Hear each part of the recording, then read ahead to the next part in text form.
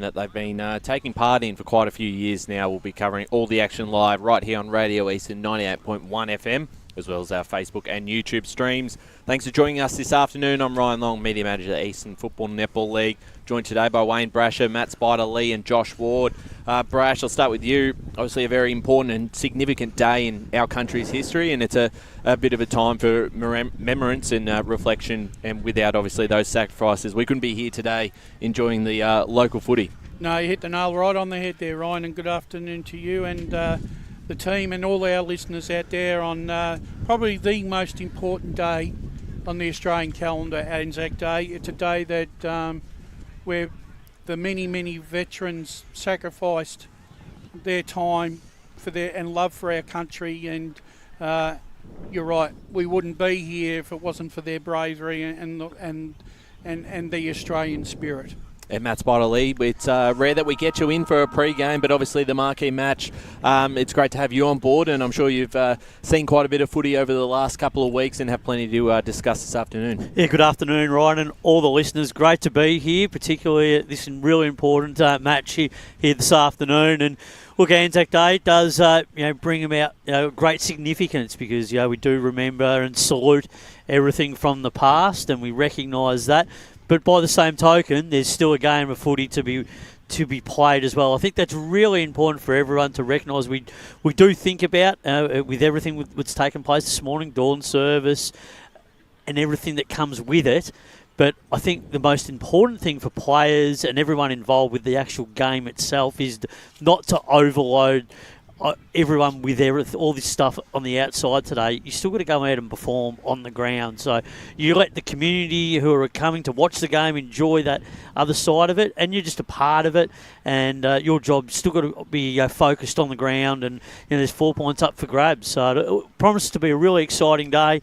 A club, Blackburn, that's going for 3 in a row to start their season, and South Croydon.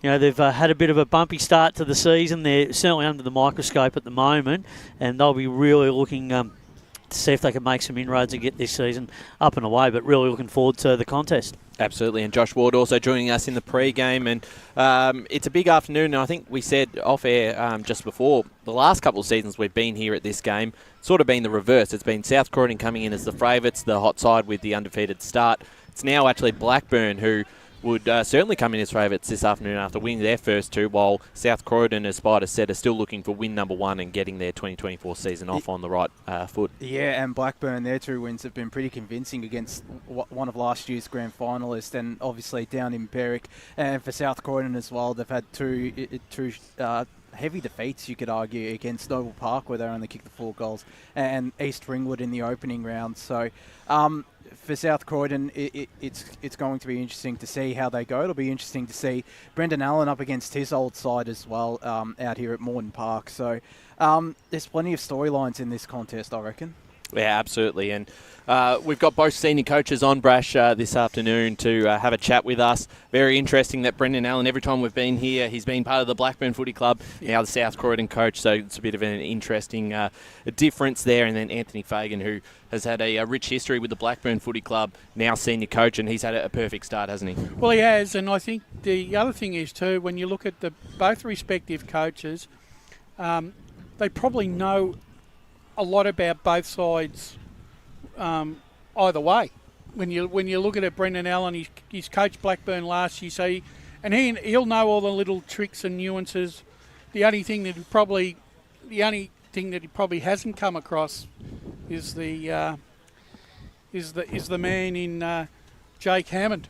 That's where probably one of the biggest inclusions this season so far in terms of recruits, getting him back. You're right, because I did say in the pre-season broadcast could Jake Hammond be that player that can propel them from maybe a 9 and 9 to maybe a 12 and 6 or 13 and 5 side, Spider.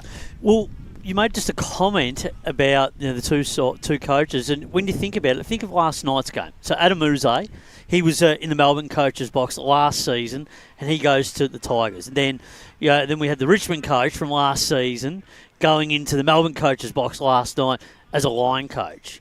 So it does have the little twists and turns. But I think in one sense, for Blackburn, they've sort of taken their game in other areas because they want to play a little bit different to the way that Brendan coached them. And South Croydon, they're trying to evolve in a different manner as well because they've got to readjust from what they previously were when they were a strong side, and now they've come back to the field. So they're in a little bit of a sense, they're in a little bit of a Richmond scenario, South Croydon, from that point of view, because they're coming back to the field a little bit and they're trying to go again, and they've got to come back and try and get that depth and try and find it, and that's something that they haven't been able to do. So that's the challenge for these two coaches, to find something a little bit creative and something a little bit different for their mix. Spider, which coach today? Which coach is the winner today? Can Fagan one up the ex-coach and make a statement, or can the wily veteran in Allen sort of reverse the tables and just put Blackburn back in their box a bit? Well, he certainly will know some things, as you alluded to, and you can certainly put the pressure on and try and close down some of the ways. But I think Anthony Fagan will want to play the way he wants to play the game. I mean, Blackburn seem to have evolved their game style. I agree. In the last few weeks. So they're playing a more outside running game, lateral thinking, kicking game. They beat you with their speed and their pace.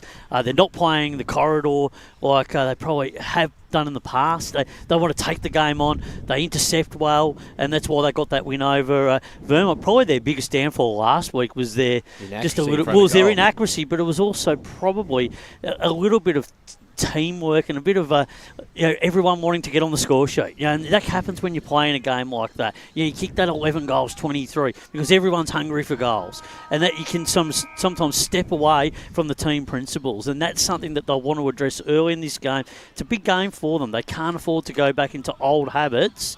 They need to put those habits aside and play similar to what they did 2 weeks ago, and see what they can do here this afternoon. But Blackburn will want to pressure them and make them make errors so that they can force a lot of turnover and frustrate Blackburn for the majority of the afternoon. Absolutely. I was just going to say to both Ryan and Josh, do you think the fact that Edwin Flack, right, is, it's a massive ground, right, and it's going to be really hard for sides that are used to kicking 100 points, 80 to 100 points per game, is 70 points? Are we going to rate 79 points for the winners as a really good winning score down at Flack this year? Yeah, I definitely think so. It's one of the toughest grounds to play at because, and probably one of the biggest in the AFNL, and there wouldn't be too many easy shots. Like if you're kicking from 50 metres out on a very tight angle, it's probably the toughest shot you're ever going to kick, and even from 50 metres out, it's still going to be tough. So, I think Blackburn will be happy with scoring 89 points. That's because that's probably a little bit above the average, and maybe those behinds came from Berwick's strong defence. And the win too. The win plays a factor there from at least the times I've been down there. Someone like Vermont last year, I think only scored 60 points and they won that game, so there is a bit of a factor. But it's hitting up your targets too, Ryan. When you consider watching a bit of that vision from the week with Berwick and Blackburn, there was a lot of just blasting away out of the middle of the ground and goals where they could have easily hit up some targets if they were more disciplined from that team approach and really given their forwards a little bit more opportunity. Blackburn will improve on that as the season goes by. I think this is still a bit of a period where almost a learning period, Brash, if you'd say, in the first couple of weeks. Yeah. And the positive is they've been able to keep winning as well. So they win today. This is a big test for them. I know we've talked about South Croydon in the past, and it's a different side. They don't have the depth as much as other clubs, but this is still a big test for them. They've got to win this at home. Well, exactly, because look, if you're looking at the form lines between the two sides, South Croydon have played Ballin and East Ringwood in the opening 2 games, and we know exactly where those two sides are sitting at this particular stage of the season, where Blackburn have beaten the grand finalists from last year, and a side that is expected to cause a few headaches on their home turf this year in Berwick. And look, I think Berwick have improved a little bit from where they were last year in the opening couple of rounds. I think you're right. I think this is a really, really good test for Blackburn at this particular stage of the season, because if they win today, right, sitting 3-0, right before Saturday's fixtures, and having a look at the way the Saturday fixtures could pan out, you know, some of these sides that are sitting 0-2, right, could already be struggling to be finishing in the top 4. Yeah, Eastland good to come as well the That's following right. week, so it's a free hit. That's right. That's right. And we're going to talk about this division as a whole and as well as the other divisions quite shortly. Just to spoil what we're going to do a bit later, for the first time we're opening up the mailbox, or the mailbag. The mailbag, which if you want to get involved in, get onto EFNL Instagram at the moment. Check out the story and type in a question. We've got a few at the moment coming through. So even I just saw Blake Tennant put his one through. There's quite a few, so we're going to touch on that after the coaches. Does that man Brasher know what he's they're talking about? No mentions of Brash. A lot about who's this guy hosting. Really good stuff. There's a few on that. We'll touch on those a bit later. You don't have to compliment me. I don't need that, but there's quite a few on that. But we'll touch on that later. Let's talk about Premier Division as a whole. Yep. How interesting is it with the ladder 2-0 to 0-2, the top 5 versus the bottom 5? Doesn't ever really play out like that in the first couple of weeks, so that's a real big positive for I think for the clubs in the top 5, because they've been able to add that little gap. Yeah. I know it's very early, but it's a nice little buffer that they've been able to create. Well, okay. At the moment, the way I see it, the two finalists from last year, Doncaster and Vermont, have probably got the most to lose this weekend, because I could envisage the Baldwin East Ringwood game could go 50-50, so either one of their sides are going to be 2-1 or 3-0. I expect Noble Park to go 3-0 this weekend. And for those two sides, Spider, if they don't get a win this weekend, they're going to have to find 4 games somewhere in the season, and those other 3 are going to have a real bad patch, right, to finish in the top 4. That's right. I mean, you're going to have. That's why wins at the start of the season are so vital. You've got to bank them early, because things do happen. If you do have injuries, some form might deviate, and potentially you might have a little bit of a flat spot. So you got to do it now. I mean, at the moment, we look at Doncaster East. They lose that match last week by 130 points, and then the next 2 games, well, they got chances. They got chances, but we can talk about it a little bit more in depth. But is it the covering over the cracks, or is it they've got to go back, get themselves some form, and then relaunch and try and get themselves moving? But in fairness to Doncaster East, after speaking to a few of the people in the know at the football club, they had a lot of injuries. They had at least 7 or 8 players injured already going into that into that contest. And at least 6 of them would have been senior grade players. DeLuca was away on and was unavailable. But in essence, Spider, the way the game just panned out, you lose O'Brien and I think Haswell in the opening 5 minutes. Your bench is already down to 2, and then all of a sudden, in that first half, they actually got another 3 injuries, which sort of hampered their bench even more.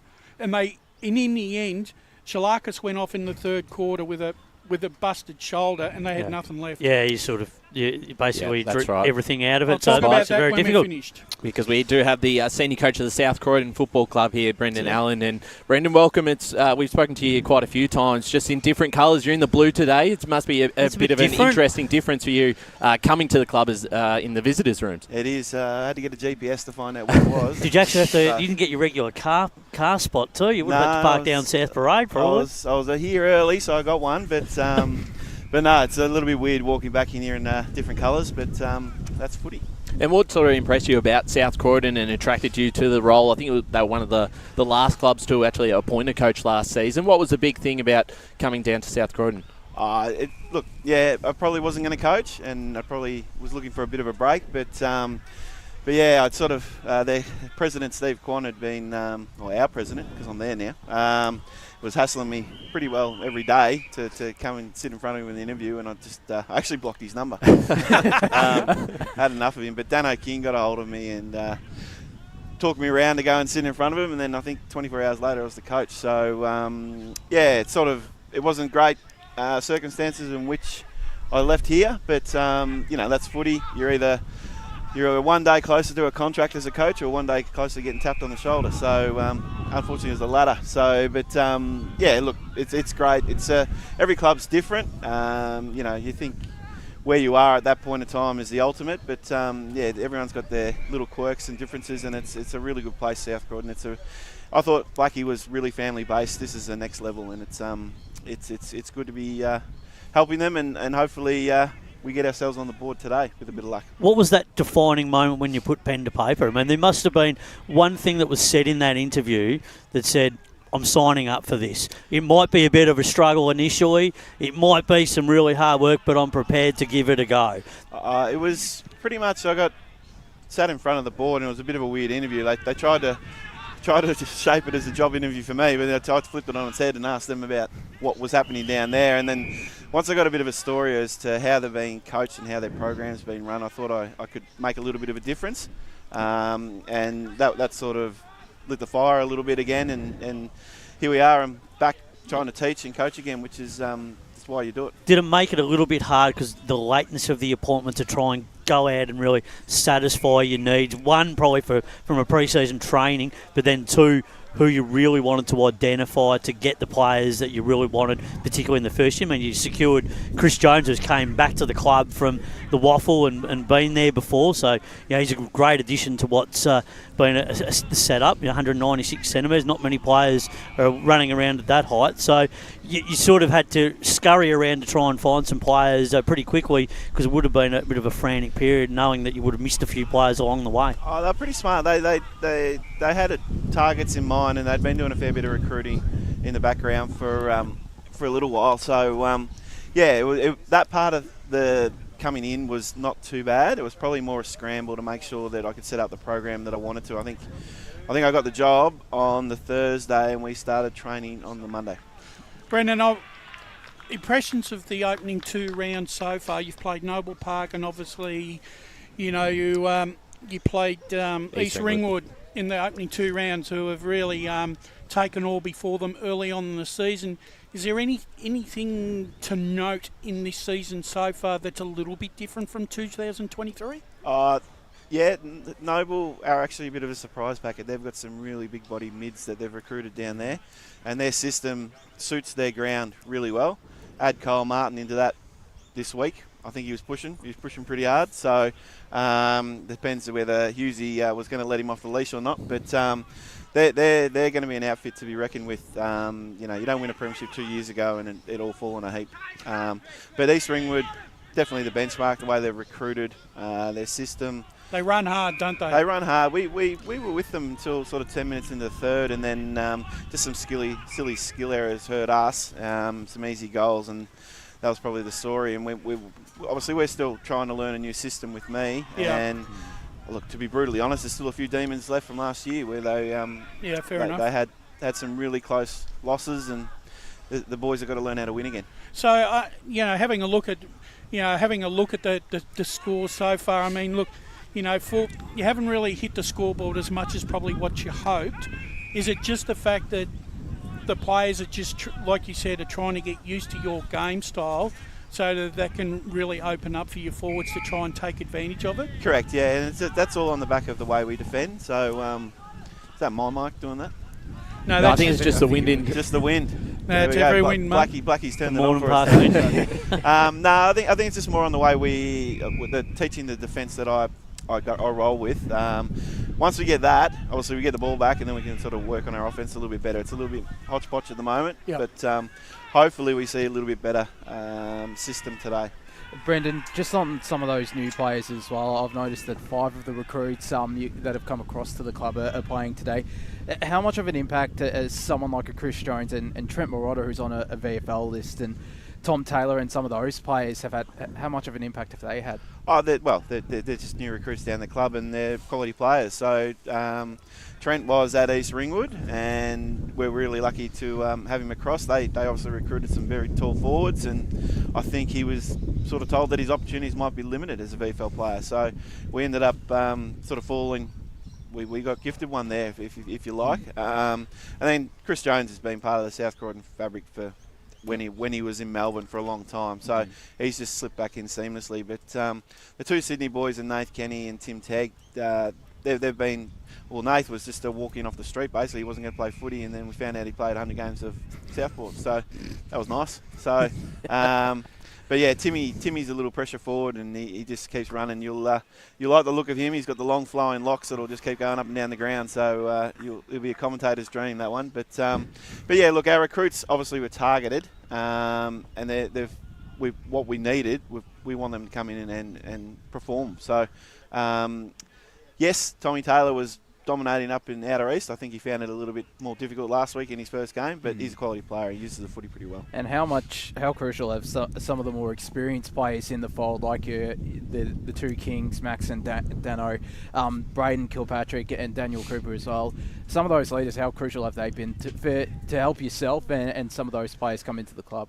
There's the reason why Dano's played 300 odd games of footy. He's a gem. So, and the way he trained, the way his pre-season went, like he could probably play for another 5 years the way he's going. So he's probably your biggest ally too when you getting the appointment, mate. 100%. Yeah. So look, to be brutally honest, if he didn't ring me, I wouldn't be here. So, but yeah, no, he's just one of those genuine. Yeah, he's a great guys. Yeah. So, but yeah, obviously you look at Max. Max didn't play hardly any footy last year. Cooper was missed, I think, all but 3 games. So there's a few guys that are coming back. They've obviously got to get themselves back up and going as well. But yeah, those that leadership, having been entrenched there, has helped no one. Is Max going to play more, think, this year now that Jones has come into the lineup, or do you think it's going to be a bit of a combination because you do have a profile with the team that he's ageing a little bit, and you're trying to probably not use him for a high amount of game time in the one position? Is that sort of what you're trying to do? Trying to get that bit of a mismatch and trying to keep the opposition guessing a bit and trying to get a few different sort of matchups, especially down forward where you might be able to outmuscle some teams, and particularly against some under-strength defences? Yeah, well, it's funny. Like I had Lockie Harry at Blackburn, and that was it. There's my rock, but now I've come South Croydon. I've got a bit too tall, so we've been a little bit unbalanced the last couple of weeks. But it was funny last week. The interchange bench was set up right in front of the Smokers Pavilion at Noble Park, and a few of the boys were getting maxed about being too old, and he just turned around and said, "I'm only 27." So he's not that old. So don't put him in a wheelchair yet. So, Brendan, in Brendan Allen's best side, where do you think that Max King's best position is? Where do you really want him to be in your side? Ruck. Pretty simple. Yep, pretty simple. You want a Chandler as a ruckman. Okay. Yep. So, and then with Jim Wilson and Trent Murata, we've got our 2 tools up front. So. Brendan, we really appreciate your time. It's a busy afternoon ahead. We'll let you get going. So thanks again for coming on board, and hopefully all the best this afternoon as well as the season ahead. No worries. Thanks, guys. Cheers. Thanks, Brendan. Brendan Allen, the senior coach of the South Croydon Football Club. Obviously coming across from Blackburn last season, and has done a great job at the club there, and has come into another strong club in South Croydon. So looking forward to seeing how this game plays out. Having a look at the reserves game at the moment on air, it's Blackburn 12-3-75 leading South Croydon 3-2-20 in the reserves, and obviously their reserves team, Blackburn, has been strong for quite a number of years. Well, it's just the depth, isn't it? I mean, you just have to look out there. And it's interesting that he said that. I found that quite interesting because I think there's been an opinion in the Spider and the Eastern Football Netball League now for a few years about where Max King, obviously the best value to South Croydon, and there'd be a train of thought out there for a lot of people that would think that Max King's best value is at full forward. No, I think he's a ruckman. He's a ruckman, but that would rest forward. That's how I view it. Well, every time we've watched, they've looked so much more dominant when he has been in the ruck, and that's a big. I reckon he's the one strength of the side. I reckon he's the one player that you don't take off the ground to give a rest. And I think you use him at full forward. But I think what I was alluding to is that if he can take the opposition's other tall player down to the defensive part of the ground, the opposition are going to go, hang on, we don't really want that matchup. No, we don't. So all of a sudden, you can really pinpoint and go, well, hang on, they can be a little bit undersized here, so we can really dominate for a good 10-minute period, because if he gets his hands on it a couple of times, well, there's a couple of goals. So that's the key and luxury that you've got. So sometimes when you're playing full forward, it actually changes their game plan as well. Certainly right, and we do have the Blackburn senior coach Anthony Fagan on his way shortly. Yep. Just having a look at a couple of things ahead this weekend with Premier Division. two big games. One of them's Baldwin versus East Ringwood. The other, Vermont versus Roval. We're going to leave that one because we're obviously there on Saturday. But just quickly on Baldwin East Ringwood before we move on, that's probably just about match of the round almost. Two sides in ripping form. Baldwin's probably a little bit more of a surprise. I think we thought maybe that potentially they were going to drop off a little bit this season, but they've started really well and their forward line's ticking. Well, yes, it is, and I look at you look at the two sides' form leading into it, and look, I find it hard to take a line through East Ringwood's form, but what I can say after watching them is they've got a very, very, very deep midfield, and the one thing that I reckon that they may be able to do on the weekend is I think they might be able to expose Baldwin in leg speed around the contest. Yeah. And we'll touch on that shortly because we are joined by the Blackburn senior coach in Anthony Fagan. First season as senior coach. It's obviously a fantastic legacy you've got here at Blackburn, but how's it been just slotting into the role this season? Yeah, it's been awesome. I took over probably mid-October, last year, and we got the group together in the first week, and ever since we got together, they've been really hungry to improve and to get better, and we've been sort of focused on a growth mindset and just continually getting better every week. And we've got great depth in our list at the moment, as you can see with some of the guys playing out here at the moment. So, we're looking forward to the opportunity today and getting to work. How good is that for you to have? Obviously, the reserves have been so strong for a while. There's some really impressive names that could be playing senior footy at any club in the reserves right now. 19's a strong, junior program's fantastic. Does that make life a little bit easier knowing, if you do have a bit of an injury crisis at all, you've just got the players to come into and fill the roles?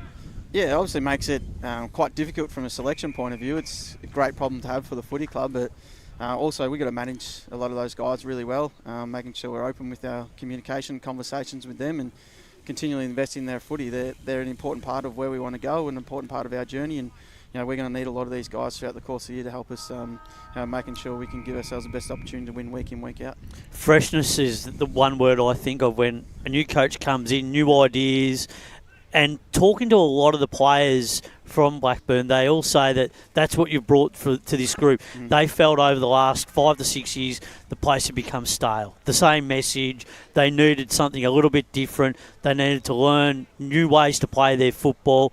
And that's what you brought to the table, and they're starting to embrace those new methods, and that's very evident the way they went about the pre-season. Thought that you went really smartly about that, playing against some really quality oppositions in terms of a side like Aberfeldy and also Old Collegians who won the VAFA last year. So you really did your homework over the pre-season to prepare yourself for that round one game, which ended up winning here against Vermont, and that really got you up and running. Yeah, it's funny. I was talking about it with my dad after the game. You sort of spend your whole pre-season, you're setting yourself up for the start of the season, and now we're into the grind of the season pretty much. So you got to move quite quickly from week to week. But we thought we had a great pre-season. We thought we had a good program to set the boys up to be successful, and we thought that some of our guys had improved throughout the course of what would have been sort of 45 sessions we had sort of leading up to the start of the season. And we think we're in a good spot, but we've certainly got plenty of work to do to get to where we want to go. I want to talk about selection integrity, and I think that's really important because last week you play a team like Berwick, right? And you probably look back and you've reviewed the game and you say, look, we kicked 11 goals, 23. You have to come to the selection table this week and you go, okay, we've got to pick our best side to win this match. And sometimes you've got to have that hard conversation, as you alluded to. But it's not just on playing that one game or having that one like the previous week. I take it that you look at it in essence as a block of form and giving everyone that opportunity. So it might not just be, you missed a week here because you're unavailable, or you missed a training session because you had this on. You take that all-encompassing view that if you warrant selection and the integrity is there, you will get picked. And that's a good thing because you've got players here that have to fight for their spot, because probably in recent times they haven't really had to do that. They've just been picked potentially on a reputation or what they might have done in the past. Yeah, you're spot on with that, and our greatest challenge has probably been unavailability with weddings. We've had 4 players miss through weddings in the first 2 weeks, so we had 2 last week and 2 round 1 versus Vermont. So we get a couple of those guys back this week, and young fella Jesse Brown, who impressed with his pre-season. He was in great nick, and he actually went to South Africa for his mum's 50th. So he missed the last practice game in round 1 against Vermont, and he looked like a senior player right from the start last week. So looking forward to see not only him out there today, but also his growth and development as the season wears on. Anthony, you understand the lay of the land in this football club. You've been a player, you've played under many coaches, you've also done an apprenticeship, and now this is your time to shine. How have you embraced the challenge, and did you find it a little bit daunting at the start when you took on the job and you sat back and you thought, Lord jeepers, how am I going to get it? Can I get this? Can I change this around? And how have you measured it? Yeah, it's an interesting question. I reckon the first training session was probably the most nervous I've been out of everything. The one thing I think is most important for any coach or any leader really is to get buy-in from everyone, your players, your staff, your coaches. So that was probably the biggest thing that we really tried to make sure we're all on the same page and we're on this journey together. And I think we've got that for the vast majority at the moment, something we need to continue to work hard with. But we're all on the same page and we understand where we want to get to and how we can get there. Can be quite powerful. So that's an ongoing process, but something that I've tried to establish just with the relationships and connection with a lot of guys involved at the footy club, both players and support staff. So we think we've done that well, but we can certainly get better, that's for sure. One player in particular who I have a very high opinion of, and he's been around the club now and he's a young player, I feel, on the up and up, but I sort of feel like that Blackburn haven't found his best position yet is Charlie Oglethorpe. I've seen him when he's played down back, and then I've seen him play forward. And at times I look at him and I think, you've got so much potential, but I don't think Blackburn have found his right spot. Have you had a bit of a think about where, and you've seen him play, where do you think that he can offer you the best value? Yeah, I think he's been terrific the first 2 weeks, and he's been playing as a forward. And he had a great pre-season. He's a terrific young man, a great young leader, and we're really excited to see his continual progression. But I think his first 2 weeks have been really outstanding, and I'm looking forward to see what he can do again today. He's playing against his boss as well. So well, that's interesting. Just a little there's a little bit of that. Yes. So going back to Edwin Flack and Berwick's home ground, I know you kicked 11-23 last week, which Spider alluded to. Yeah. Do you think that scoreline that you kicked really was indicative of how well you played? Because I noticed in your stats, you picked up an extra 50 disposals on your round 1 clash, which gave you a lot more opportunities. Does that bigger ground really suit your game plan rather than a smaller confined ground like Blackburn? I don't necessarily think so. I think we were terrific early last week. We didn't quite get reward for effort early in the game. I think we kicked 3 goals, 8 in the first quarter, and they didn't score. So I thought we were really dominant early in the game, particularly our ability to transition the ball and then lock it away in our front half. We talk about being a forward half team, and that was really evident early in the game last week, which is disappointing. Like, we missed some easy shots last week, but also some of our entries, we did get caught a little bit wide at Berwick, or maybe having shots from more blazed away a bit. Yeah, that centre forward position is a bit of a no man's land, because you sort of need your centre half forwards to play a little bit more towards full forward to allow the carry of the ball, don't you? Yeah, so like next time we play out there, we can definitely learn some lessons from that. But I think the way we went about it, and particularly our ability to lock the ball away in our front half and score from turnover was impressive last week. And one other young player I want to focus on, Billy Hicks. He's I think he's on Vauxhall Hawks. VFL Listen was a highly touted draft prospect last season.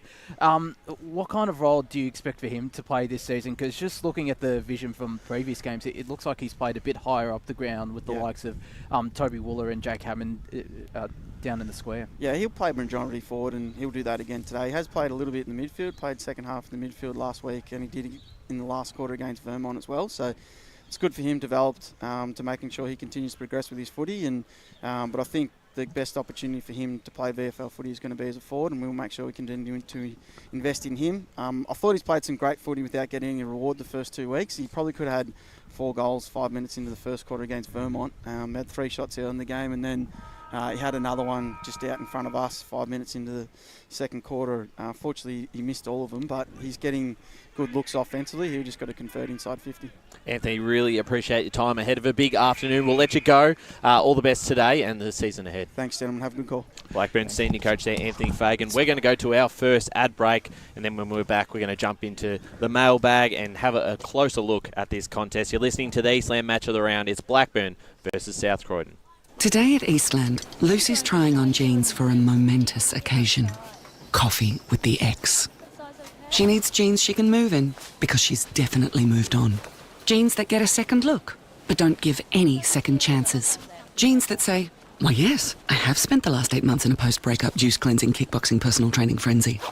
And it looks as though she's just found the perfect pair. Yeah, that's great. Bravo, Lucy. For all of life's little moments, there's Eastland. Eastland.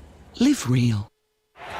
Sprained your ankle bursting through the banner? For bumps, breaks or bleeds, be seen sooner, close to home, at Knox Private 24/7 Emergency Department. You'll generally experience shorter wait times. Knox Private 24/7 Emergency, 262 Mountain Highway, Wanturna.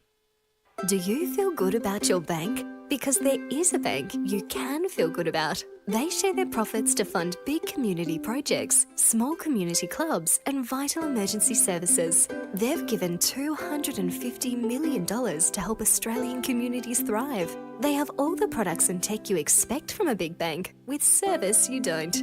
It's Bendigo Bank. Feel good about who you bank with. Try Bendigo. Search bendigobank.com.au or search Bendigo Bank near me. Tobin Brothers Funerals wear their heart on their sleeve. Their clear and easy-to-use website and Memory Maker app make it easy for families to make an informed decision. Here's James McLeod, Managing Director of Tobin Brothers Funerals. There's no mystery about our pricing. It is clearly displayed on our website and our app. We have staff standing by 24 hours a day, every day of the year to assist you in your absolute time of need. Visit tobinbrothers.com.au. Tobin Brothers Funerals, celebrating lives. There are only 3 things that should be flushed down your toilet. Pee, poo and paper. Some wet wipes and antibacterial wipes say that you can flush them, but you can't.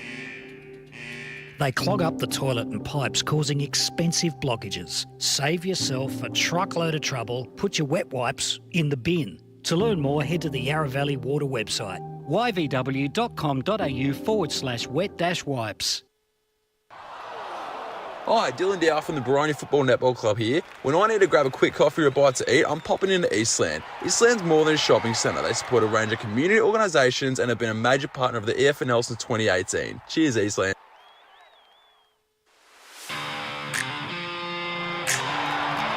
You are listening to Radio Eastern FM 98.1. With live and exclusive coverage of the EFNL football season. Bringing you the match of the day with score updates from all divisions. And now we cross to our commentary team for the Radio Eastern 98.1 Match of the Day coverage. Yes, welcome back to Morton Park. ANZAC Day coverage between Blackburn and South Croydon. The big senior game ahead shortly. At the moment, the development game between the two sides is Blackburn 14 goals, 387. Leading South Croydon 3-3-21. That's 16 and a half minutes to go in the final term. We've got about 10 minutes here to have a bit of a chat before the ceremonies begin. And what we're going to do is open up the mailbag, which you can get involved in by going to the EFNL Instagram page. Have we screened some of this mail? Have we had to have a... Well, I won't read out the names in case people don't want their names read out. We're not going to name and shame. There's so many about me and my my abilities as hosting and fantastic job. So I'll skip through those. None about Surrey. There's quite a few. None about Surrey Park. None about Surrey Park. They were all from Jess. Let's jump on my burner accounts, which I've been quickly adding in a few. But let's go to Matt Fodia's, the great Matt Fodia, a former EFNL media manager. Who are the Premier Division favourites after 2 rounds? Some strange results thus far. All right, so let's have a quick chat. If you had to pick one, I don't want a list of them, just one Premiership favourite so far. Bowen. Spider? East Ringwood. Josh? East Ringwood for me as well. I have to go with East Ringwood as well, but that might change on Saturday. They both meet up. Anzac Day medalists today, and we'll probably touch on this a bit later, but who's in the running?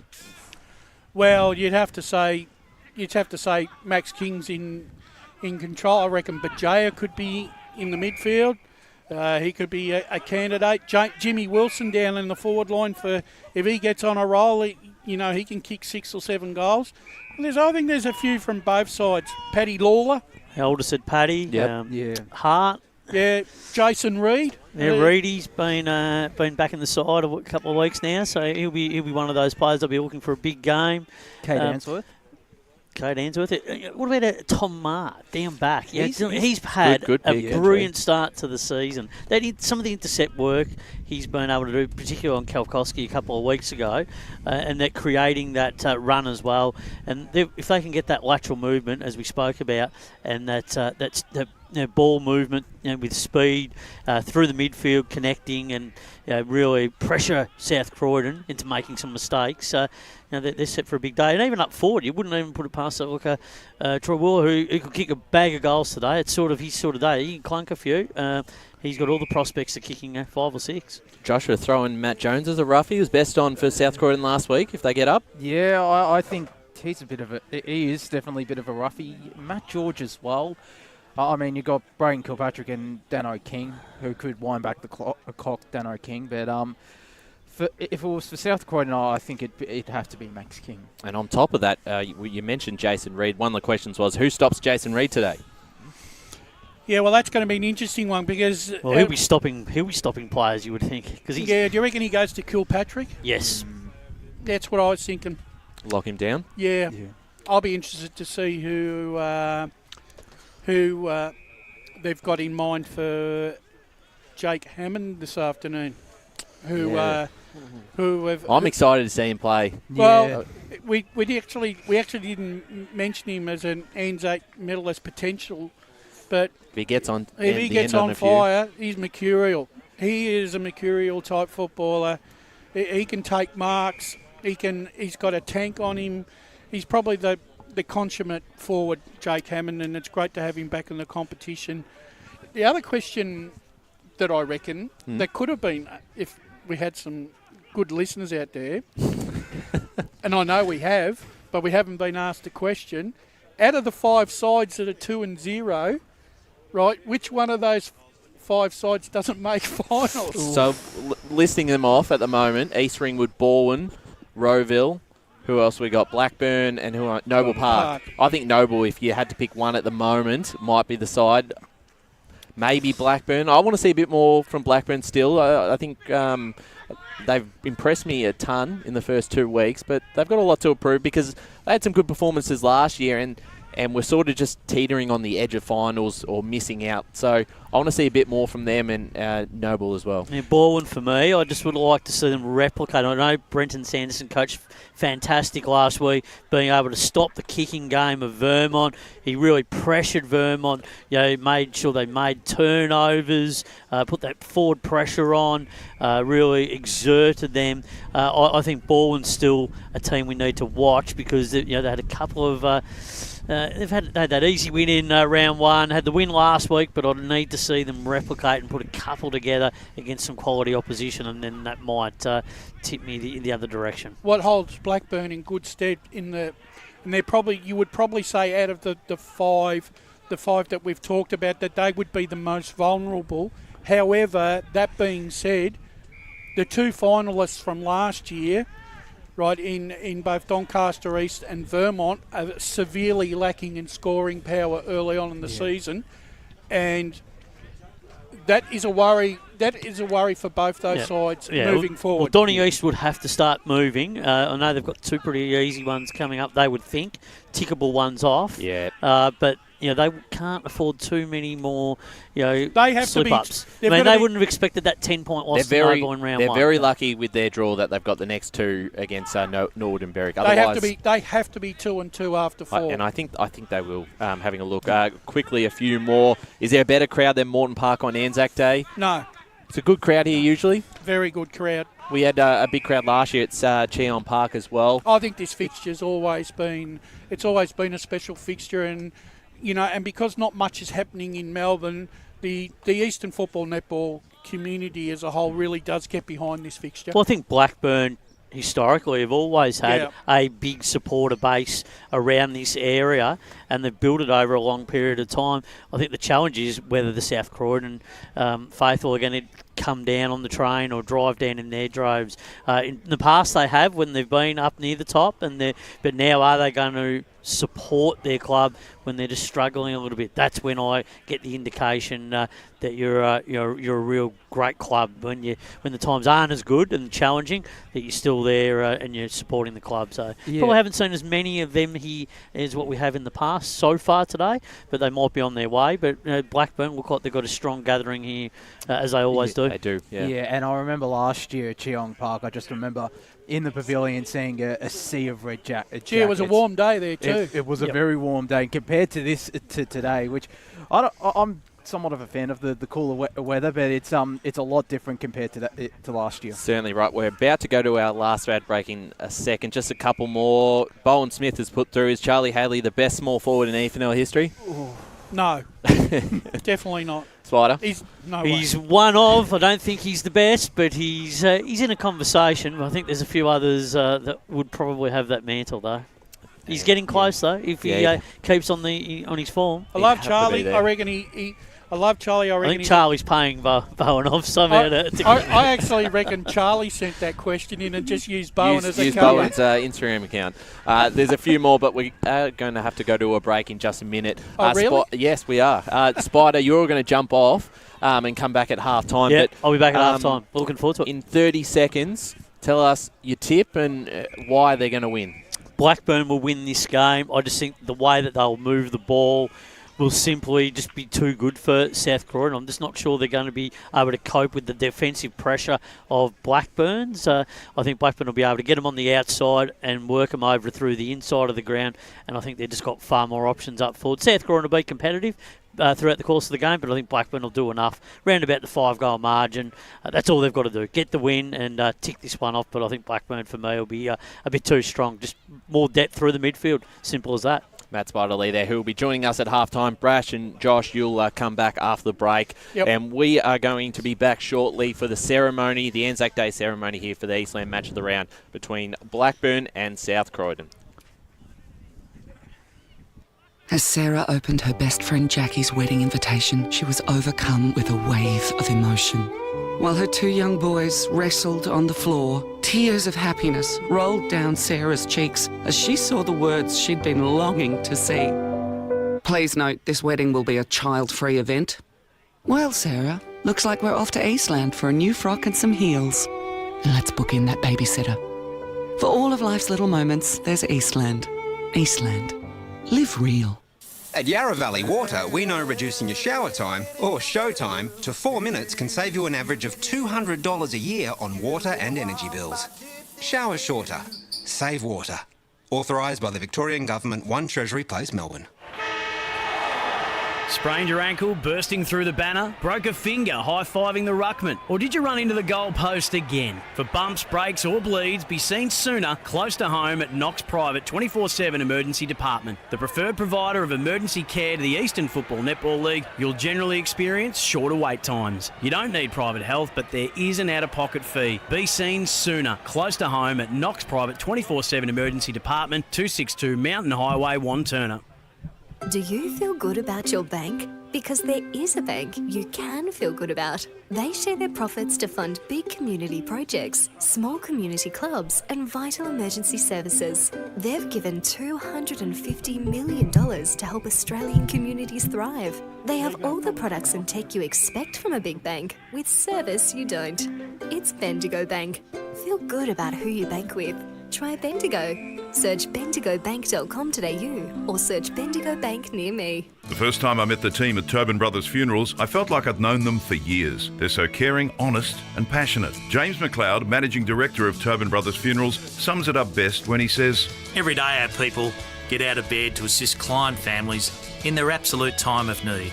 Our people love what they do, and you will not find a more highly trained group of people than those at Tobin Brothers. Visit tobinbrothers.com.au. Tobin Brothers Funerals, celebrating lives.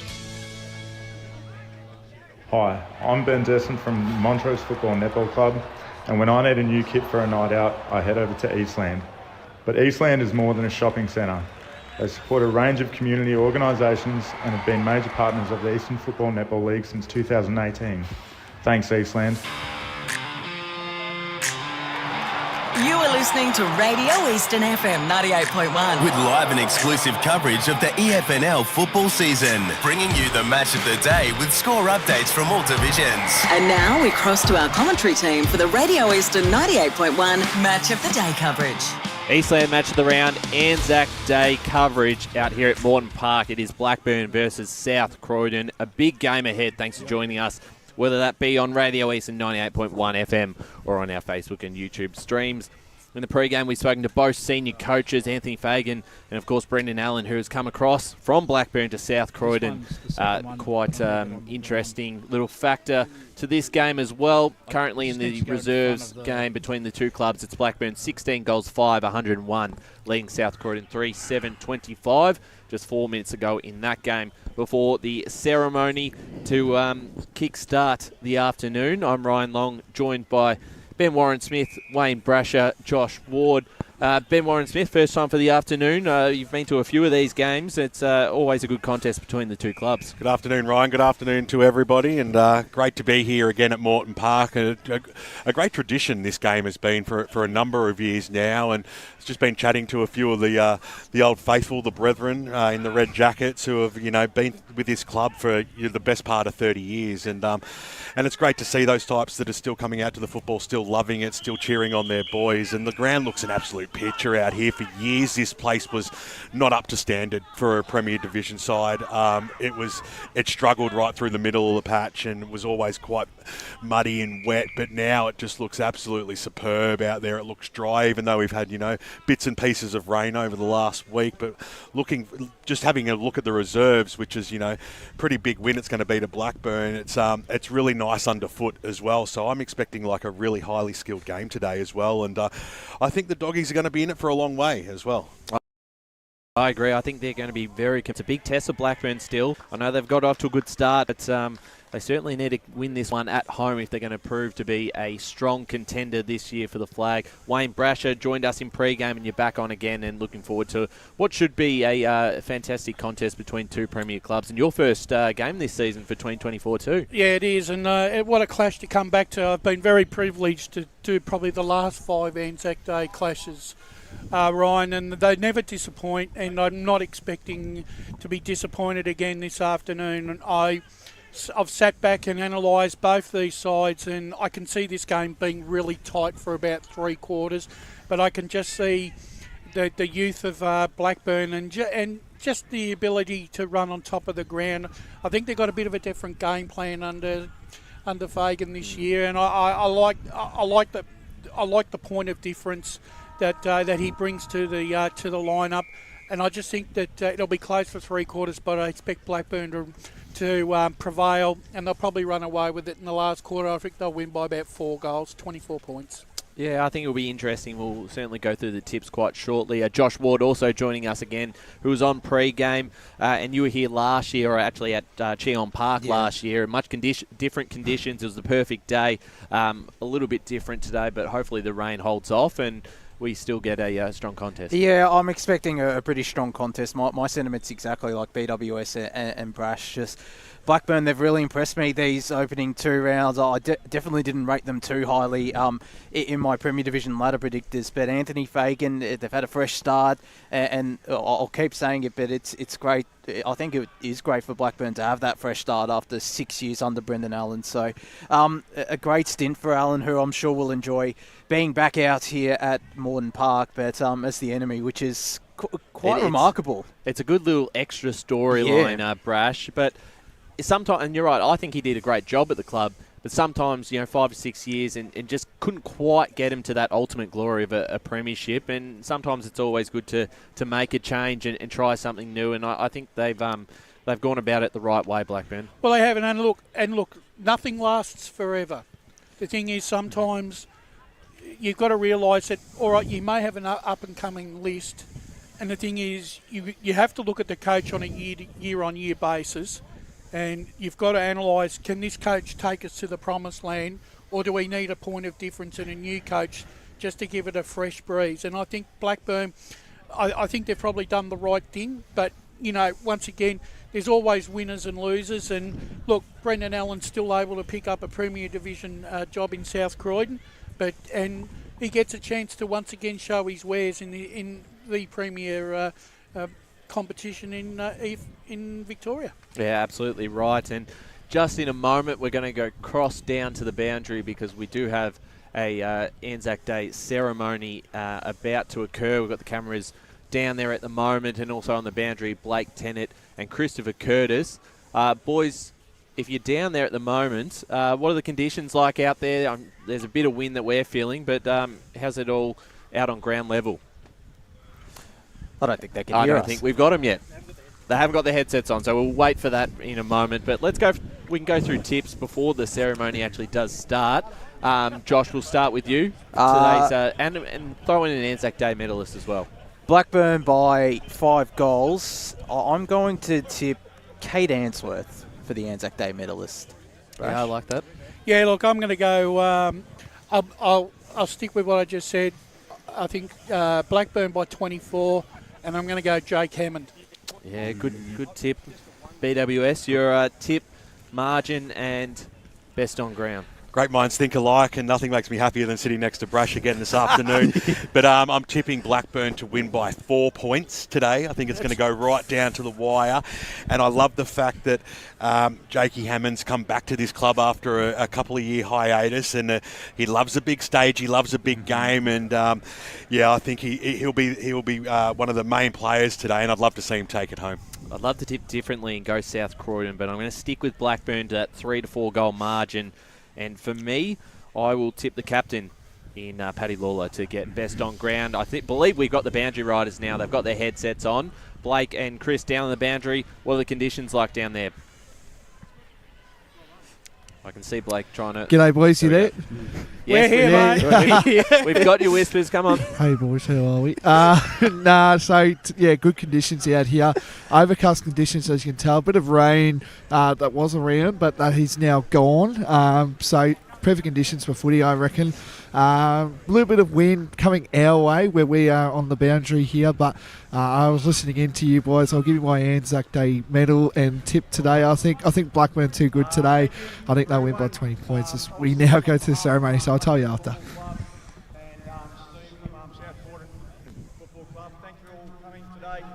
Obviously, ANZAC Day, very important day in Australia's history. And we're both fortunate. I know talking to Steve and their club, very fortunate to play on ANZAC Day. So very much appreciative of all you coming and the players, obviously, to Jolly and to the boys from the EFL, to Brandon from the Army. Very much appreciative of coming today, and to Peter from the local RSL. Again, very much appreciative, and over to Brandon. Thank you.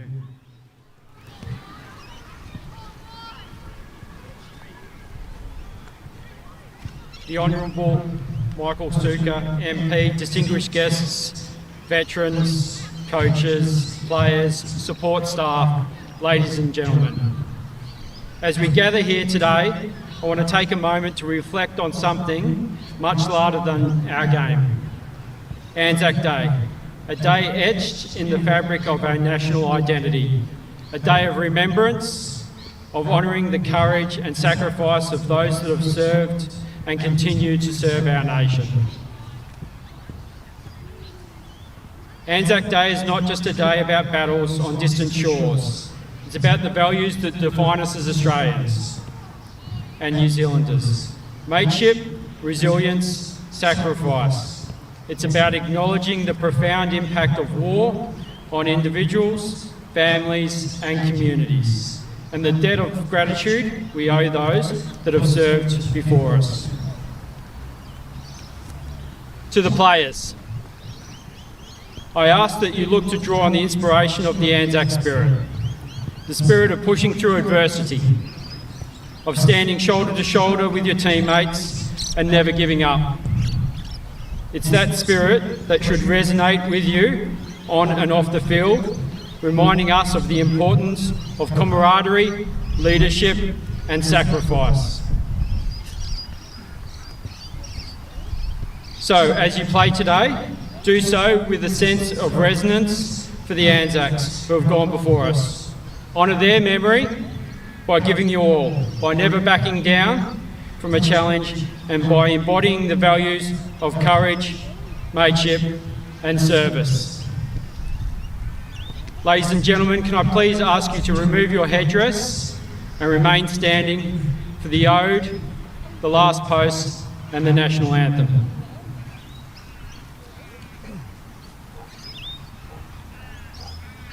They shall not grow old as we that are left grow old. Age shall not weary them, nor the years condemn. At the going down of the sun and in the morning, we will remember them, lest we forget.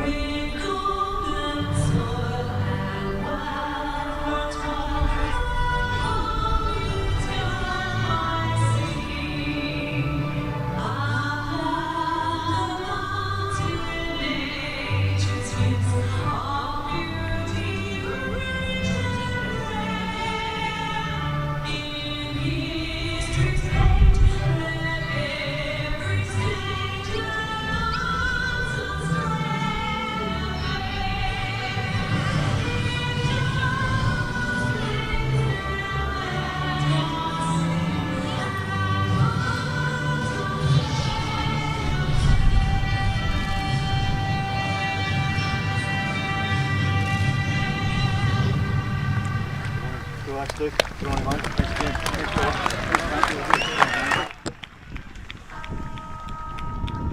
Lest we forget, a very important and significant day in our country's history, ANZAC Day, and we're very lucky to be out here out at Morton Park for the special ANZAC Day clash, the annual clash between the two clubs.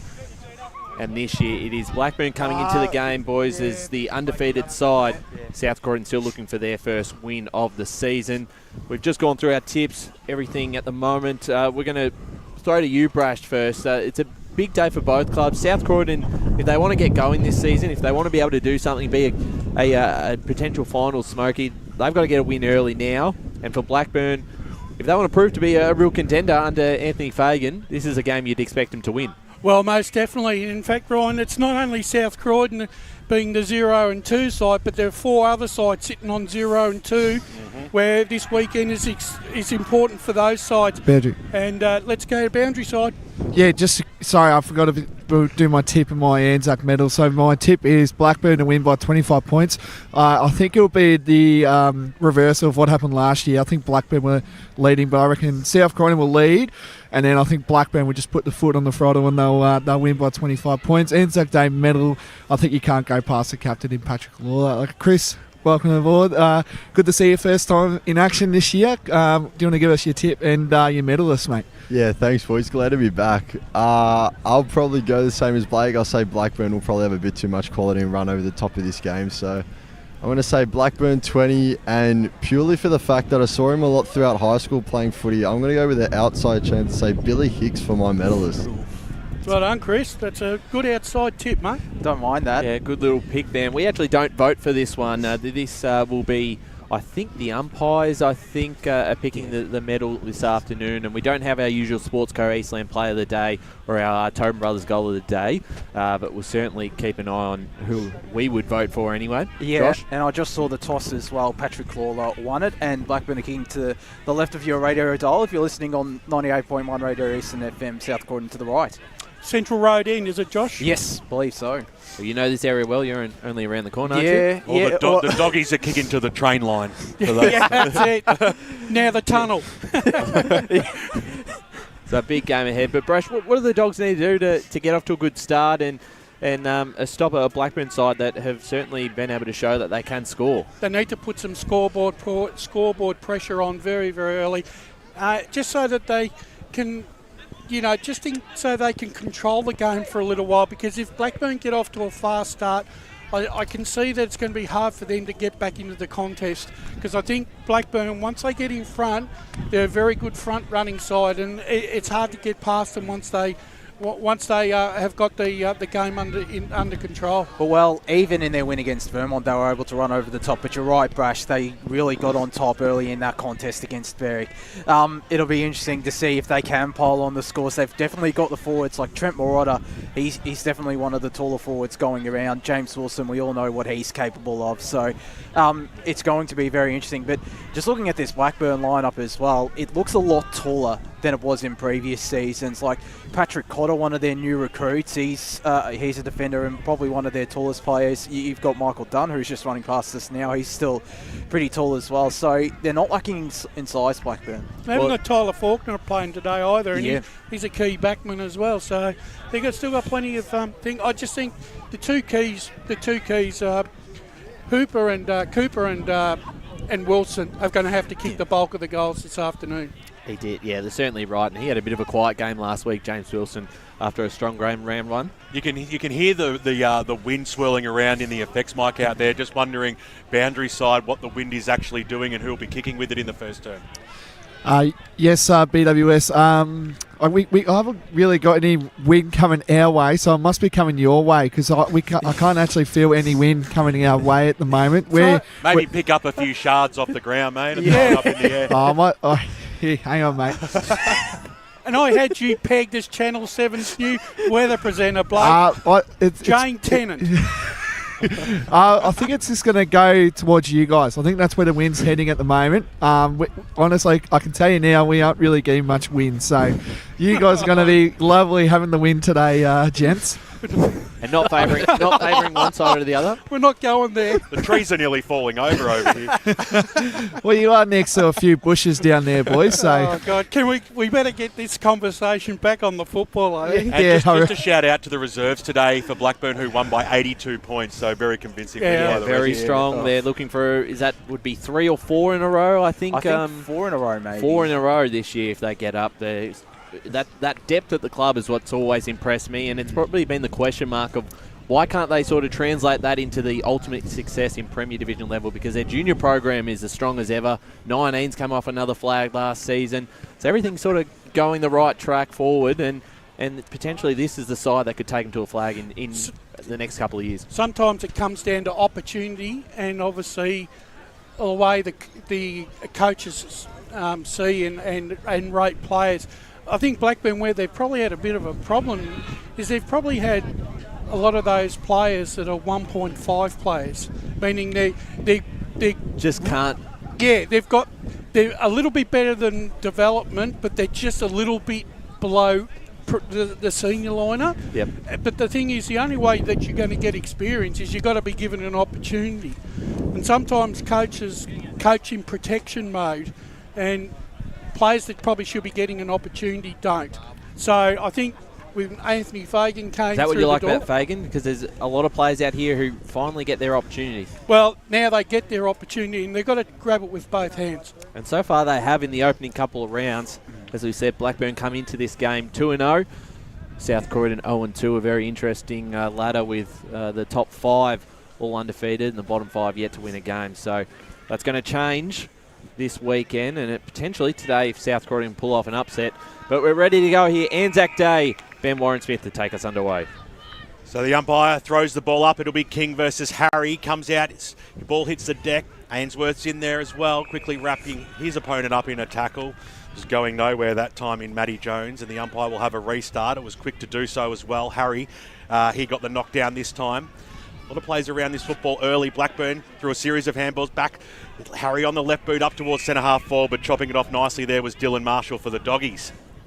One matchup I noticed early was Kate Ainsworth up against Brain Kilpatrick in that midfield, a very juicy one. Goes out wide. Aldous takes the mark. It's across that defensive zone here for the South Croydon side. Spotted up a target nicely in the middle here, creating the switch. So South Croydon look to go forward. Dano King was out there. He's out the back looking for the handball. Coming across there was Halloran. Couldn't quite trap the football. Stacks on the mill again, doing well early was Bahija, and with the umpire will ball this one up. 55 metres out from the Doggies goal line. We've gone 1 minute in this first term. Bendigo Bank scoreboard shows no score. So ball up here in the forward line for South Croydon in the arc. Here's Paddy Lawler, the skipper, trying to get a kick off the ground. Ball going nowhere at the moment. Quick kick out. It's a one-on-one contest. Who's going to win first? Trying to trap it there was Elders. And he's wrapped up in a tackle, and we'll get a ball up back in the middle again. That's an exciting matchup if that eventuates. Billy Hicks against Matthew Aldous, 2 players with Coates Talent League experience. There's quite a few on the ground. King gets the tap out this time. It's Jones wrapped up in the tackle, and we'll get another ball up back in the middle again. Yet to score here, minute 40 into this game. ANZAC Day coverage. Thanks for joining us on Radio Eastern. Out of the middle here is Ainsworth, inside 50. Punch from behind. Sam Hart, always dangerous as usual. Tried to grab it. Ball comes out. South Croydon just can't find any space. Another tackle in their defensive half. We'll get yet another ball up 2 minutes into this contest. By throws it up, King over the top that time, and the fall of the ball there was Jones. His kick was smothered, ducking underneath it with Kilpatrick. He got the quick handball out. George got the handball away. Umpire said play on. This is good play by Blackburn, just keeping that pressure on. The kick went in. I think it was Morotta was there. We got a number 93. We'll get the boys to sort that one out, and the ball trickles over the boundary line, right forward pocket. I believe that's Chris Jones who might have changed to the number 3, actually. We might have heard that just before pre-game, Blake. Yeah, 93 I think Chris Jones is wearing today. Thanks very much. Whispers already doing a great job down there on the boundary line as the umpire throws this one in. King was in the front spot. He had Wooler over the back of him. Clearing kick by the Doggies out towards that half back line. Dano King was on hands and knees. Paddled the ball out towards a teammate. Getting down also there was Shink. He was quickly wrapped up. That was a strong tackle by the skipper, Paddy Lawler, and we will have a ball up 55 metres out from the Burners goal line. One of the more important things with this ruck combination is South Croydon can't afford to not get enough the value from Max King. If Blackburn shark more than his 50% of his knockouts, then they're in a bit of trouble. Certainly right. Pressure's been on early. Here's a chance of Blackburn. Getting the handball out there was Bajaya. Didn't go very far. In and under Kilpatrick. Dano King, and it falls out to Jones. Dribbling kick across the boundary line, and we'll get a boundary throw in on the outer wing. Still no score in the first 3.5 minutes of this clash.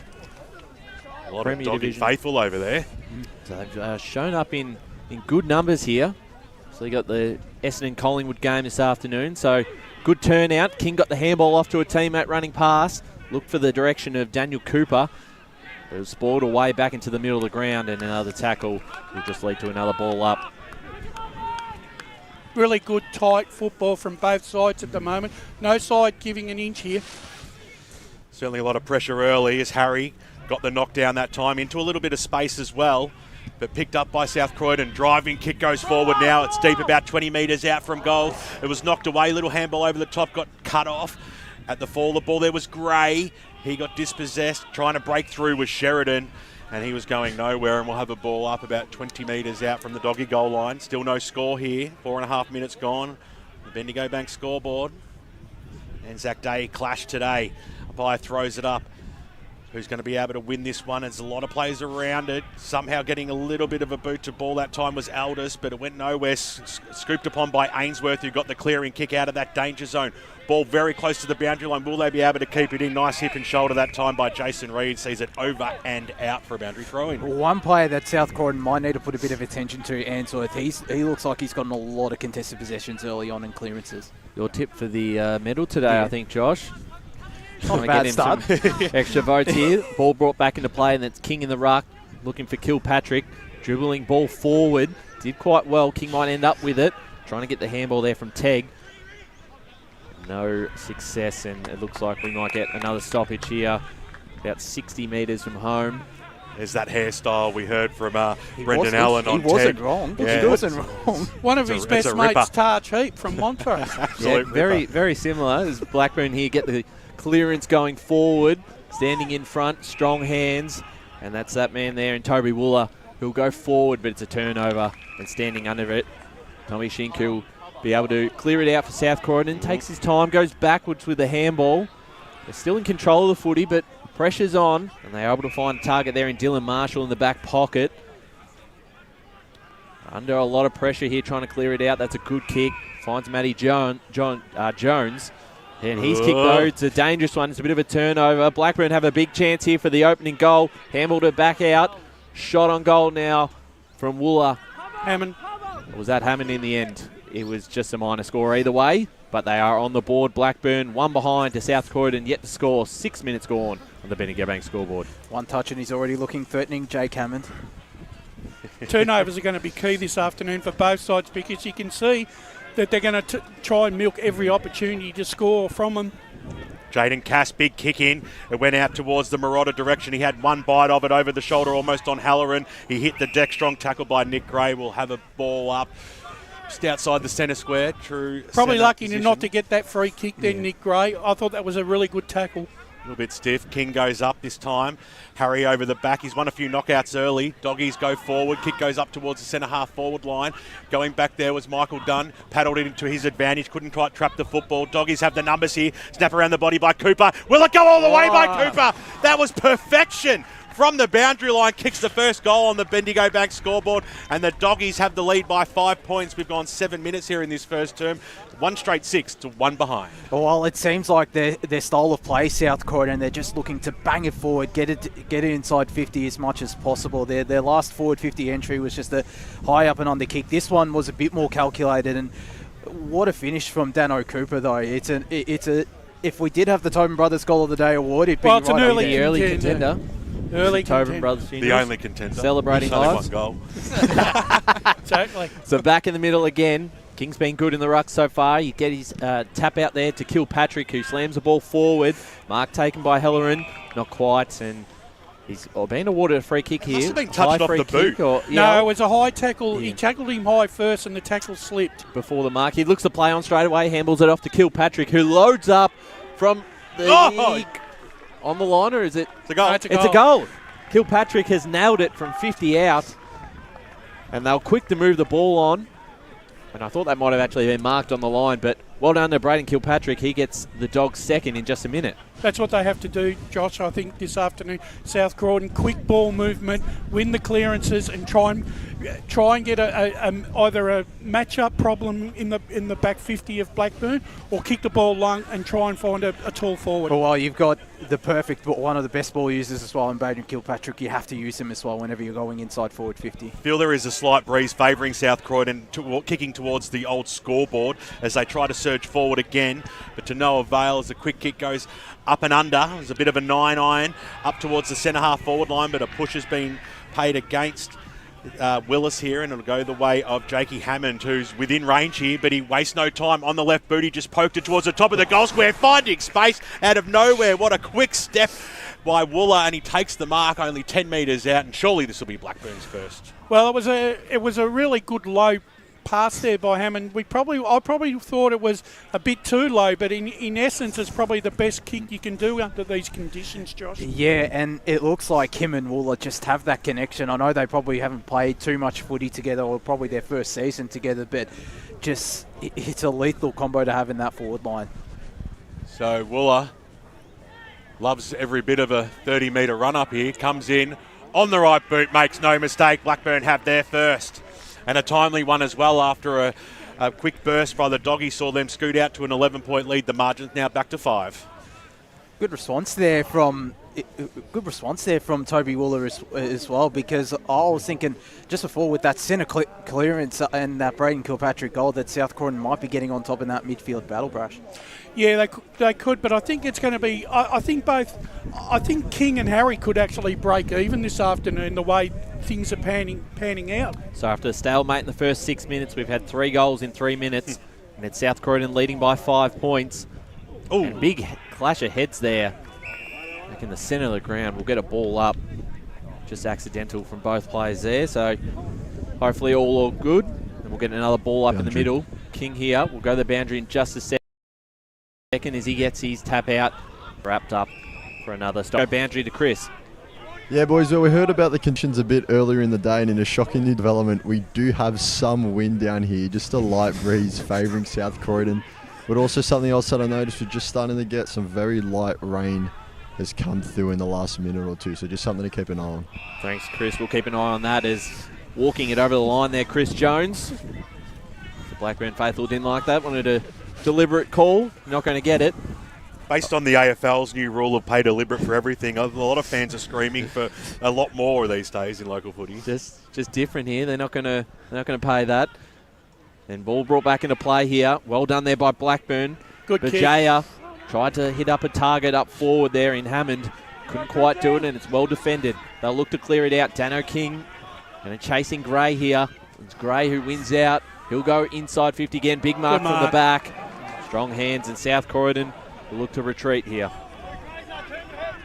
So, hope you're enjoying the broadcast today. As the short pass is on, it's a risky one. It got chopped off here. Brown had every chance of it. Going after it, Doreen. Little handball away. They're linking up. Here's the skipper, Lawler. Oh, he spotted up Hammond. He did it by mistake, but they'll take it every day of the week. And Jakey will go back and have a ping from about 15 metres out. Yeah, well, sometimes luck's a fortune, and in Blackburn's case, it smiled upon him. That's a sight that'll never get old, I reckon, for Blackburn fans. Paddy Lawler getting the kick into Jake Hammond. So, one of the favourite sons back in town this year at the Burners comes in, familiar pose and makes no mistake. Blackburn back in front out here at Morton Park. They are 2-1-13. South Croydon 2 straight 12. We've gone 12.5 on the Bendigo Bank scoreboard. Cross down boundary side to Blake, whispers Tennant.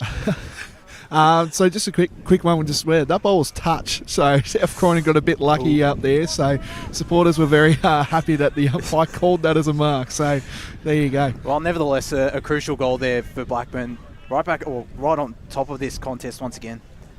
Bit better of an umpire than he is a weather reporter. Whispers down the boundary. Used to be an umpire, Ryan, 5-time grand finalist as an umpire. Turn it up. Here's Kilpatrick out of the middle. Inside 50 for South Croydon. I'm going to leave that one alone. Punch away from behind. Trying to get out of that there was Mar. Turnover here. There's Teg. Launches up, very high kick. Dano kicks under it. He might end up with it. Tries to pick it up nicely on the boundary. Tough angle.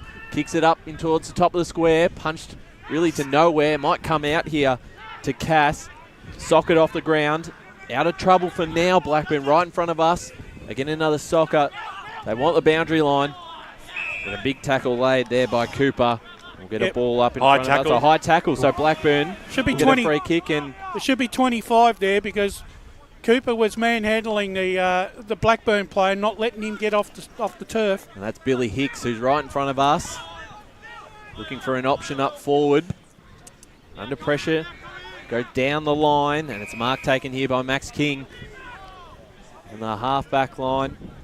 Looking to send South Croydon forward again. At the moment, it's 2-1-13. Blackburn leading South Croydon 2 straight 12. Right in front of us here. Could be Hicks again. At ground level there was Gray. Got the handball back to Jackson Wright. And he's wrapped up by Dano King. And they look to play on straight away. Tegg kicking it towards goal. No avail. That's out of bounds rolling. Josh, just that fine line by not taking the first option there. Wright got caught and obviously created the turnover there for South Croydon to get a forward 50. And they'll be very happy with this forward 50 stoppage after that missed shot. Thrown in right in front of the Burners grandstand here, picked up by Wright. His handball was over the top. It was chopped off somewhat by Cox, who managed to get a hand on it, and it goes over the boundary line and out of bounds, 50 metres out from the doggy goals. 98.1 Radio Eastern is where you'll find us today, and of course streaming live around the globe on YouTube and Facebook. Standalone game in the Eastern Football Netball League today as the umpire throws it in over the back. There was Winter. Got a good handle on it at the fall of ball. Taylor squeezed a kick backwards. It was a smart option because Liam Cox was there. He might be a little bit too far out to score. He's going to poke it up in towards the forward pocket. The big fly over the back there by Wilson. Snap around the body there. I think that's gone through. That might have been Sheridan that kicked that goal. And around the body he goes, and a good bit of play there. That kick was a high percentage kick because they had a lot of players front and centre, and good goal by the doggies there. And they did have one loose as well because Patrick Cotter, he wasn't really marking James Wilson, and then he had to go. He went up to the contest, and it gave Tom Sheridan all the space in the world to kick his first. So good response there from South Croydon. Blackburn with the last two before that goal. 3 straight 18 to got 2-1. A lot more exciting, hasn't it, in the last 10 minutes? Yeah, it certainly has. It's become very entertaining. So back in the middle again. We can get the next response. It's currently a 5-point lead to South Croydon. Kilpatrick laying a tackle there on Jason Reid. Two very important plays for each respective side.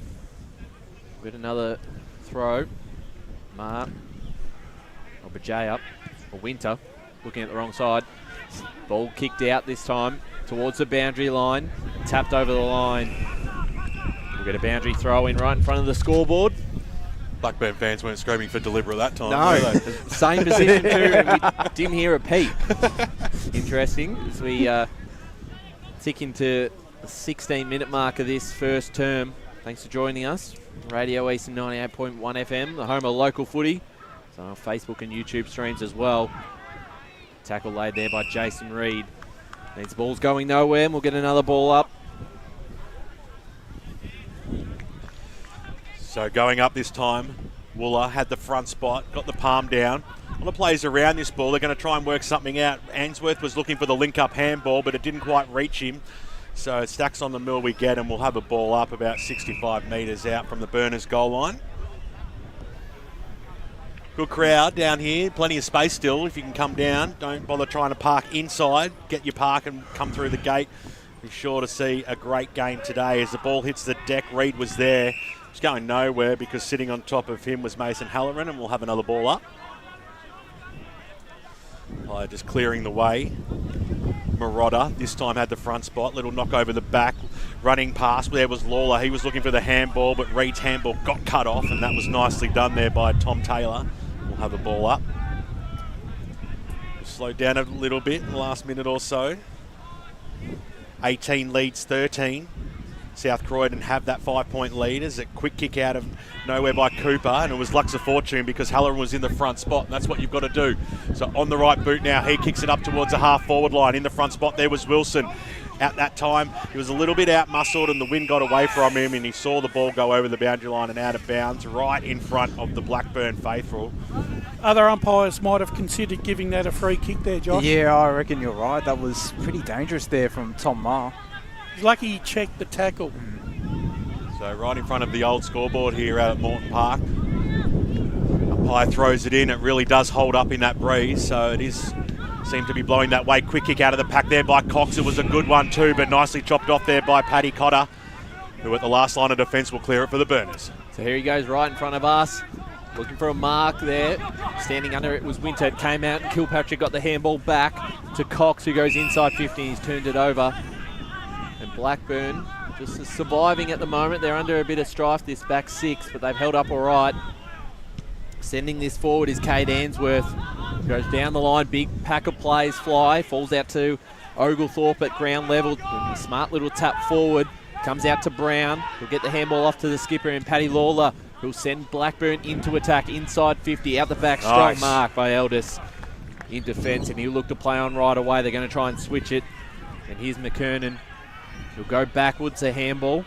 And they're going to come back onto this side, or a kick in towards the corridor. Dangerous kick, but it's a smart one. Finds James Fassan. He's got a bit of work ahead of him. He looked to switch it now to the outer wing. He's got a player there in Max King by himself who can take the easy mark on the chest. And he'll just send it long down the line. Inside 50 now. Blackburn are set up well behind the ball. One of those numbers there in Tom Maher. And Tommy Maher taking the mark almost pretty much unopposed in that sense. Maxie will be disappointed with that kick. As the kick goes up towards the wing position, they've got the numbers at the fall of the ball. Horns nail. He got nailed, in fact, and the umpire's going to ping him as well. Great tackle. Chance for South Croydon to repel. Right in front of their faithful over there too. They love that. Currently leading this game by 5 points. We've almost hit time on here in this first term. Anzac Day clash. Screaming for it, Nathan Kenny in the middle. Look like they're going to go for the switch here. Might be the smart option too as the kick goes out, who's found space in McKernan. He's got a player further wide in Halloran who's got a little bit of time, but he took a little bit too long. Screaming for it was Cox. He's still asking for it. It sounds like a plane's about to come and land on us. Little chip over the top, but McKernan takes the mark. Right in front of Megan Green, our camera woman, the best in the business. As his kick goes forward now, inside 50, it goes for the Doggies. Oh, that's really good, Jukes. And going up against two opponents that time and pulling down a strong mark there was Trent Marotta, the VFL-listed player, former East Ringwood Roo, now at South Croydon. Yeah, I'd back him in on kicking this guy. I've seen him in the past. He's a lovely kick for goal, Trent Marotta. This is right down his alley here. I reckon with the wind, he's got to go left to right. Yeah, you're right. So Trent Marotta. Distance is definitely not going to be any issue. We know it's a very short 50 out here at Morton Park. Slight breeze, got to start at that left to right. That's exactly what he does, and he works it nicely, and he puts it through. That's a perfect kick. It's almost like the Blackburn players are asking for a score review there, but that doesn't happen in this league, and they stretch their lead out to 11 points on the Bendigo Bank scoreboard. 21 and a half gone. 4 goals straight to 2-1-13. The last thing we want to see is a VAR in local football, I tell you that. No, we're not sitting here for an extra 10 minutes to work decisions out. Looks like a blood rule in the middle. We'll see Tom Taylor come off. I actually think that was an important goal, really, for South Croydon, because if there is any wind advantage, I reckon they might need to be a couple of goals up at quarter time. And it has been an arm wrestle the last couple of minutes, so just getting that fourth goal for them, and they've taken advantage of all their chances as well. Boundary side to Blake Whispers, Tennant. Just found out that those planes might be heading to the MCG to fly over, so there you go, boys. Thanks, Des. Paddy Lawler gets the kick inside 50. He'll come back out. Ainsworth looking for a player there in the pocket. Did quite well, and that was Mackenzie Dorian. He puts it on the right boot up towards the top of the square and punched through for a behind. So 2-2-14 Blackburn to South Croydon. 4 straight 24. We're going 22 and a half minutes on the Bendigo Bank scoreboard in this first term. So Dan Cooper to bring the ball back in. Kicked a goal already in this game. Down the other end this time, he's looking for Cass. It went straight down his throat, but he dropped what he probably should have taken. But there was a bit of pressure from behind. The quick kick goes into the middle of the ground. King was behind. Strong mark in front, though. A very good play by Paddy Cotter, who's taken a couple of marks defensively already in this first term. Squeezes a kick into the middle of the ground. It had to be perfect, and that's exactly what it was. And Ainsworth took it, and he took off to the races as well. Drives it to Hammond! Big mark there by Blackburn. Was that Woolley? No, it's Woolley, in fact. Doesn't have the that extra bit of tail on this scone. No. So Woolley takes the mark. That was a very impressive grab there. Wooler, I should say. Toby Wooler. Yeah, very impressive grab. Get it right eventually. Pretty much 3 deep there, I reckon, Brash. That's not going to get many marks. Eyes only for the football, though, wasn't it? It really did, was. and he read the play very well. Yeah.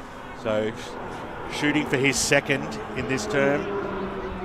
Toby Wooler comes in, he'll kick from 35 out, and he makes no mistake either. So both sides kicking pretty straight today in this first term. Bendigo Bank scoreboard shows a 4-point lead to South Croydon as we hit the 24-minute mark of this first term. Full straight 24, 3-2, 20 Blackburn. Well, he's a former Brisbane AFL listed player, Toby Wooler, and played a couple of seasons ago at Cullen VFL, and we're seeing why he was drafted into the AFL. He's definitely shown his class and looks a step above in Blackburn's forward line. Yeah, that certainly looks dangerous up forward. It's a very handy goal too. Brings the margin back to 4 points. We're closing in on quarter time, and probably think South Croydon's still been the better side early, but both sides have had little patches. King looks to be hurt after that tap out. Kilpatrick here for the Dogs. The clearance again, looking for Wilson. Almost manhandled from behind.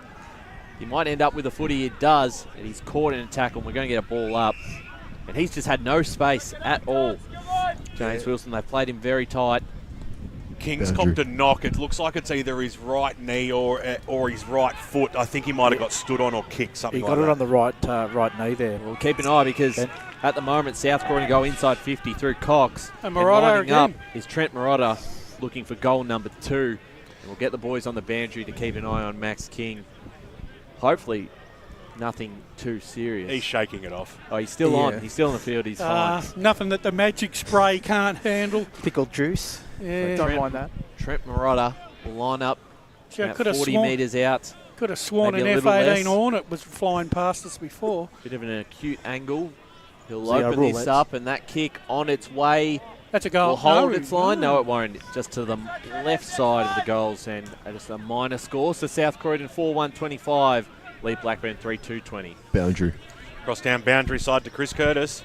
Yeah, guys, you mentioned Max King just down on his haunches there for a second. It looked to be maybe a corky upper right leg, but he had a trainer with him very quickly, and he's shaking it off and looking to continue throughout this quarter. Thanks very much, Chris, as the ball came out of that defensive zone and it's going to be thrown in right in front of us here on the broadcast position. We've got an A1 spot, magnificently set up by Lee Green from LKLM Media, bringing you all the action live. However you're watching it today, as the umpire throws the ball in, getting that front spot there was Harry. Coming in and trying to scoop upon it there was Cass. Got the handball back to King. The two long sleeves working in tandem there as the kick goes inside forward 50. It sat up in that breeze, and getting underneath it there was Jackson Wright. So Blackburn, chance to drive the ball out of that defensive zone again. He gets good purchase on the football up towards the wing position. At the fall of the ball there was Taylor, got a little knock on, came out to Cass, got it out to King, and running past again there was Taylor right in front of us here. Over she goes for a boundary throw-in. Coming up to 27-minute mark in this first term. Yeah, I reckon about a minute or two to go, I think. It's the expert at this, Brash, of predicting when the siren will go. It's the boundary umpire, Brody, will throw this one in. That's a perfect boundary throw in as King couldn't quite get his boot to ball there out of the ruck. There's Jones who grabs it here, the veteran, got the handball out, and South Croydon will go into attack again, looking for a late goal. Out the back, Cotter almost took the mark. Under a bit of pressure, he wins it. Hart, run down in a tackle in the back. I think that's fair. Yeah, as soon as you going in a forward motion, grabbing the player, Josh, you're in trouble. Yeah. It was a good tackle, It but was. you can't help it when, the I player falls forward. With the speed of it, and that kick's a good one from Hart, finds Reed right in front of us. Superstar for the Blackburn Football Club, short kick. He's a unit. Well, he is. Finds Nick Gray. Saw him before in the pre-game. Jeez. When he got injured last year, that in the last half of the season, it really robbed Blackburn of momentum, I reckon. Yeah, the kick was touched off the boot, so under a bit of pressure here. Ainsworth got the handball back to Reed. Reed will look to go inbound. Nice. That's a great kick. Finds a target there in Brown. Jesse Brown switch it to the far side, and they're out here. Here's a chance through Horsnail to go inside 50 for Blackburn. Short kick. Target in Tom Maher, but the siren will beat him. And that is quarter time out here at Morton Park for the ANZAC Day clash. A great first quarter contest. South Croydon lead 4-1-25 to Blackburn 3-2-20. Ben Warren-Smith with the goal kickers in that first term. Well, it was a great start here by both sides, and there's only one major goal kicker on the ground, and that for Blackburn, that is Toby Wooler, who nailed 2 in that first term. Singles to Jakey Hammond, whilst for South Croydon it was 1 goal each to Kilpatrick, Sheridan, Cooper and Trent Marotta. I hope you're enjoying the broadcast on 98.1 Radio Eastern, of course streaming live around the globe on YouTube and Facebook. 1 quarter down, 3 to go. We'll be back to tell you all about it and what's to come right after this. As Sarah opened her best friend Jackie's wedding invitation, she was overcome with a wave of emotion. While her 2 young boys wrestled on the floor, tears of happiness rolled down Sarah's cheeks as she saw the words she'd been longing to see. Please note, this wedding will be a child-free event. Well, Sarah, looks like we're off to Eastland for a new frock and some heels. And let's book in that babysitter. For all of life's little moments, there's Eastland. Eastland. Live real. Sprained your ankle, bursting through the banner? Broke a finger, high-fiving the ruckman? Or did you run into the goal post again? For bumps, breaks or bleeds, be seen sooner, close to home at Knox Private 24/7 Emergency Department. The preferred provider of emergency care to the Eastern Football Netball League, you'll generally experience shorter wait times. You don't need private health, but there is an out-of-pocket fee. Be seen sooner, close to home at Knox Private 24/7 Emergency Department, 262 Mountain Highway, Wanturna. Do you feel good about your bank? Because there is a bank you can feel good about. They share their profits to fund big community projects, small community clubs, and vital emergency services. They've given $250 million to help Australian communities thrive. They have all the products and tech you expect from a big bank, with service you don't. It's Bendigo Bank. Feel good about who you bank with. Try Bendigo. Search bendigobank.com.au or search Bendigo Bank near me. Tobin Brothers Funerals wear their heart on their sleeve. Their clear and easy-to-use website and Memory Maker app make it easy for families to make an informed decision. Here's James McLeod, Managing Director of Tobin Brothers Funerals. We pride ourselves on being the most transparent funeral company. All pricing on goods and services are available on our website. It's all there for you to see and make very informed decisions when planning a loved one's funeral. Visit tobinbrothers.com.au. Tobin Brothers Funerals, celebrating lives. At Yarra Valley Water, we know reducing your shower time, or show time, to 4 minutes can save you an average of $200 a year on water and energy bills. Shower shorter. Save water. Authorised by the Victorian Government, 1 Treasury Place, Melbourne. Sprained your ankle, bursting through the banner? For bumps, breaks or bleeds, be seen sooner, close to home at Knox Private 24/7 Emergency Department. You'll generally experience shorter wait times. Knox Private 24/7 Emergency, 262 Mountain Highway, Wanturna. You are listening to Radio Eastern FM 98.1. With live and exclusive coverage of the EFNL football season, bringing you the match of the day with score updates from all divisions. And now we cross to our commentary team for the Radio Eastern 98.1 Match of the Day coverage. Eastland match of the round, Morton Park. It's an ANZAC Day special between Blackburn and South Croydon. And at quarter time, it's the Dogs 4-1-25. Leading the Burners 3-2-20 in what was a fantastic, fascinating contest really in that first term. Both sides had a bit of momentum. Wayne Brasher, what was your assessment in what was a pretty good quarter of footy? Well, it was a very entertaining first quarter by both sides. Both sides, when they took their opportunities when it presented themselves, they picked up on each other's turnovers. When they managed to get the ball into their forward 50, they made the most of their opportunities. I think, in essence, I thought Blackburn's transition with the way that they moved the ball across and over the ground, I think was just a little bit more a little bit more precise and a little bit more with purpose. I think in South Croydon's case, I would have liked to have seen them kick another goal, because I think Blackburn did pretty well, Josh, in the prevailing conditions, and I think they can take advantage of the breeze that's really sprung up in the second quarter. Yeah, and it's definitely blowing almost a gale on occasion, is this breeze. So, but yeah, Blackburn's intercept game has been really strong. We were talking about it off air, just how they've been able to cover James Wilson, and he's not getting away with anything. He's always got 2 defenders at least on him. Even when he's had one, Patrick Cotter's done a great job on him. But yeah, there were patches where it was pretty even, and I just felt like Blackburn was still slightly on top on the contest, and if they can continue to do that, take advantage of centre bounce clearances as well, that's only going to hold them in really good stead. Boundary. Absolutely right. We're going to go boundary to Blake Tennant, who has one of the coaches with him. Yes, this got South Croydon head coach here, Brendan Allen.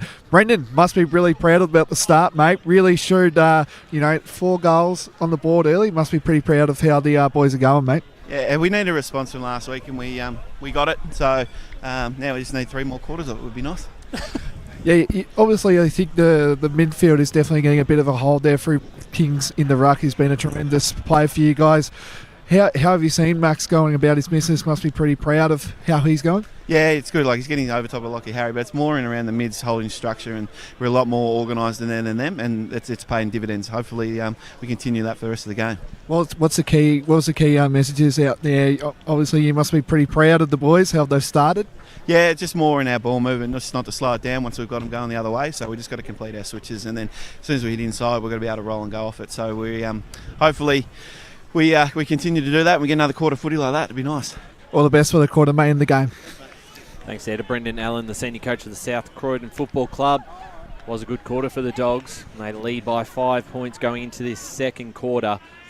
A lot to look forward to here at Morton Park. If you're in the area, come down and get a spot. You're not going to be able to get a car park in here, but good atmosphere at the moment, good representation from both sides. I think King's going to have to at least break 50-50 in this quarter against Harry and Riley Winter, because if Blackburn starts sharking the ball and getting the clearances in the mid-50, they're in trouble. Second term is underway. King got the knockdown over the top of Harry that time. Little quick kick out of the middle there by Reid up towards the half-forward line for Blackburn. Bouncing in front of Oglethorpe. Couldn't quite get a handle on it. Little kick off the ground there by George. Ended up a fresh air shot. Handball back to Marshall on the right boot. Drives the ball up towards the wing position. In the front spot there was Dan King. Couldn't quite hold the mark. Chance for Blackburn now to squeeze a kick into the middle. The kick was on target too because Reid took it. You'll spin around now. Screaming for it out wide was Hornsdale. He kicks it to that direction. He's underneath it. Couldn't quite take the mark. Good pressure there by Cass. Hornsdale got the handball back. Hammond has to use his opposite foot, and it was a good one too. Short pass was on. Mackenzie Dorian takes it, and he'll have a ping from about 50 metres out. Smart play there by Hammond. He knew he couldn't get onto that trusted left foot, and found Dorian in a position that gave them a scoring opportunity. The easier side to kick a goal from today on this side of the ground, with starting it out left and letting the breeze do the work. Coming back, we're right behind him here, as you can see on the broadcast. Dorian comes in, he just crosses the paint now, he starts it left, and it goes straight over the goal umpire's head. That's a fantastic start to Blackburn in this second term. It only took 1 minute for them to hit the scoreboard, and they take the lead as well, 4-2-26. South Croydon 4-1-25.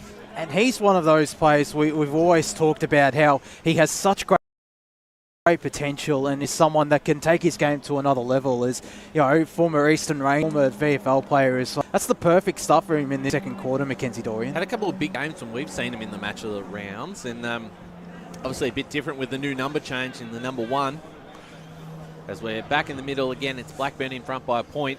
Harry with the hit out, straight down, throw to his teammate there in Reid.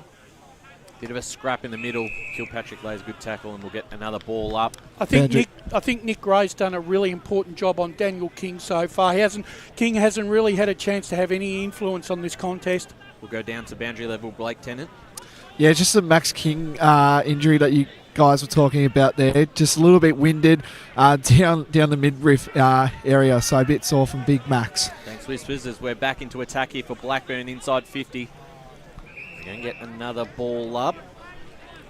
Interested to know I just forget what I was going to say. Ball up here, King with a hit out, but it was Reed who grabbed it. A chance of the... Oh, that's a poor kick. It's come off the side of the boot there of Eldis. But they do all right, and it's James Hassan who's able to get him out of attack and towards the boundary line. That's tapped over the line right in front of the Blackburn coaching box. And they survived what could have been a dangerous turnover. Kept it alive. So coming up to 3 minutes gone in this second term. Blackburn with a slender 1 point lead. Kicked the only goal in this second term. Thanks for joining us, Radio East 98.1 FM. Kilpatrick's kick was smothered, but he got it again. He's had plenty of the footy early. And now a chance on the boundary line. That's King. Finds a target there. Ooh. Sheridan couldn't quite take the mark. I thought he might have had it. They follow up with a big tackle and it's rewarded, holding the ball. So James Wilson will be the one who takes it. It's 2-on-1 and Wilson gets his first real look at it. Probably just too far out the score here. As soon as you take the tackle on, the umpire's sort of obligated then to give it, to give the free kick. So he's quite a fair. Tell you what, if he kicks this will be goal of the day. I was watching him in the practice and he was nailing these.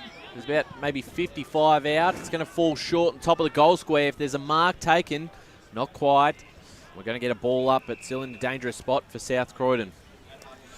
So only about 15 metres out from the doggy goal line. In fairness, BWS, I don't think the wind was blowing as hard as what it was when he was out practicing. Yeah, it was at the end of the day, it was a pretty low percentage kick. He gets another go at it though, Wilson, on the right boot, and just pushed it through for one behind. He nearly created something out of nothing there. Scores level out here at Morton Park. Big ANZAC Day clash. 4 minutes gone here in the second term. 4-2, 26 apiece. Boundary.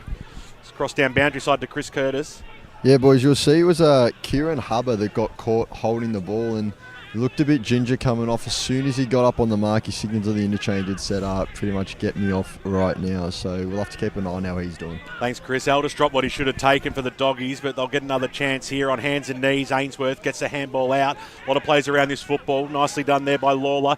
His handball was chopped off again. He'll get another go at it, wrapping him up. Halloran in a strong tackle, brings him to ground and we'll have a ball up. That 5 second period there was just a lot of errors by both sides, fumbling, no clean handball. Could it be conditions? That I reckon it's probably conditions as we go down boundary side to Blake Tennant. Yeah, Mason Halloran just got the old blood rule coming off the ground now, boys. Thanks very much, Blake. So just a momentary pitch in play here as the umpire starts it now. Nicely done there by Harry. Quickly kicked though by Matt Jones and up and under. Didn't go the required 10. Umpire called play on. Little handball over the top there. They might link up. Handball nicely done there by Marotta, but it was chopped off. And now Michael Dunn slammed it on his boot and kicked it up towards centre half forward. But there was nobody home. It was chopped off there by Jones for South Croydon. Geez, lucky he didn't take that extra strip. Otherwise, he was gone. Yeah. He pokes it out wide, Jones. Had to be spot on. Boundary. They had some numbers at the fall of the ball, and here's Taylor on the right boot, squeezed to kick out. Nicely done there by King. They're linking up well now. South Croydon driving the ball deep inside forward 50, but not in the front spot that time was Sheridan, and it was nicely chopped off by Marr as we cross down boundary side to Chris Curtis. Yeah, boys, you'll see Daniel King just on the edge of his own defensive 50. Went up for that marking contest, came down very hard. Had his hands on his knees for a good 20-30 seconds there, but looks like he's staying on. Thanks, Chris. Been a tough contest early, plenty of tackling, a lot of pressure. As Blackburn chip it around in their back half, looking for an escape. It's a 1-on-2 contest here, and a mark taken. Good hands there by Ben Horsnail. He'll kick it towards us on the broadcast wing, and it's an intercept mark there. And South Croydon will send themselves back into attack. It's all tied up here. Go down the line, and it could be a bit of kick to kick. Mark taking in defence. Blackburn have been able to hold up quite well. Michael Dunn, he's got a nice boot on him. He'll send this towards us again. Harry tried to take the mark, and at ground level was Jakey Hammond. We'll kick it down to 1-on-1 contest. Out the back, a chance of Blackburn. Well picked up. Gone. Dorian just got the handball away. He got it off to Apple, who missed to the right. Oh, he's going to get a free. He's going to get a free, Dorian. He copped one. Now, I missed that, so a yellow card. Yeah, it was a totally unnecessary play there. It's Matt George. Silly play by Matt George, who just came in after the handball had got given away in the quick kick, and then Dorian was there, and he just hit the deck straight away. So he'll go back and he'll put this one through. I think Apple will get credited with the behind. Well, that's terrible for Brendan Allen. That's what frustrates you the most. When you've got possession of the footy, and then you turn away over something dumb, and Mackenzie Dorian. You just can't afford to give free kicks like that. Boundary. We'll go to boundary in just a second as Mackenzie Dorian takes his time lining up. A little bit of an angle, but not far out at all. And kick on the way. He's got his first. Or second. And Blackburn have their fifth. 5-3-33 to 4-2-26. 8 minutes gone in the second quarter on the Bendigo Bank scoreboard. We'll go down the boundary to Chris Curtis. Yeah, boys, it was only a few minutes ago that we mentioned Dan King was looking a bit worse for wear. He's just come off the ground now and he's in the hands of the trainers sitting down on the bench. The thing is, I've noticed with South Croydon, when they're moving into their forward 50, Blackburn is steadfastly making sure that their back six structure is staying in place, and wherever possible, they're making it really hard to hit a target in South Croydon are finding it very hard to hit a target in their forward 50. King got the knockdown that time. Kilpatrick was there, couldn't quite trap a little handball over the top there by Taylor. Put his teammate under a fair bit of pressure. Gets it back though. Scrambly kick. It was touched off the boot. The umpire's called play on. Still inside that centre square. Gets a fist out wide, which went every bit of a kick. Came out McKernan. Got the handball over the top. It was under pressure there. Liam Cox. He sees the ball over the boundary line right near the dugout of the Doggies, and we'll have a boundary throw in. 9 minutes gone here in the second term. ANZAC Day clash out here. 98.1 Radio Eastern is where to listen to. Watch it on YouTube and Facebook. Welcome to everybody tuning in today. There's plenty of you as the umpire throws it up. Little knockdown. Quick kick by Blackburn out of the pack. Goes up towards the half-forward line. Scrambling over the top there was Jones. He got a handle on it. Had support there in Elders, who was happy to see the paint of the boundary, and we'll have a boundary throw-in right in front of our boundary riders out there today. Blake Tennant, Chris Curtis doing a great job early. Umpire to bring the ball back in. It's on the half-forward line here for Blackburn. What can they conjure from this stoppage? Little handball out the top, out the back there by Kenny. It's linked up well there with Taylor. They're doing it pretty tough here. Tegg was quickly wrapped up in a strong Nick Gray tackle, and we'll have a ball up. Almost true centre wing position out here, Ryan Long. Absolutely. Morton Park. Wind's picked up again. It's been on and off. Out here is Harry trying to get the handball out. I don't know if he disposed it. He didn't. And King will take this. That was holding the ball. So right there, centre wing will decide whether he wants to switch it to go just down the line. And that's exactly what he does towards the half-forward line, and punched over the line there by Tom Maher. We'll get a boundary throw in. 10.5 minutes gone in this second term. They're just not letting South Croydon get any space whatsoever, Blackburn. They're shutting them out really well. It's been solid, Tom Maher, early. Certainly has. They've had a couple of opportunities this quarter, but for the majority of the 10 minutes, it's been Blackburn. They've been able to put 2 goals to increase that margin to 7. Back here in the middle again. Ajaya. He's caught in a tackle. You almost feel, Josh, that if Blackburn can play 5 minutes of really, really good football and kick 2 or 3 goals here, they can break this game open, I think. Yeah, I definitely agree with that one. They're playing pretty decent footy at the moment, just in defence. It's all about if they can convert it into attack now. 7-point lead, as we said. 11.5 minutes gone in this second term. Blackburn 5-3, South Croydon 4-2. Harry just tapped it to himself in the end. Trying to grab it out was Marshall. Kick forward. And now an inside 50. Mark almost taken.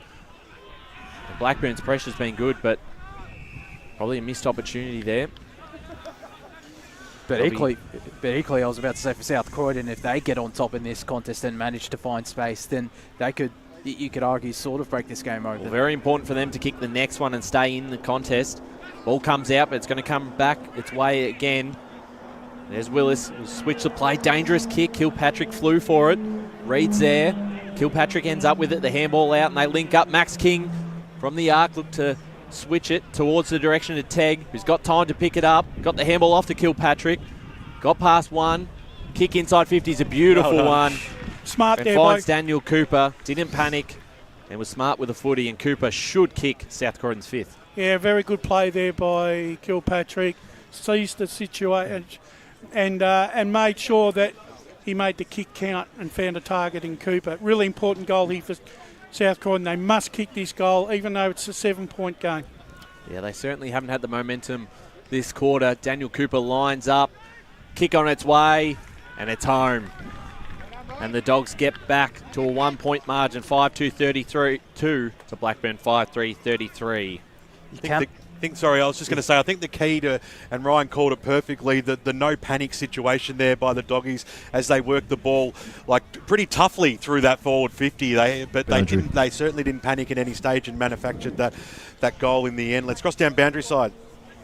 Yeah, boys, I've got Blake next to me, kind of as my spotter, because he's just pointed out Daniel King back on the field now after that collision.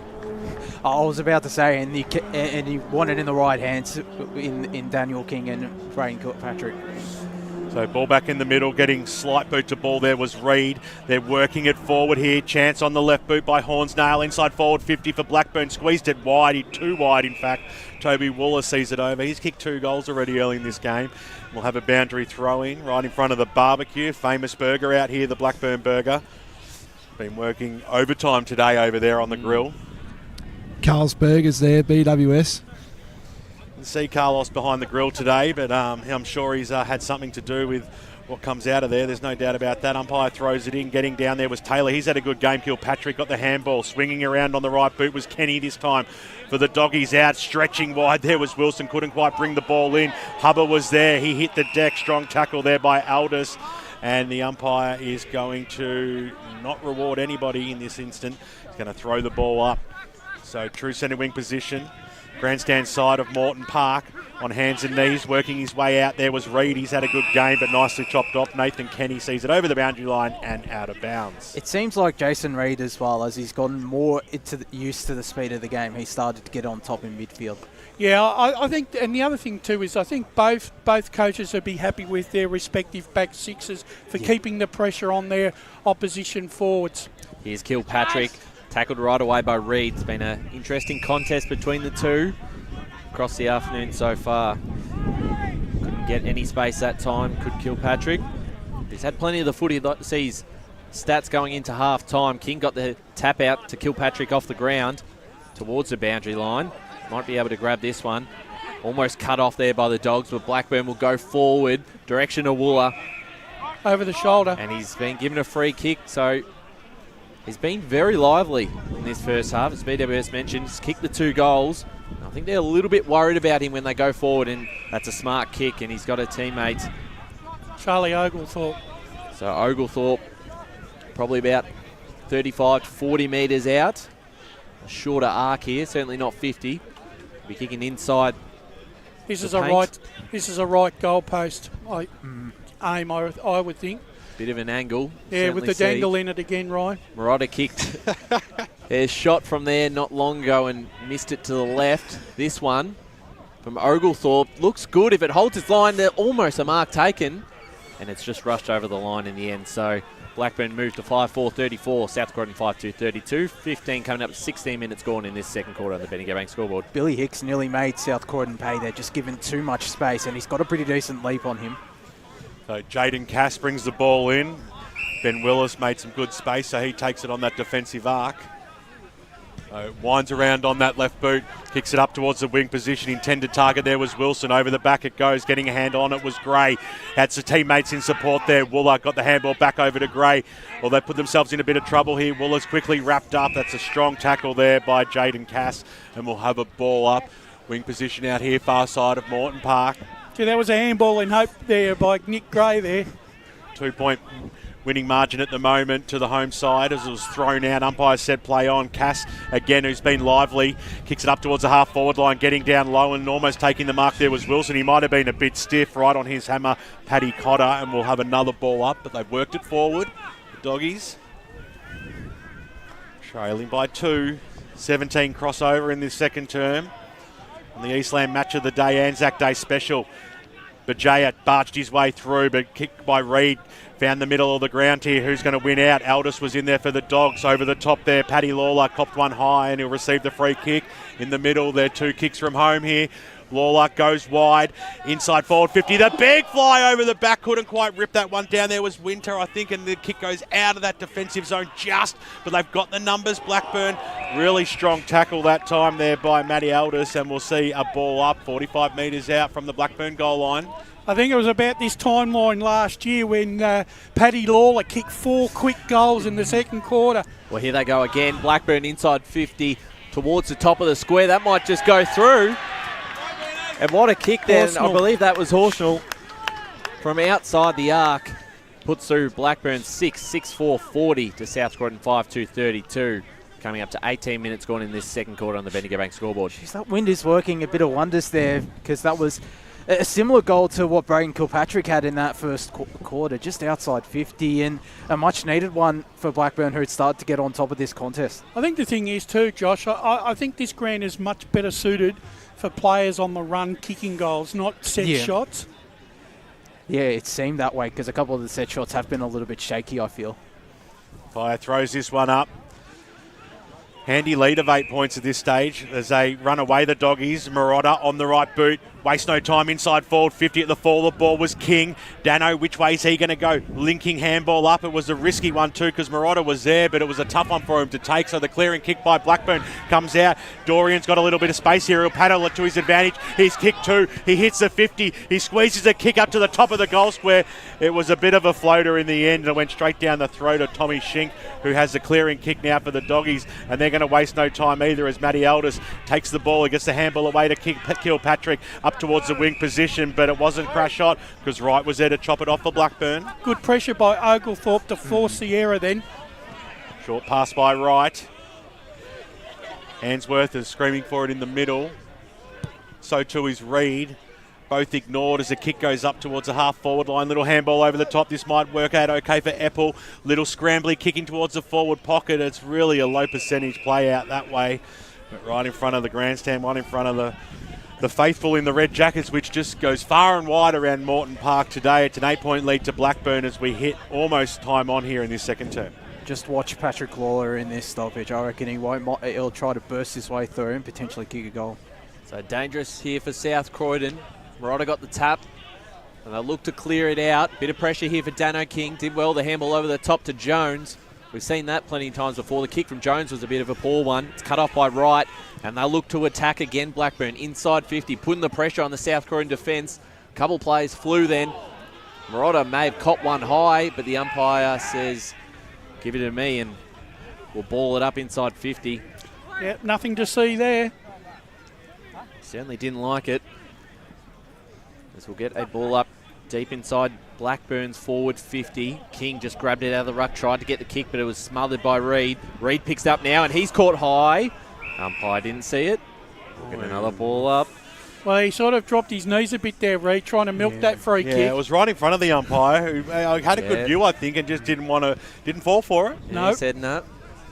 So ball up again. King tap forward, picking it up. Was Kilpatrick tackled by Reid.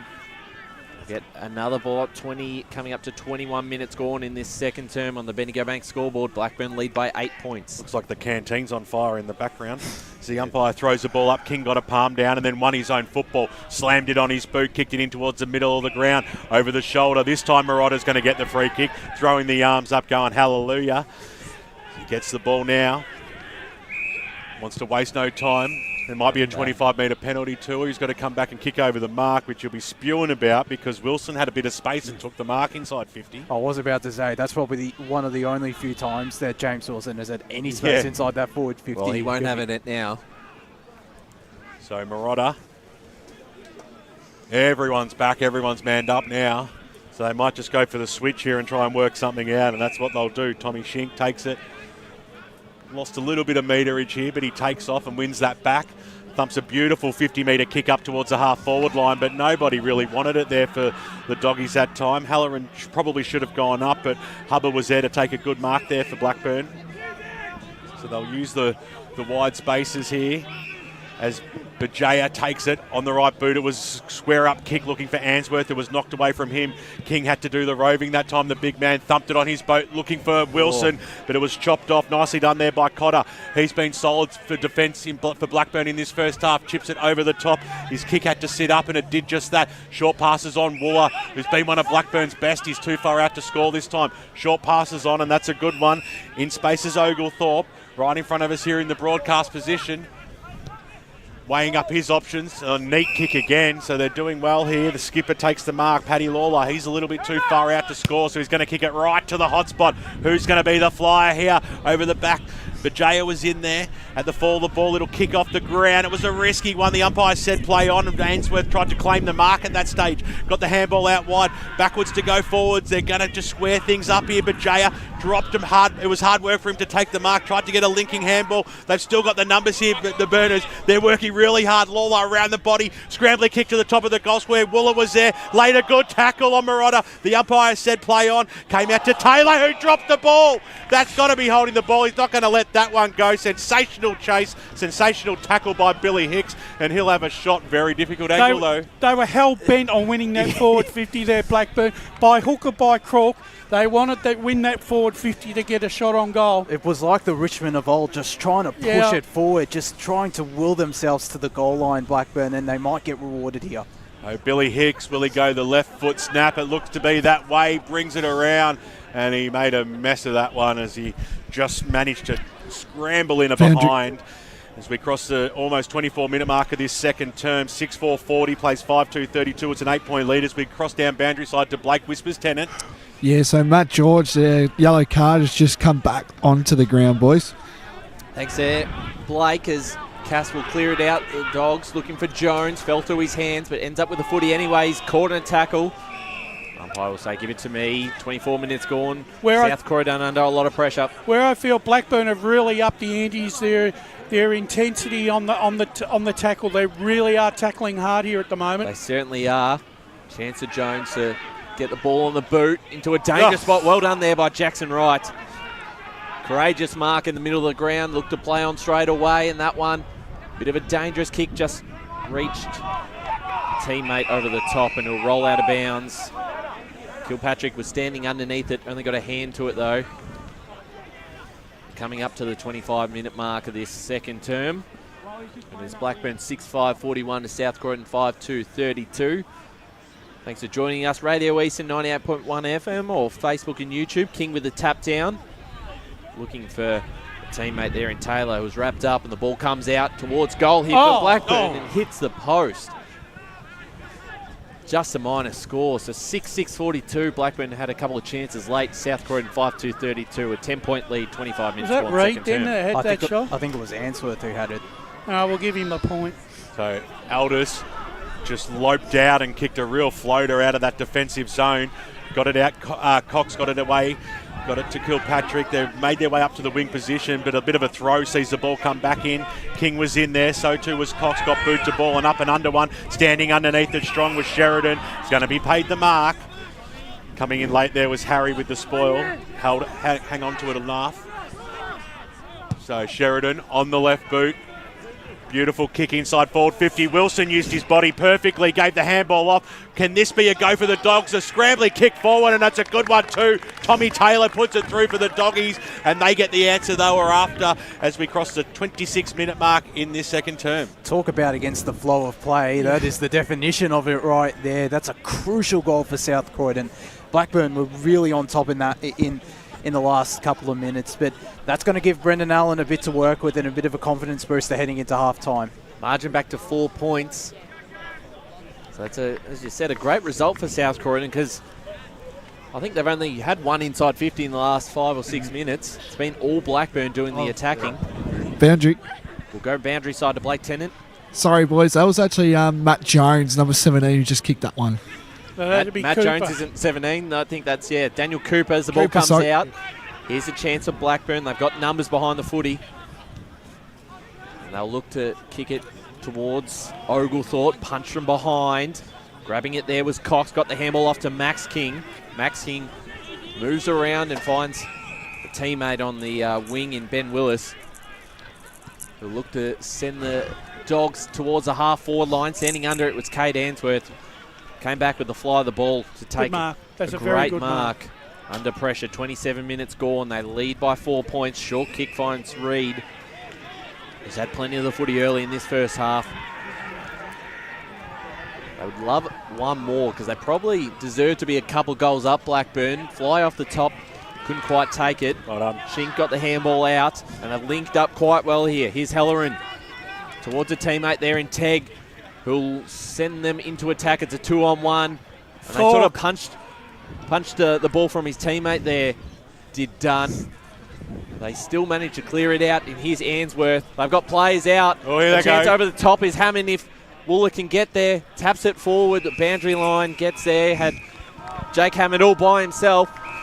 But they couldn't quite make it work. But they will still take a lead into halftime. 6-6-42 Blackburn to South Croydon. 6-2-38 Ben Warren-Smith with the goal kickers in the first half. Major goal kickers on the board. We'll start with the side that leads by 3 points. That's Blackburn. 2 goals to Mackenzie Dorian and 2 to Toby Wooler, while singles to Jakey Hammond and Ben Hornsnail.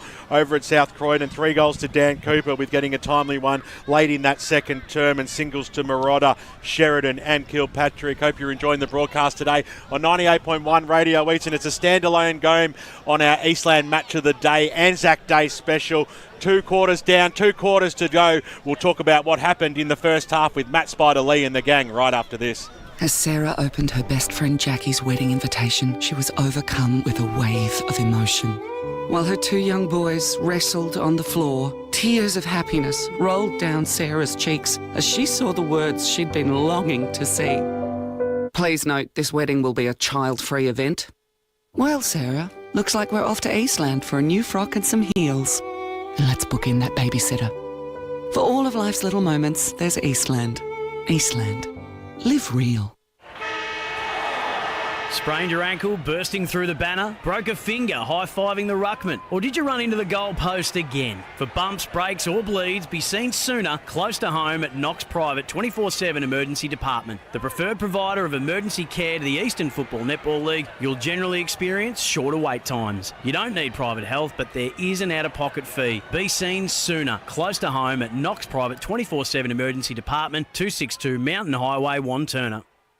Do you feel good about your bank? Because there is a bank you can feel good about. They share their profits to fund big community projects, small community clubs, and vital emergency services. They've given $250 million to help Australian communities thrive. They have all the products and tech you expect from a big bank, with service you don't.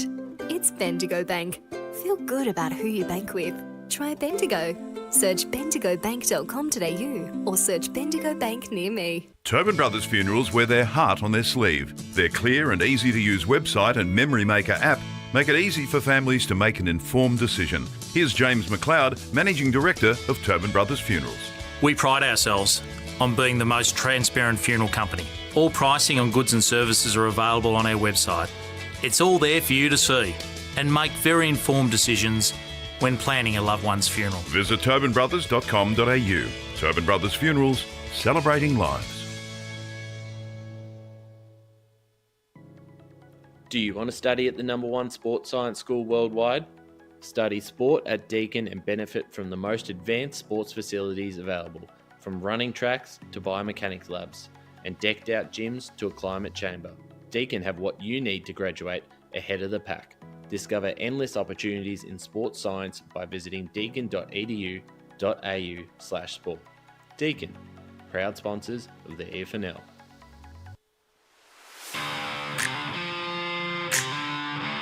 You are listening to Radio Eastern FM 98.1. With live and exclusive coverage of the EFNL football season. Bringing you the match of the day with score updates from all divisions. And now we cross to our commentary team for the Radio Eastern 98.1 Match of the Day coverage. Yes, welcome back. It's the Halftime Show. My name is Blake Tennant, your host of the Halftime Show. Joining me, of course, is my boundary reporter, Chris Curtis. Chris, welcome aboard to the Halftime Show. Thank you, mate. Thank you. Happy to be here. Good game of footy so far, so excited to break it down. Yeah, and joining us, of course, is Matt Spider-Lee. Matt, what have you seen anything? What's been the how's the way you see it, mate?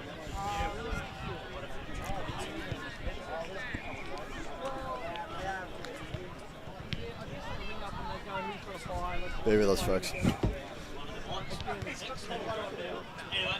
The right one on. Now we're back. Look, the first half, really impressed by both sides to the start. I felt, look, in the first quarter, it was a bit of an arm wrestle. I felt that South Croydon probably deserved to be in front by another goal. They were 5 points up. On the way that they did, on the dominance of what they had going forward, possibly should have been 11 points up. Blackburn, at times, they look good when they go in to score. They look like they're capable of doing it. You know, Hammond and Waugh are vital. They're working well together up forward. And Cooper was doing some really good things for South Croydon. Kilpatrick, some really important centre clearances. In the second term, I thought Blackburn started to get control of the game, and probably the scoreboard hasn't really reflected that at half time. And that's because they just a couple of times they just haven't been able to put the icing on the cake in terms of when and finally get that result. I think when you look at what they've done in that second term, Blackburn, guys like Lawler, Paddy started to get his hands on the ball, and Reid started to come into the game, use the ball a lot better. Oglethorpe, his forward pressure was being really impressive. Macadorian was really good in that second term, kicked 2 very important goals, started to get his hands on the ball. So Blackburn look like at times they're going to burst the game open from that perspective, but then going back the other way, they just haven't been able to capitalise. They're back 6, Blackburn, holding up really steady. I think Tom Maher's playing really well at the moment, Dunn doing it exceptionally well. And I think that's been the good thing about Blackburn this year so far, defensive 6, hanging on really tight. Jackson Wright took that courageous mark. That just showed some of the stuff that they've improved on during the first few rounds of the season. From the South Croydon perspective, they've just got to keep chipping away at this margin. Brendan Allen's just got to keep working the angles a little bit. If they can continue to get some centre clearances, they can really make some inroads in this second up. But I really do believe it's Blackburn's game there for the taking at the moment. They have control of the game, just need to get it onto the scoreboard and try and get a space in it. But they're really putting some pressure on. Yeah, very good analysis there. From a South Croydon point of view, Chris, of course, our Spiders really done Blackburn. What do you think South Croydon need to do? They've had no limits coming into this year. They want to bang that up early and get that going. But what do you think? What do you think's a big message that Brendan Allen will start to pump up South Croydon a bit here? Yeah, well, look, we saw early on in the game, they were a bit risky coming out of defensive 50 through a few almost turnovers, but they've looked to clear that up, and I think they've done it pretty successfully as the game's gone on. Obviously, they're committing a lot of plays to the ball. One thing I heard from the Blackburn quarter-time speech was that, they noticed that South Croydon were pushing a winger forward and getting him into the contest. So it's just trying to find that balance, which I think at times they've done well. At times, they could probably improve on, but that's just with the Ebony. There you have it. So just before we go off of half time, boys, I thought I'd give my burger rating. If you've been listening on the screens of 98.1 and the Facebook and YouTube. So Carl's Burgers, as BWS alludes to, very famous burger down here at the Burner's Nest down here. So I'm going to give it today. I reckon I'll give it about 9 out of 10. I thought the coleslaw was really good today, and good mixture of salt, bit of mixtures as well. So good all-round burger. I'm sure BWS will be alluded to. So boys, just quick tip. I'll start with you, Spider. Who do you see winning? Do you see Blackburn's hanging on? Or I think Blackburn will go away within the second half. Really believe the Ruck Harry will get in control of the game. King's playing well, but I think the Blackburn mids will get on top and be able to get the result. Too much depth, and I think their ball movement will be too good. But simply at the moment comes into where the South Croydon can go all day. Not sure they're going to be able to. And you, Chris? Yeah, well, look, I started off pre-game. I said Blackburn by 20, and I don't want to flip back on that, but I think this next quarter coming up is definitely going to be a big one in terms of the outcome of the match. Yeah, I alluded to this as well, heavily during, when I was going through it all. I feel like South Croydon, they always just come out for this game, and unfortunately I just think that Blackburn just have some, better plays and all that, but this is where, I'll get my tip in a minute, but this is where the limits can be tested for South Croydon. You know, they're hanging on about no limits down here. Well, they have to get they've got to get their ball movement right. At the moment, there's messy entries going into that forward line. If they tidy that up, and lift their eyes a little bit better, puts more pressure on the Blackburn back six. But the way the ball's currently going in, it's too easy to mop up. That defence from Blackburn can set up and transition the ball a lot more efficiently. Yep. So I think I'm going to stick with Blackburn. I think they've just, as I said, they've just got too many better players at the moment. You know, just getting that usage in as well is really happening to Burners. And I think it'll be close to about 3/4 time. And I just think Blackburn will just have the, you know, better leaders, better quality of ball users, and I think this game will blow apart probably around the 4 to 5 goal mark. So I'm going to go Blackburn as well. And if you're around at the moment, and you know, halftime show happening as well, there's another game happening on. I'll try and get a score update quickly for down at the Collingwood Essendon game. But yeah, so I think we're all going to go Blackburn for this one. But can we see it blown open though? Can we see it, you know, be a close game, or do you think we can, you know? Oh, look, I think it needs South Croydon to really start hitting the scoreboard and putting that pressure on, getting that ball delivery in, but also winning through the midfield. At the moment, they're just hanging on by a thread for me, and they really just need to continue that sort of game. But defensively, I think they really need to tidy up South Croydon, because the forward line pressure from Blackburn at the moment is exceptional, and if that continues to the likes of Dorian and through Hicks, etc., and yeah, that's going to be a really big problem for them. But I think Blackburn are capable and competent to get this job done in the second half in all three facets of the game. So just got a first quarter score at the MCG, just while we've got time a bit here. I've got Essendon 5 straight 30 to Collingwood 139. So nervous times ahead for Collingwood supporters. I always say it's a good time when they lose. But anyway, that's enough. Anyway, that will wrap things up here at the halftime show. At the moment, it's the Burners, Blackburn 6-6-42 to South Croydon 6-2-38. So a 4-point margin here for the Burners. We'll hear our call team coming up very shortly, and the game should not be too far away. So stay tuned whether you're on the radio or if you're watching it live on your stream or Facebook and YouTube. This is not one you want to miss. So get back to this game, because this is going to be a ripper. Today at Eastland, Lucy's trying on jeans for a momentous occasion. Coffee with the ex. She needs jeans she can move in, because she's definitely moved on. Jeans that get a second look, but don't give any second chances. Jeans that say, why yes, I have spent the last 8 months in a post-breakup juice cleansing, kickboxing, personal training frenzy. And it looks as though she's just found the perfect pair. Bravo, Lucy. For all of life's little moments, there's Eastland. Eastland. Live real. Sprained your ankle bursting through the banner? For bumps, breaks or bleeds, be seen sooner, close to home, at Knox Private 24/7 Emergency Department. You'll generally experience shorter wait times. Knox Private 24/7 Emergency, 262 Mountain Highway, Wanturna. Do you feel good about your bank? Because there is a bank you can feel good about. They share their profits to fund big community projects, small community clubs, and vital emergency services. They've given $250 million to help Australian communities thrive. They have all the products and tech you expect from a big bank, with service you don't. It's Bendigo Bank. Feel good about who you bank with. Try Bendigo. Search bendigobank.com.au or search Bendigo Bank near me. Tobin Brothers Funerals wear their heart on their sleeve. Their clear and easy-to-use website and Memory Maker app make it easy for families to make an informed decision. Here's James McLeod, Managing Director of Tobin Brothers Funerals. There's no mystery about our pricing. It is clearly displayed on our website and our app. We have staff standing by 24 hours a day, every day of the year, to assist you in your absolute time of need. Visit tobinbrothers.com.au. Tobin Brothers Funerals, celebrating lives. There are only 3 things that should be flushed down your toilet: pee, poo and paper. Some wet wipes and antibacterial wipes say that you can flush them, but you can't. They clog up the toilet and pipes, causing expensive blockages. Save yourself a truckload of trouble. Put your wet wipes in the bin. To learn more, head to the Yarra Valley Water website, yvw.com.au/wet-wipes.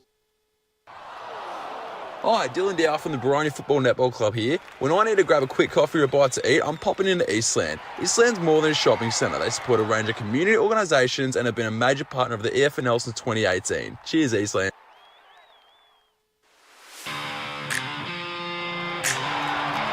You are listening to Radio Eastern FM 98.1. With live and exclusive coverage of the EFNL football season. Bringing you the match of the day with score updates from all divisions. And now we cross to our commentary team for the Radio Eastern 98.1 Match of the Day coverage. ANZAC Day blockbuster out at Morton Park. It's half-time here. Blackburn leads South Croydon 6-6, 42 to 6-38, and both sides about to make their way out on the field for the second half action. I'm Ryan Long, joined by Ben Warren-Smith, Wayne Brash and Josh Ward. Brash, we'll start with you. Your assessment of that first half close, and using the win in that second quarter, Blackburn probably maybe left a couple of goals on the table. Possibly, but I think the thing that I like about this particular contest is that both sides have been able to take the key opposition forward out of the contest, so that they haven't been able to dominate and kick goals. Both sides have been forced to run, use the width of the ground, and also have had to tackle very hard, as well as when they go into their forward 50, become a lot more inventive.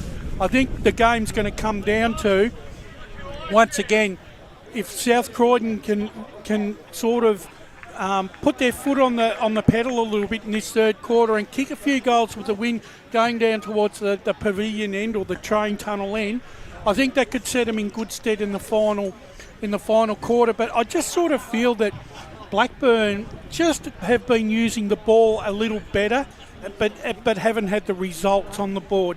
But that's kudos to South Croydon for putting the necessary pressure on the Blackburn ball carrier, Josh. Yeah, and equally for Blackburn, whenever it's been in South Croydon's forward 50, which it was for little bits in that second quarter, in that first quarter as well, they've held up really well, the defence. Their defensive pressure from obviously their defenders, but also their midfielders has been really strong. If they can keep that up for a quarter, maybe the game might start to open up for them, either late in the third or early on in the fourth. Ryan, both midfields really, there hasn't been really a midfield that has really taken the ascendancy in this contest. You know, I think both Harry and Max King have sort of broken even in the ruck, and I feel that both their sides have respectively benefited from the hit-outs and have managed to get the clearances accordingly. Yeah, I agree. I think it's been pretty even. You look at Blackburn perspective, Ainsworth had a really strong start to the game. Reid finds the footy all the time, and he's been well matched up against Kilpatrick, who's had plenty of clearances himself. So I really like both sides and the way they've gone about this first half of footy, and I agree. I think South Croydon, if they can put themselves in front at three-quarter time, they'll give themselves a chance, but if Blackburn go in with a two-goal lead or so at three-quarter time, I think it'll make it quite difficult as we get ready for the third quarter to get started. Radio Eastern 98.1 FM, Facebook and YouTube. Let us know where you're tuning in from. We've had a couple of people, one from Thailand, I think, having a look at the comments before. We love that. And it's a 27-point lead to Essendon in the we first like that. So don't worry about that. Just come down here and watch the game out here at Morton Park as the umpire throws it up. And now as King got the knockdown as it came to deck, and non-officiating umpire is paid holding the ball here in the middle of the ground. So, well, what's going on here, because one's paid around the neck, the other one's paid dropping the ball. I think it's going to be a ball up. I think that's how we got to go with it. Yeah. Give it to me, says umpire. Yeah, so it goes back to the ball up here. So that's a fair decision, I reckon. Fair decision. No, the umpire throws it up now. King knocks it over. Barging his way through there was Reid. Couldn't quite get the ball. Nicely done there by Ainsworth. Kick was smothered though. But Jaya was in there. Over the top of him was Cass, who wraps him up in a tackle. Going nowhere. We'll have a ball up just outside the centre square here. 4-point lead to Blackburn. 1 minute into this third term. Premiership quarter. Knock goes out wide and wider again. Doggies have the numbers. Working his way out of a phone booth with Cass. Kicks the ball inside forward 50. It was almost on point. Breed went charging through. King had him wrapped up, almost pinged. And we'll have a ball up 40 metres out. South Croydon's end here. Chance for an early score. Harry in the front spot, picked up there on the left boot by Kilpatrick around the body. It had enough purchase on it. That's an absolute perler, and there's no Tobin Brothers goal of the day, but that certainly is an absolute ripper and one of the best we have seen. And the opening goal of this third term goes the way of the Doggies, and they reclaim the lead out here at Morton Park, 7-2, 44 to 6-6, 42. Well, we've seen moments of brilliance from Braden Kilpatrick and just how lethal that left boot of his is. You know, he set up Daniel Cooper late in that second quarter for a crucial goal for South Croydon, and he's kicked two himself, both on the same end of the ground. He is playing a magnificent game. Well, he's averaging 24 possessions so far this season, Kilpatrick, with an 80% accuracy. We'll watch him here now. He almost grabbed the clearance, but it was Blackburn who had control of the numbers. Here's Dano King, throws the ball in the boot, bouncing ball forward. Tegg might be able to get onto this. Cooper got the handball forward, it's cut off, and Blackburn under a bit of pressure here early on in this third term. So we're going to get a ball up just outside the forward 50 for the Dogs. I think both sides are playing like they know exactly what's on the line here, and they're not. Neither side is really giving an inch here. And Harry's punch, looking for the boundary line, he gets it just before Matty Jones could get there. Because I think both sides understand the repercussions of a win or loss here. It's how important it is. Certainly big for both clubs, as you said. South Croydon are looking for their first win of the season. Blackburn would have come into this game probably expecting a win after their hot start to the season. And here's the Dogs again. It was Jones who linked up. Kilpatrick inside 50. Was touched off the boot, as you heard the umpire. Snap around the corner from Sheridan. Good goal. Right through the middle, and he's got his second, and the Dogs have got two in the third term, 8-2, 50 to 6-6, 42. Hot start. Jeez, what about the tap as well from the Rapid? Mason Halloran pulling that out of the hat right there. And that's on the non-preferred as well from Tom Sheridan. That's a brilliant finish. Yeah, fantastic stuff there. Kilpatrick in amongst that as a goal assist again, so he started lively in this third term. It's an 8-point lead now, so definitely the start that the Doggies wanted. They kick with that breeze. Chatting with a few Blackburn supporters at half-time, they were a little bit edgy, not expecting it to be as close as what it was, and now they find themselves with an 8-point deficit as we restarted again here in the middle. King got that knockdown. Who can get the clearing ball out of here? Bajaya was in there. He was wrapped up in a tackle. Three Dogs on top of him. King being one of them, Jones and Kilpatrick the third. And we will have a ball up right in the guts here. Byer throws it up. King was up favoured to his advantage, so he got a little paddle on. Little handball out wide there by Reed. That was okay. The kick goes up towards the half-forward line for Blackburn. Goes in that direction there of Wooler. Hammond's been really quiet, hasn't he, Brush? He hasn't had a chance to impose himself on the contest yet. Just loving the contest between Reed and Kilpatrick. They're following each other at the moment as we get a boundary throw in right in front of the new scoreboard. Down at the Blackburn end. Ball brought back into play. King and Harry jostle for the contest here. Kilpatrick got it off to Jones. Dano King down the line. Punch from behind there from Marauder. As Cooper throws away an opponent and the ball goes out of bounds. The one thing I've noticed in this third quarter, gentlemen, is King is starting to sort of influence into make an influence in the ruck here. Certainly right. Both players quite impressive. Harry's still pretty young in the Blackburn side as he gets this one, grabs it out of the ruck, tried to get it off to Reed. And here's a chance for Cass, couldn't quite pick it up. Jones did, who's been really impressive. One-on-one, Marauder, couldn't quite take the mark. Marr grabbed it for Blackburn. A big tackle here will lead to a ball up inside 50 for South Croydon. 5.5 minutes gone in this third term on the Bendigo Bank scoreboard. South Croydon lead by 8 points. Few hearts in the mouths for the Red Jackets at the moment as the ball's deep in the Doggy forward line. Hitting the deck that time, Marauder, who's kicked one in this game so far. He'll pick himself up. You had Nick Gray right there too, and a quick restart, which is like exactly what we like to see. So came in, he's trying to trap the ball, was King, just fumbled it at the crucial stage and sees it over the boundary line and out. I reckon if he hadn't fumbled that King, I reckon he would have kicked the goal then. Yeah. He's looked very threatening early on in midfield in this third quarter. He started that first centre bounce as well. No, it's about 35 out. Harry goes up against Marauder. Harry had the front spot, palmed it down nicely. That was good. Tommy Marr scrambled a kick, but it was worked okay because Coombs trapped it. Swung around on the right boot, kicked it up towards the wing position. It should have been paid a mark there. The umpires said could play on. Doggies go forward again, deep in towards the forward pocket. Big fly that time by Paddy Cotter, and he takes an absolute ripper. He's been solid as a rock down back today for Blackburn, and he switches the play, goes out wide. It was a risky kick getting underneath it there. Was Dan Cooper, who's kicked 3 goals today for South Croydon. He's right on the arc, on the boundary, but this is certainly not beyond him. He takes off now. He's got 3. He's looking for 4. He goes all the way. That's a sensational kick. 4 goals on the board to Dan Cooper, and the Doggies are alive in this third term. Very good play there by Dan Cooper. He read that well because there was no one manning the mark really or sideways of him, and just.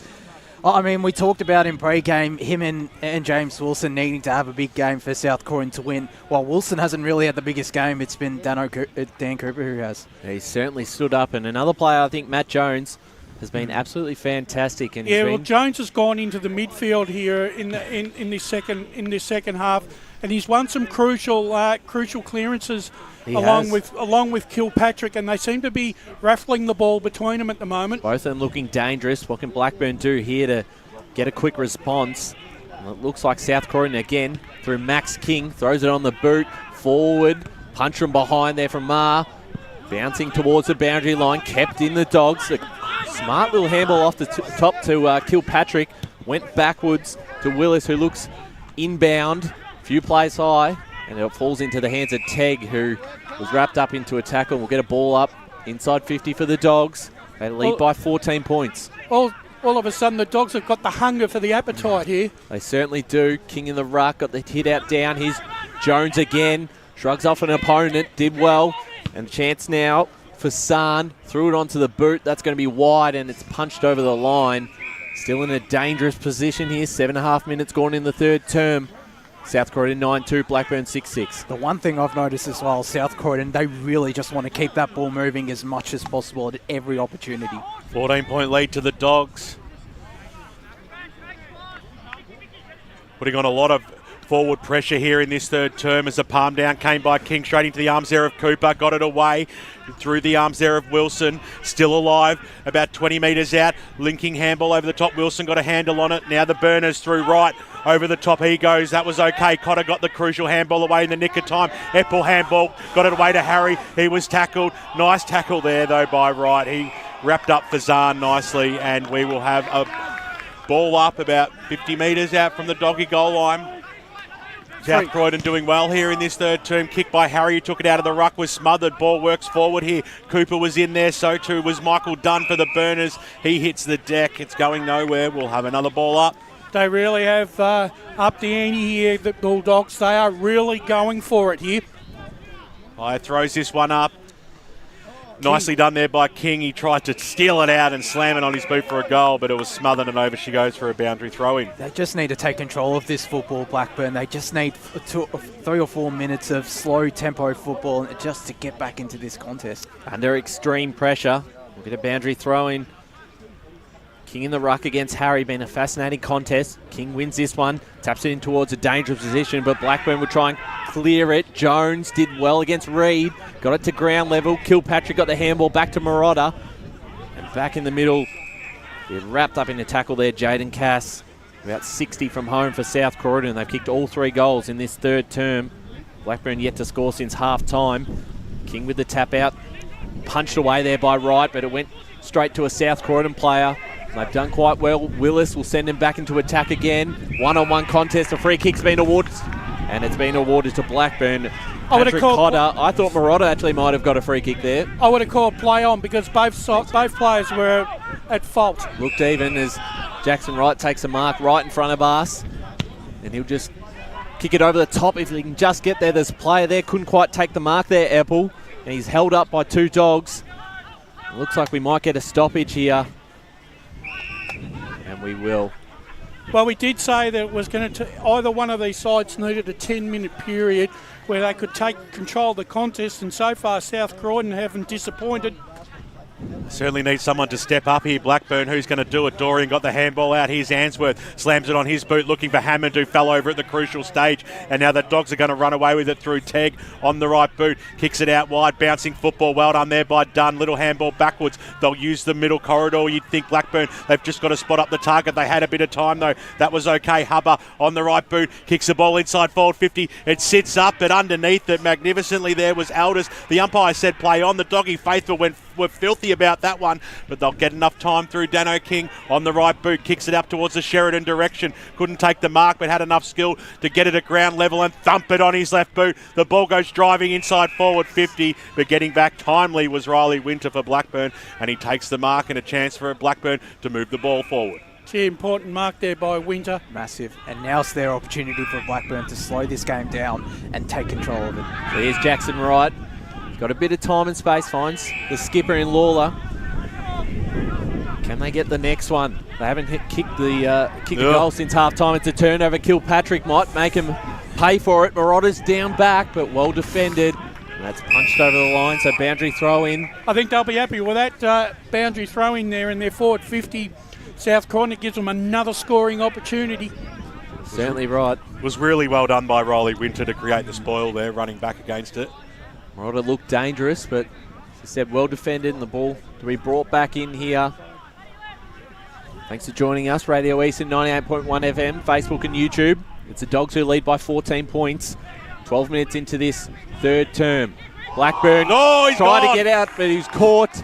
And he knew it. By Dano King, who can line up for South Croydon's 10th and give the Dogs a 20-point lead if he can kick truly. See Dano King now these days sports the full-length jumper. He must be getting a bit colder in his older age, Brash. Used to have the three-quarter sleeve forever. Yeah, he did, but... The great Dano King had a big milestone game last year. He'll line up just inside the arc, and that kick to the right is a minor score. Let Blackburn off. 9 goals, 357 to the Burners, 6-6-42. We've played 12 and a half minutes into this third quarter on the Bingo Bank scoreboard. Probably didn't aim to that left goal post. That dragged the ball across then. Well, Coombs does the kick in. Hubbard wanted it. Coombs said, go away, it's mine. It comes out now. Little handball over the top by Willis of the follow ball. Burners have the numbers. Bajaya up the wing position. Hammond's come a long way out from goal. He'll chip it over the top to the skipper. It was a risky kick, but it hit the target. Lawler takes the mark. He just dropped it. He wanted to go on with it. So there's still a couple of kicks from home here, Blackburn. We'll go down boundary side shortly. Just watch what ensues here as Lawler kicks it to the hot spot. Big fly at the top of the pack. At the fall of the ball, Blackburn trying to get a tackle away. Just couldn't hold it. McKernan slams it on his boot out of the danger zone, but straight into the arms of Wright, who chips it out wide. It's got to stay in, but Jaya took it. He's 60 metres out from Blackburn's goal. They need the next one. They trail by 15 points. 14 and a half minutes gone in this third term. You'd expect him just to kick it to the top of the square. Instead, he goes even shorter, and it goes back to Paddy Lawler. Yeah. He's going to have a shot, you would think, as we quickly cross down boundary side. Yeah, boys, just a quick one. Notice the scoreboard was a bit late to start on the clock, so probably further towards 17-minute mark at this stage. Yeah, it's clicked over 16 here on our clock up here. Thanks very much there to Chris Curtis as the Doggies go out wide and they'll slow things down to move the ball forward. 15 minutes. 15 minutes there. You're looking at the time, it's 16 o'clock. On our clock on the screen as looks to be Jones out at half back, just slowing things down for the Dogs. They've had all the territory in play in this third term. They lead by 15 points. They've certainly put a case for themselves. They've used them to win this quarter. Big fly out the back and a mark taken. Well done there by Luke Combs. And he'll send Blackburn forward and punched over the line there by Devon McKernan. That was really good effort. Blackburn need Lawler or Hammond to try and have an impact in the next 5 to 6 minutes to try and get them back into the contest because they're not getting enough football. They haven't had many opportunities this quarter. The territory has been owned by the Dogs. And wrapping up a big tackle there, Matt George. Boundary. I think go boundary side to Blake Tennant. Yeah, Charlie Oglethorpe here. He's a bit ginger at the moment. He's hobbling off a bit here, so just be mindful. Watch it here. We will whispers. Thank you. There's Dorian to send Blackburn inside 50. It's a one-on-one contest. Falls out the back to Wooler. Got the handball forward. Or cut off there by McKernan. Big bump, and the ball goes out of bounds with 16 minutes gone now on our official time clock. 15-point lead to South Croydon. I think the player that needs, I think it's got to come from Jake Hammond, the player, to step up, because he hasn't really been sighted the last couple of quarters. Wooler was in the front spot. Marotta had the knock over the back. They've got the numbers though. Dorian was looking for the handball, but pinged at the last stage there was Jackson Wright, who didn't dispose of it correctly. So Braden Kilpatrick, who kicked 2 early goals for the Dogs, will be the recipient here in the back arc. Short passes on, finds Matty Jones. Slowing things down, looking up his options. Might create the switch here, Jones, and he's going to do just that. Tommy Shinks in the back pocket takes the mark and wastes no time because he spotted up a teammate along the wing position. Dropped what he should have taken there was Willis, but he had enough time on the left boot. Drives the ball inside forward 50. In the front spot there was Tom Maher, and he wasn't going anywhere. He could feel the footsteps coming from Tommy Sheridan over the back, but he held his ground and knocked it over the boundary line and out. I know he didn't take the mark, but he did very well. He had a couple opponents on him and just kept it in front. That's a big win, a massive win to get that forward 50 stoppage. Right in front of the old scoreboard here at Morton Park. The boundary throw-in will come in. It's about 45 metres out from the South Croydon goal line. The next goal is critical in the context of this game as it comes out. Kilpatrick will be the first player to meet it. He fumbled it a little bit but paddled it back. That was okay. The quick kick by Liam Cox goes inside forward 50, hugging the boundary line, but strong jukes. That was a sensational mark as the ball just sat up in the air. It floated for ages. Is that Michael Cooper again? And the mark has been taken by the man who's kicked 4 goals this afternoon. He can't put a foot wrong at the moment. Going to have a difficult ping from here. Tough angle. I tell you what, though, when he's in form, Cooper, he's nearly unstoppable. Oh, yeah. So Cooper, hop, skip, and a jump. He gets pretty close to the man on the marker. That is a magnificent kick. It never looked like missing when it left the boot. Strike a line through those 4. That's 5 now for Cooper, and a big lead out here. No one saw this one coming. No one had the guts on this media team to tip South Croydon today. No. And then they lead by 21 points, 10 goals, 3. They're kicking straight, 63. Blackburn 6-6-42. Well, you can see why South Croydon missed Daniel Cooper last season. I think it was only 2 games he played last season, and just he's providing something up in that forward line. When James Wilson hasn't really had an impact, it's been Daniel Cooper who's stepped up. Big time goal. Goal number 5 for Cooper. As we just said, that's a big achievement so far. He might be on his way to an ANZAC Day medal if the Dogs will get up. There's Jones.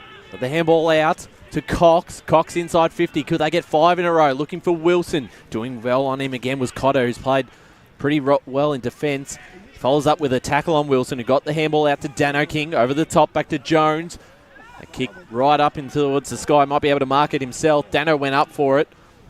Paddy Lawler got the kick forward, though, for Blackburn. Earning some territory. There's Mackenzie Dorian underneath the pack to get the handball forward. They keep it going. And this is well done here by Blackburn. They're a chance to go forward through Reed. Inside 50. The kick's not a great one.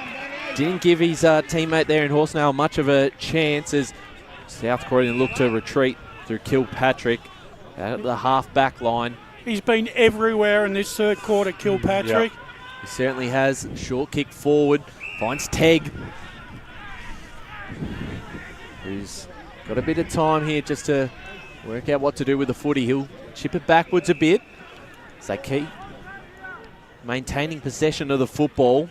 Kick to Jones, who's had plenty of the footy himself. We'll go to the boundary in a second as finds some space. Take on the game and great kicking towards the middle of the ground. South Croydon are on here. Inside 50 in the direction of Wilson. Went over the top. Coombs will be able to pick this up nicely. Under a bit of pressure here. Just getting his handball away, but it's in a dangerous position. There's Cooper. Got it off to King.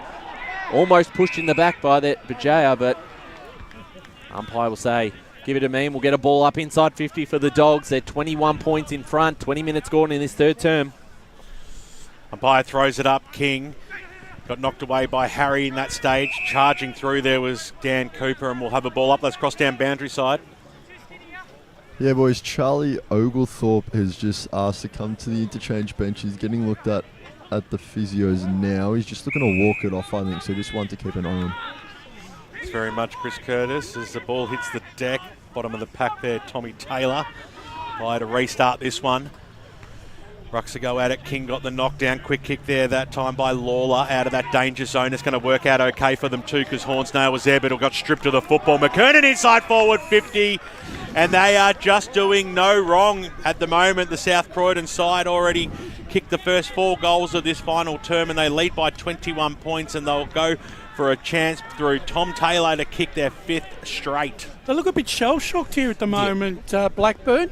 Just a few hands on hips there, and the body language is not good from them at the moment. They look like they've gone into their shell at the moment, and it's concerning to see. There's still obviously a quarter left, and they're kicking to the scoring end in the final quarter, but it's going to be interesting to see if they can respond. You'd almost mark this one down. They're on that good of a roll at the moment, and he makes no mistake. That's gun barrel straight. That's 5 in a row now for South Croydon, and they have got a big lead out here. It's out to 27.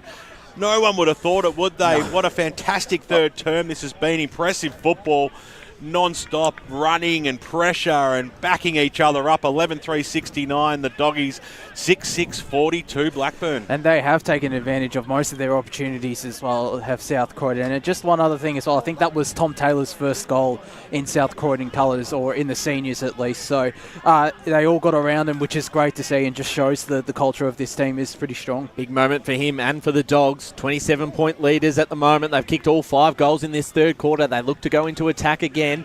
Lawler with the hit out. Got off to a teammate. Make their way onto the wing, but they're well pressured. Tegg looking to make a tackle as the kick was pressured, and it spoiled over the line right in front of us. 23 minutes gone in this third term. They need 2 goals or they're gone. Well, they're in big trouble here. If they give away another one, might be too much to come back from. As we said, they don't look like it at the moment. They don't look like going forward. They don't look like scoring. It's been all South Croydon. They've got all the run at the moment. Getting it first there was James Hassan.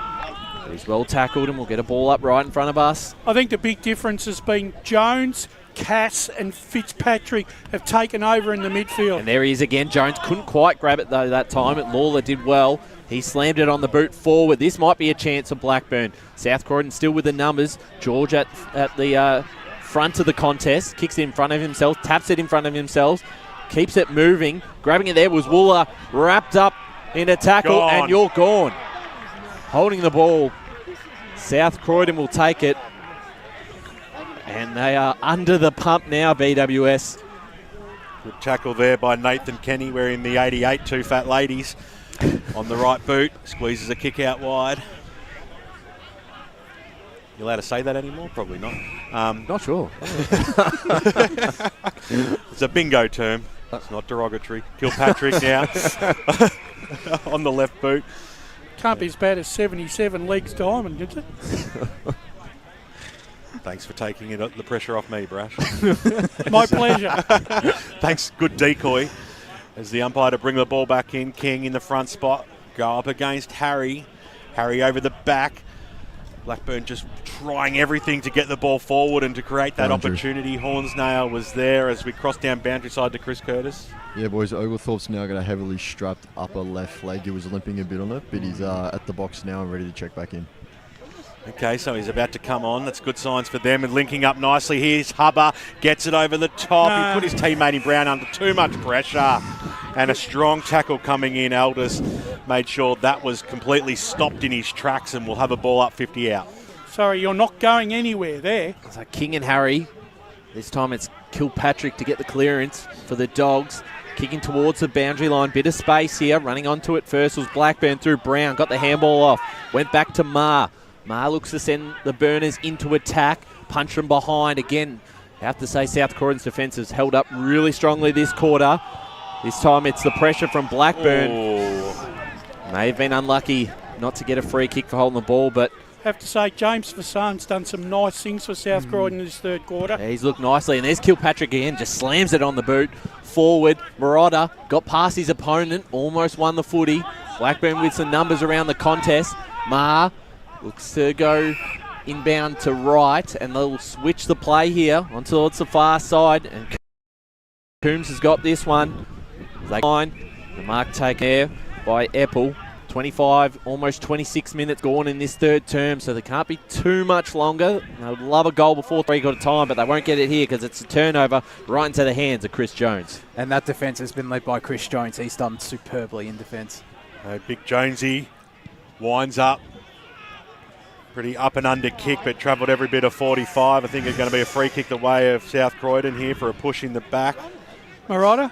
It's exactly the way it's going to go. Murata on the right boot, goes out wide. He's King. No, sorry, it's not King. Cass? Yeah, Cass it is. The long sleeves. Spot on as the sun starts to finally show face today out here at Morton Park. Harry got a knock on that one, looking for the safety of the boundary line. He's going to get it eventually, and over she goes for a boundary throw in. So a bit of sunshine, which is good to see. Which is exactly what Blackburn need. That's going to help them stage a comeback. Certainly don't want a wet weather football game in this final term, and they'll come home with the breeze as a just watch this time. King and Ainsworth Bit of argy-bargy. toe here. A little bit of feeling here, and it's expected to be so as well, as the Dogs had all the running in that third term. They are on fire at the moment, and it's their game really to lose as they go into three-quarter time with a very, very handy 27-point lead, 11-3-69 on the Bendigo Bank scoreboard. They lead Blackburn 6-6-42. The major goal kickers on the ground. 5 goals to Dan Cooper. What a display he's put out there today. 2 to Kilpatrick and to Sheridan, while the major goal kickers for Blackburn are Dorian with 2, also Toby Wooler. He has 2 also. Well, that's 3 down. There's 1 to go. Can Blackburn stage a miraculous comeback? What a quarter it was by the Doggies in that third term. We'll be back right here on 98.1 Radio Eastern and streaming live around the globe on YouTube and Facebook right after this. As Sarah opened her best friend Jackie's wedding invitation, she was overcome with a wave of emotion. While her 2 young boys wrestled on the floor, tears of happiness rolled down Sarah's cheeks as she saw the words she'd been longing to see. Please note, this wedding will be a child-free event. Well, Sarah, looks like we're off to Eastland for a new frock and some heels. And let's book in that babysitter. For all of life's little moments, there's Eastland. Eastland. Live real. At Yarra Valley Water, we know reducing your shower time, or show time, to 4 minutes can save you an average of $200 a year on water and energy bills. Shower shorter. Save water. Authorised by the Victorian Government, 1 Treasury Place, Melbourne. Sprained your ankle, bursting through the banner? Broke a finger, high-fiving the ruckman? Or did you run into the goal post again? For bumps, breaks or bleeds, be seen sooner, close to home at Knox Private 24/7 Emergency Department. The preferred provider of emergency care to the Eastern Football Netball League, you'll generally experience shorter wait times. You don't need private health, but there is an out-of-pocket fee. Be seen sooner, close to home at Knox Private 24/7 Emergency Department, 262 Mountain Highway, Wanturna. Do you feel good about your bank? Because there is a bank you can feel good about. They share their profits to fund big community projects, small community clubs, and vital emergency services. They've given $250 million to help Australian communities thrive. They have all the products and tech you expect from a big bank, with service you don't. It's Bendigo Bank. Feel good about who you bank with. Try Bendigo. Search bendigobank.com.au or search Bendigo Bank near me. The first time I met the team at Tobin Brothers Funerals, I felt like I'd known them for years. They're so caring, honest and passionate. James McLeod, Managing Director of Tobin Brothers Funerals, sums it up best when he says, Every day our people get out of bed to assist client families in their absolute time of need. Our people love what they do, and you will not find a more highly trained group of people than those at Tobin Brothers. Visit tobinbrothers.com.au. Tobin Brothers Funerals, celebrating lives. Hi, I'm Ben Desson from Montrose Football Netball Club, and when I need a new kit for a night out, I head over to Eastland. But Eastland is more than a shopping centre. They support a range of community organisations and have been major partners of the Eastern Football Netball League since 2018. Thanks, Eastland.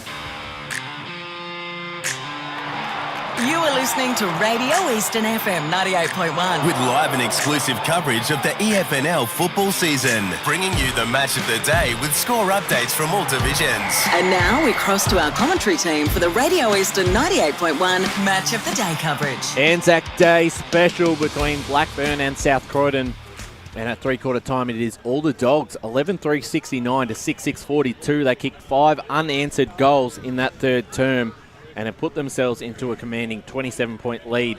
Into the final term, I'm Ryan Long, joined by Josh Ward and Wayne Brasher and Ben Warren-Smith. Brash, dominant third term. They won it through the middle. They put a lot of pressure on Blackburn and were able to make the most of it. Yeah, as soon as they put their key ball players into the midfield, South Croydon, Jones, Cass, Kilpatrick, all of a sudden the opportunities opened up for them with some beautiful ruck work by Max King, where the midfield were able to take opportunity, and then they were able to isolate and give their forwards, and Daniel Cooper came into his own there and took control of the game with 2 very, very important goals. But I think the thing that was really important was I just was watching Blackburn. They looked a bit shell-shocked, Josh. Yeah.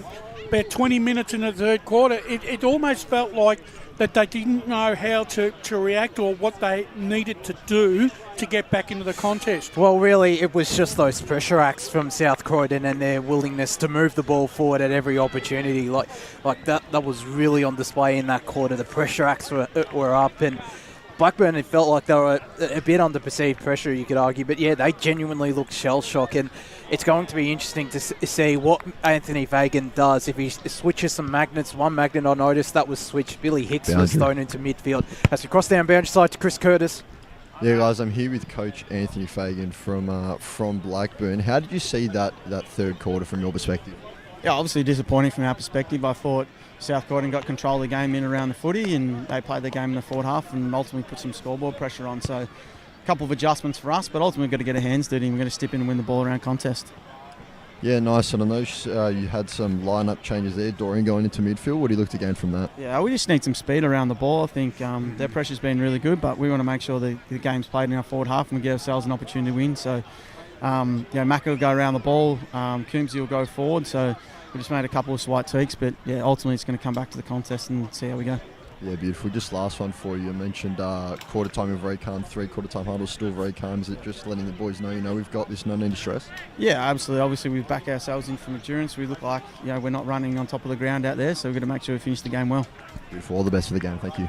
Thanks there to Chris Curtis with the senior coach of the Blackburn Football Club, Anthony Fagan. I like the move of Mackenzie Dorian into the midfield, get him involved a bit more. Was a little bit lively in that second quarter, but like many Blackburn players, probably went out of the game in that third term. As we go to Blake Tennant, who was out at the South Croydon huddle. Yes, I was. Brendan Allen was very, very, very happy with how the team went in that third quarter there. Just as well, he's just saying, we've earned this. That's the thing the key message was, 1 quarter to go.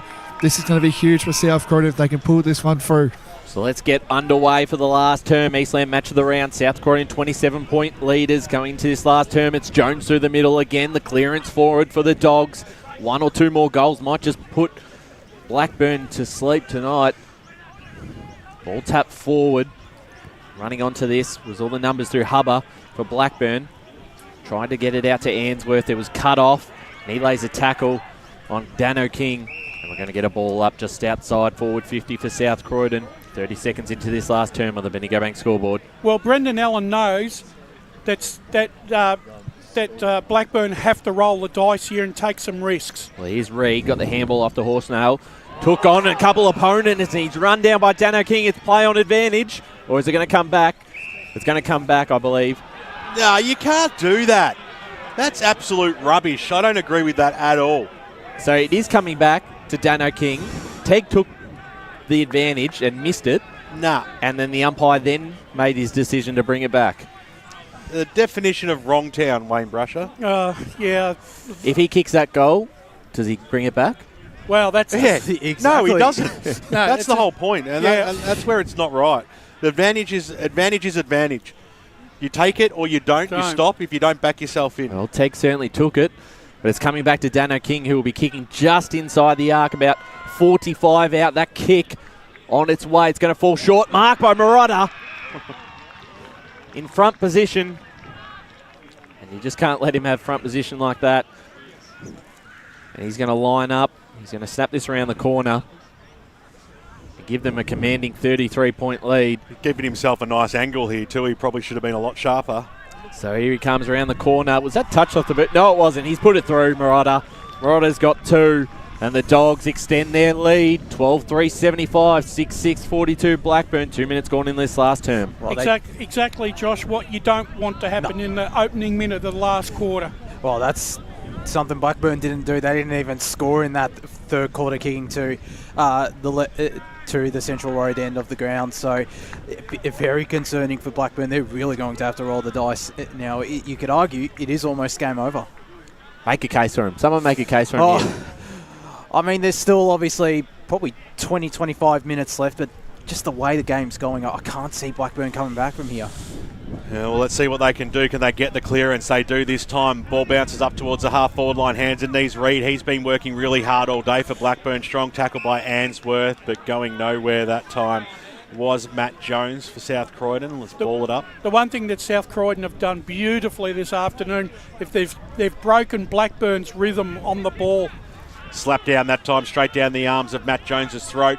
Kicks it up towards the half-forward line. Beat all players with the wrong and bounce. Wilson, he did a little bit of Serling the candy there. Kicks it wide and hits up his target as well. And guess who's got it? Daniel Cooper. And you wouldn't put it beyond him, BRBS, to kick a goal from here. Yeah, I reckon, he's kicked 5 today and he's just been putting them through from everywhere. Yeah. I reckon if he kicks this, you'd have to say if we were given an award, this would be goal of the day.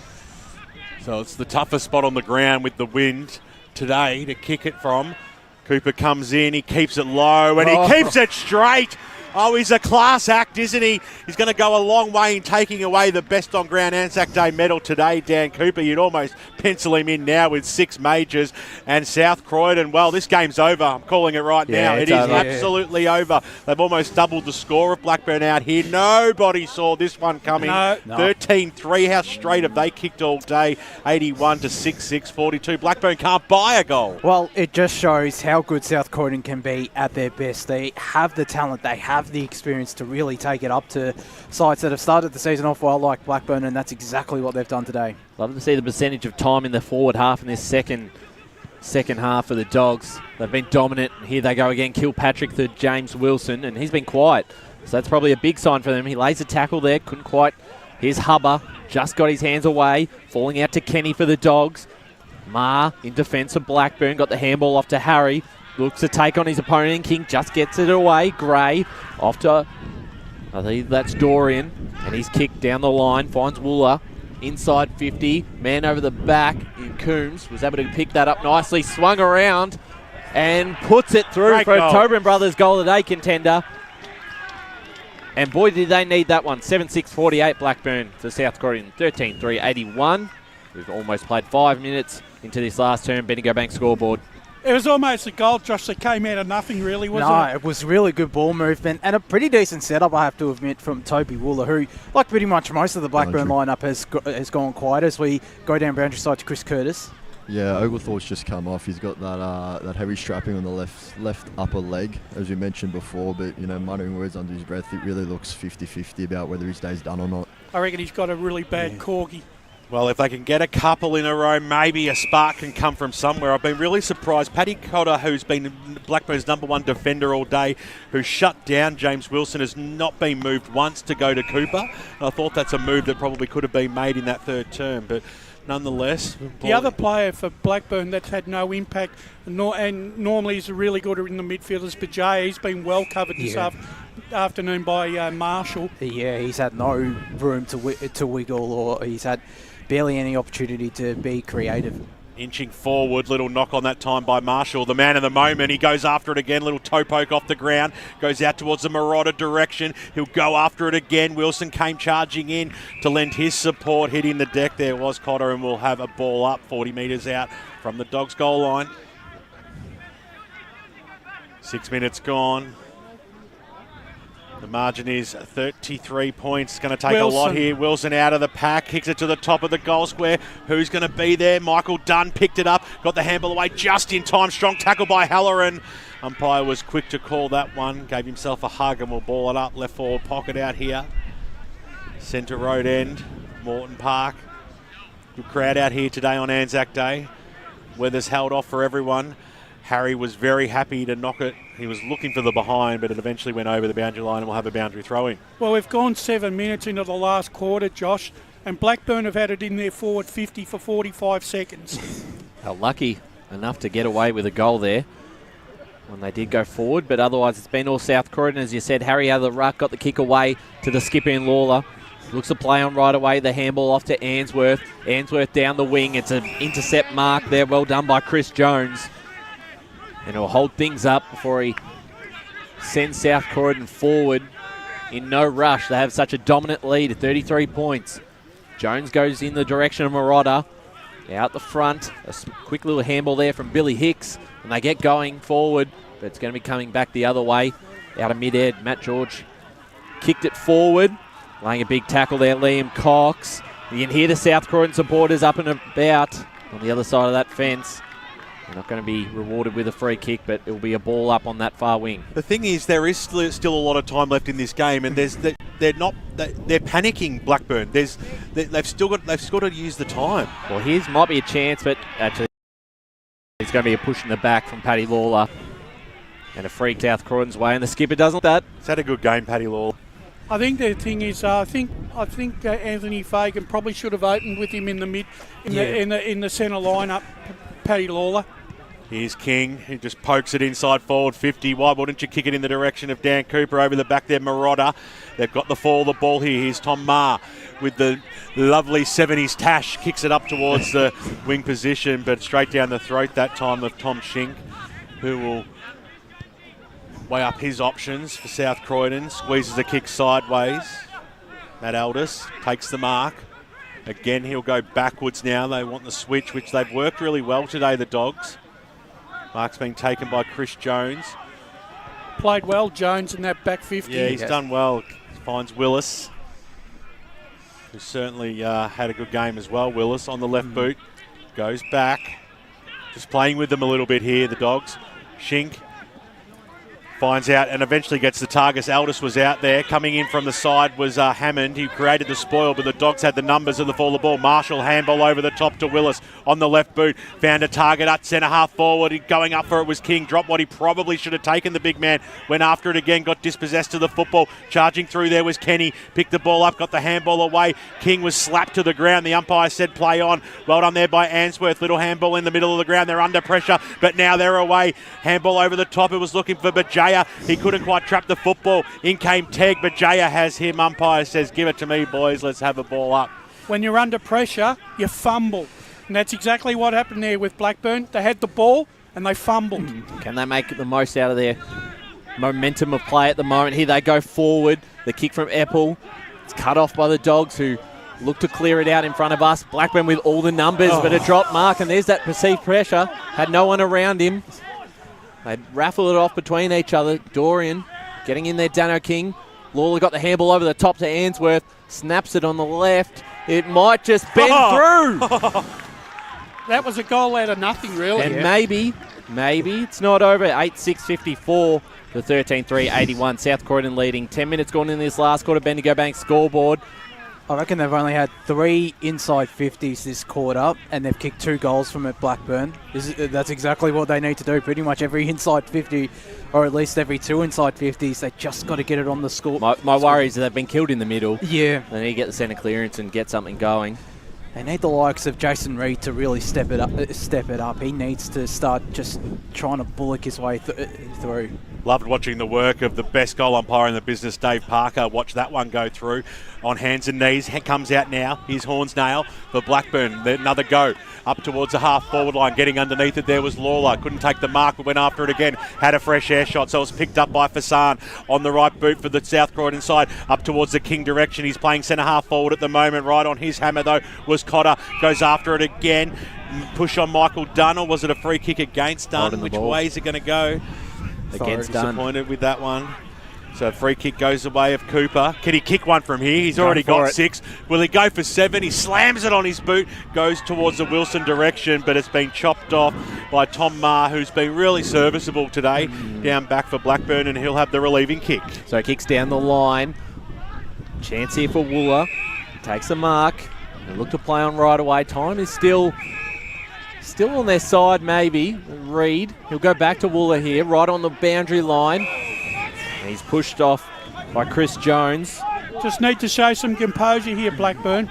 If they can get the next one, it's back to 21 points, and who knows what can happen from there, but still got a fair bit of work ahead of them.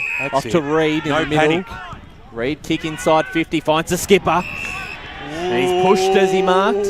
Now, Paddy Lawler... not calling 25. Paddy Lawler, this distance is right in his wheelhouse here. Well, we saw last year Morton Park, he was slotting them with ease. That's right. If there's ever time for a captain's goal, this is it. Yep. Bang on. It's the definition of it. He's going to be about 45 metres out. Bit of an angle. Paddy Lawler lining up to bring the margin back to 21 points. Kick is going to fall short. Or just to the left, so minor score 8-7-55 to 13-3-81. 12 coming up to 13 minutes gone in this last term on the Bendigo Bank scoreboard. Just the last 2 or 3 minutes, Blackburn have just finding a little bit of space. Liam Cox went short to Marotta, who's made his way down to the back pocket. Kicked 2 goals today, had a great game. On the right boot, drives it out towards the wing position, right in front of the Blackburn bench. It falls down to Dorian on the right boot. He's kicked 2. Can he kick 3? He can kick 3, and this game is back on. 3 goals to Mackenzie Dorian, and Blackburn, well, they went to sleep, but now they have certainly woken up. 61 plays 81, 13 and a half minutes gone on the Bendigo Bank scoreboard. Do they still have a sniff, Wayne Brasher? They certainly do, and it's all come down to, once again, the midfield. That's just the last 2 or 3 minutes, Josh. Blackburn just have won a few crucial decisions, and they just managed to show a bit more poise. And Mackenzie Dorian as well. He has provided that spark in midfield. He's had a couple of moments of brilliance in this entire contest in general, but especially this last quarter. It's back in the middle again. Hicks got off to Dorian. Was he caught high? Yes, he was. Umpire saw it. So Dorian now will send Blackburn back into attack. They trail by 20 points, but it was up to 39 at one stage. Big fly for Lawler! Almost took it down. Comes out to the fall of the ground. Is Lawler got the handball off. Kick towards goal. Mark, almost Wooler. Did he get a foot to it? Not quite. Bad luck for Billy. And I think it was Coombs, not Lawler, that actually flew for that one. That would have been... Holy dooly. That would have been your Ringwood Mazda mark of the week.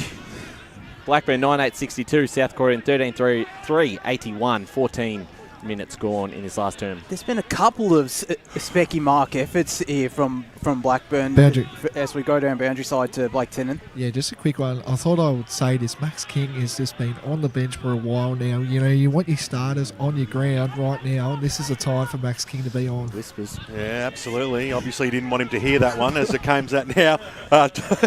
Tommy Mark kicks the ball inside 450. It might be a free kick to Hammond here. It might be a free kick to Blackburn.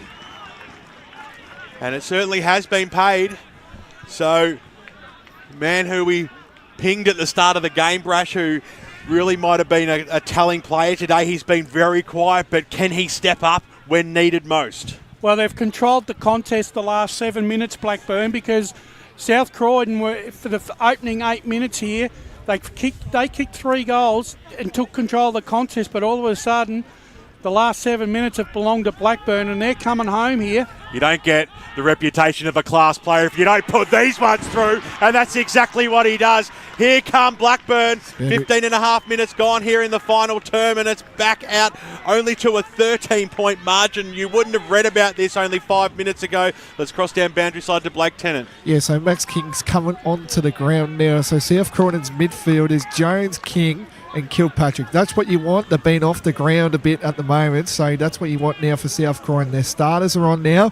Let's see if they can lift here. I understand why you've got to give King a break. I mean, he's not superhuman. Yeah, I know, but he's a superstar, though, and South Croydon need him. But superstars sometimes need a break too. So back in the middle again, Reed. The clearance here. He's caught high. It's a free kick again. Momentum's the funny thing in this game, and Blackburn have it at the moment. And especially when the crowd is right behind you. They're going to play on right away. Ainsworth inside 50 in the direction of Hammond. He's mark. That's a mark. Yes. Ringwood Mazda mark of the day contender on the second juggle. Take a look at that on the replay screen. And this is why this player is so mercurial, because he can turn the game in 5 minutes with some absolute fantastic marking and goal kicking, and he could once again bring Blackburn even closer. Well, we didn't see him for about half an hour, and then he's lit up in the last 5 minutes. Good time to do it. Good players sometimes only need 5 minutes, Josh. That's right. Jake Hammond lines up, That's bringing it back, working its way back. Margin 7 points. 11-8, 74, Blackburn, South Croydon, 13-3, 81. 17 minutes gone in the last term on the Bendigo Bank scoreboard. Their mercurial forward is up. The crowd is up and about as well. It's all turning towards Blackburn now in this contest. We go down boundary side to Chris Curtis. Yeah, guys, Chris Jones perched out in the defensive 50, heavily favouring his right leg there. Funny thing is, in the first half, the key forwards had no influence on the contest. In the second half, Cooper for South Croydon, now Hammond for Blackburn are starting to impose their will on the contest here. Turning out to be an ANZAC Day classic out here at Morton Park. Quick kick by Kilpatrick up towards the half-forward line. First player to meet it, though, for Blackburn was Hubber on the left boot. Drives it out towards the wing position. It was a good kick, too, because the skipper was out there, Lawler. He's had a monstrous game for Blackburn. He leads by example up towards the half-forward line. Coombs takes it. There's still 2 kicks from home. Go the Hammond direction. He's on fire at the moment. That's exactly the direction he's going. Jakey's there. Knocked away from him. For the ball. King got the handball away. That was Good okay. smother. Face arm was there. Little handball out. Comes that towards Kenny. Quickly gets that boot to ball and up and under kick. Michael Dunn was in the front spot. Underneath him. Ball stays alive at the fall of the ball. There was Halloran. Got the handball away. This is okay. Fassan now on the right boot for the Dogs. Scrambling a kick up towards the wing position. Charging after it there was Winter. Created the spoil. Second effort was great. We'll have a boundary throw in. You almost feel like that South Croydon need a goal to arrest the momentum here, because the way things are going, Blackburn are heading for victory here. All the Blackburn fans listening on Radio Eastern 98.1 FM, they're driving quickly back to the ground, back to Morton Park after leaving 10 minutes ago. It was 39 points, it's back to 7. Still a chance here. Coming up to 19 minutes gone in this final term. The ball on the outer side. We've got another ball up. Front of our boundary riders on the wing. King with the tap out to Kilpatrick. It's well contested by a few Blackburn players, and this ball just being held up here. I reckon this has got all the hallmarks of a 30-minute quarter, this one. King again against Harry, got the tap down. South Croydon desperate for a goal to just swing the momentum back their way, but it's Blackburn going forward, looking for Hammond. Out the back was a South Croydon player, just threw it on the ball, threw it onto the boot. And the bouncing ball is an interesting one. Coombs made it, and he was tackled there by George and wrapped up into a tackle. They won't mind this, though, South Croydon. No. Stoppage after stoppage. It's still in Blackburn's forward half, though, which helps them a lot. Right in front of us here in the broadcast position. You must be enjoying this one. 98.1 Radio Eastern, YouTube, Facebook, around the globe. An ANZAC Day classic stoppage. 60 metres out from the Blackburn goal line. They are on fire at the moment. They're currently trailing by 7 points. It comes out. Nicely done there by Marshall. Kick was smothered. Ball stays alive. On the deck there was McKernan, who just dragged it in. But Jaya was there wanting it. The red jacket screamed for it. Well, the umpire said, no siree, Bob. You would have been stiff to be given a free kick there. King had the front spot, knocked it down.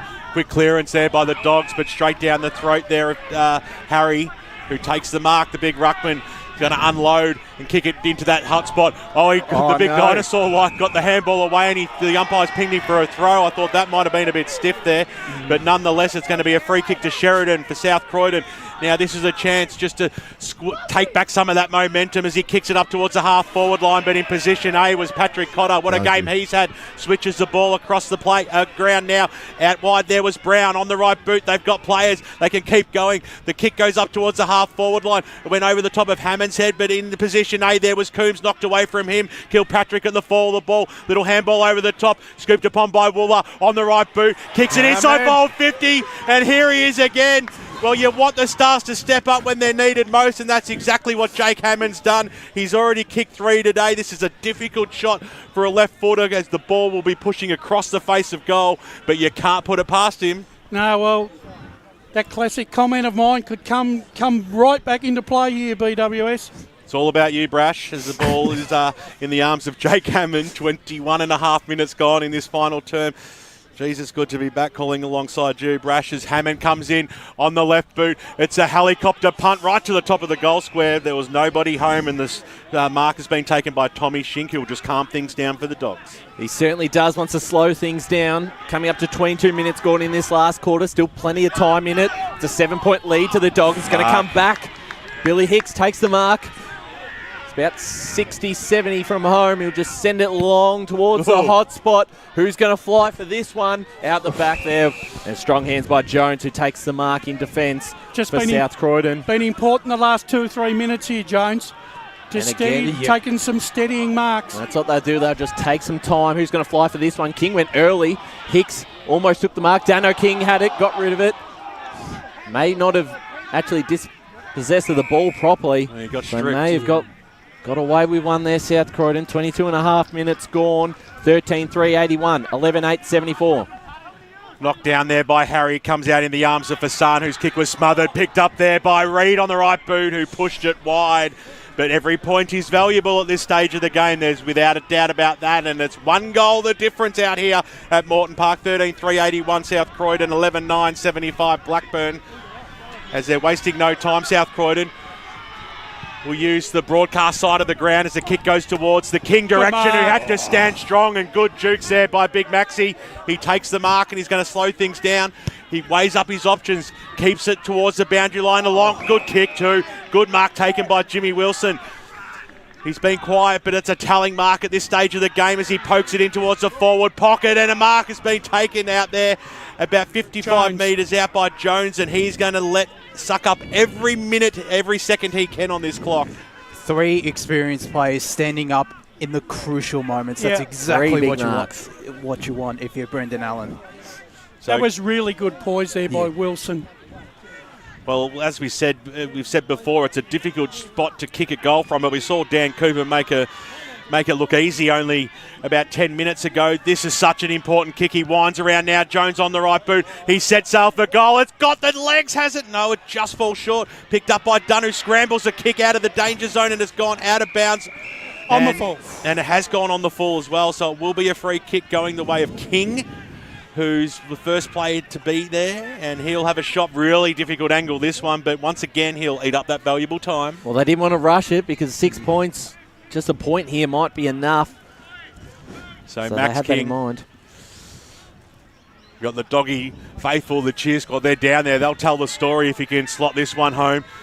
Biggest kick of the game. It's 1 goal the difference. King comes in. He keeps it high. He keeps it long, and he keeps it pretty on line too for it's a point. Don't worry about that. It's 1 point and a very handy one too. Margin back out to 7 points as it is Hubbard to bring the ball back in, wasting no time. Is there enough time for Blackburn? They're going to have to move this quickly through Cotter. Look to play on straight away. Got off to Gray. They link up into a dangerous part of the ground, but they've got to do this. They've got to take the game on. Reed's tackled. Got his hands just in time. Dano King got the ball forward for the South Croydon. They tap it to Jones. May have caught one high. He's wrapped up in the tackle. What does the umpire say? Says ball up. Well, that could have gone either way. Over the shoulder. Probably a good call. It was a very good call. I like that. 25 minutes gone. 13-4 to 11-9. A 7-point lead to South Croydon. Jones just bullies way through and he's caught. That's gone. Took him on. And now can Cotter, and they're mucking around with this a bit. He's just wasting some time, Jones, which is professional smart behaviour as Cotter for Blackburn sends it towards the direction of Hammond. Went over the top and a mark taken by Liam Cox. They wanted a free kick. Cox goes down the line. Big fire. He almost missed it. And it was actually James Wilson who at ground level took the mark. Taking some calm marks in this last And there's the siren. South Croydon hold on. 13-4-82 defeating Blackburn. 11-9-75. They were 39 points up. It got to 6. But they hold on, boys. And their first win of the season is a big one. It's a massive one. You wouldn't have thought of this just given the form that Blackburn were in and South Croydon were in. But it's but this is the blueprint, I reckon, for Brendan Allen, especially that third quarter where they were just so dominant. Terrific performance and another ANZAC Day win for South Croydon. Yeah, absolutely. That's about 3 in a row, maybe 4. I reckon that's... look at recent history. I reckon that's 4. South Croydon won it, I think, last year at home. Yeah, they did. So that's a fantastic win for the South Croydon Footy Club. The boys on the boundary will be trying to grab a couple of interviews before we go to the next ad break. But having a look at the goal kickers, Daniel Cooper was the big one, who kicked 6 goals. Marotta kicked a couple, Sheridan kicked 2, Kilpatrick kicked 2, Taylor kicked 1 for South Croydon. For Blackburn, it was Jake Hammond in the end who finished with 3, 2 late goals to get him up and about. Mackenzie Doran kicked 3, Toby Wooler kicked 2 in the first term, singles to Reed, Horsnell and Coombs. But interesting game. We said it was game over, and they gave us a bit of a scare. Yeah, that early crow can come back to haunt you sometimes. But I had Ray Bear over the back here going, there's no chance they can't do it. So we felt pretty safe in that. But it was you don't give up a lead of 6 goals and expect that you can come back and win a game of football. That's just giving too much away. And well done to the South Croydon Football Club, who came out in that third term. We know, and we've talked about it, it's been around for years how important that third term is to come out, put your stamp on the game, and they deserve to come away with the chocolates. Let's go down to Blake Tennant, who's got a couple of stars with him. Yeah, just got Dan Cooper. Dan, what a game of footy. You know, you were challenged again, up by 39 points. What was the message you would say during that quarter? Because Blackburn, they definitely came at you and you got the win, so you must be pretty proud. Yeah, it's a big effort from the boys. We just had to lock it down and stoppage after stoppage and grind it right till the end. 5 goals, I think it was today. Really important performance. 6. Anyway, talk about, the South Croydon, 0-2 coming into today. What was the confidence-wise from the group today coming into ANZAC Day? Massive game against Blackburn. What was your, all your focal points coming in? Yeah, there was a lot of confidence coming into the game. We've obviously new coach BA's come in and implemented a new game plan, and it's taken us a little bit of time to sort of adapt to the way he wants to play and do it as a team, and it sort of showed it come together today. It was me with Brian Kilpatrick. Obviously down 4 at halftime, you came out and blew the socks off the place. What was the message at halftime? We probably felt like we had control around, which was something we focused on. We've lost stoppage the last 2 weeks. We had a bit of control. We weren't a lot of it. But obviously in the third quarter we started to get on the end of it. To be fair, Blackburn's credit, they this ground so small, that is really important, and that's where they got their run on. They just kept on this quarter, but thankfully we held on.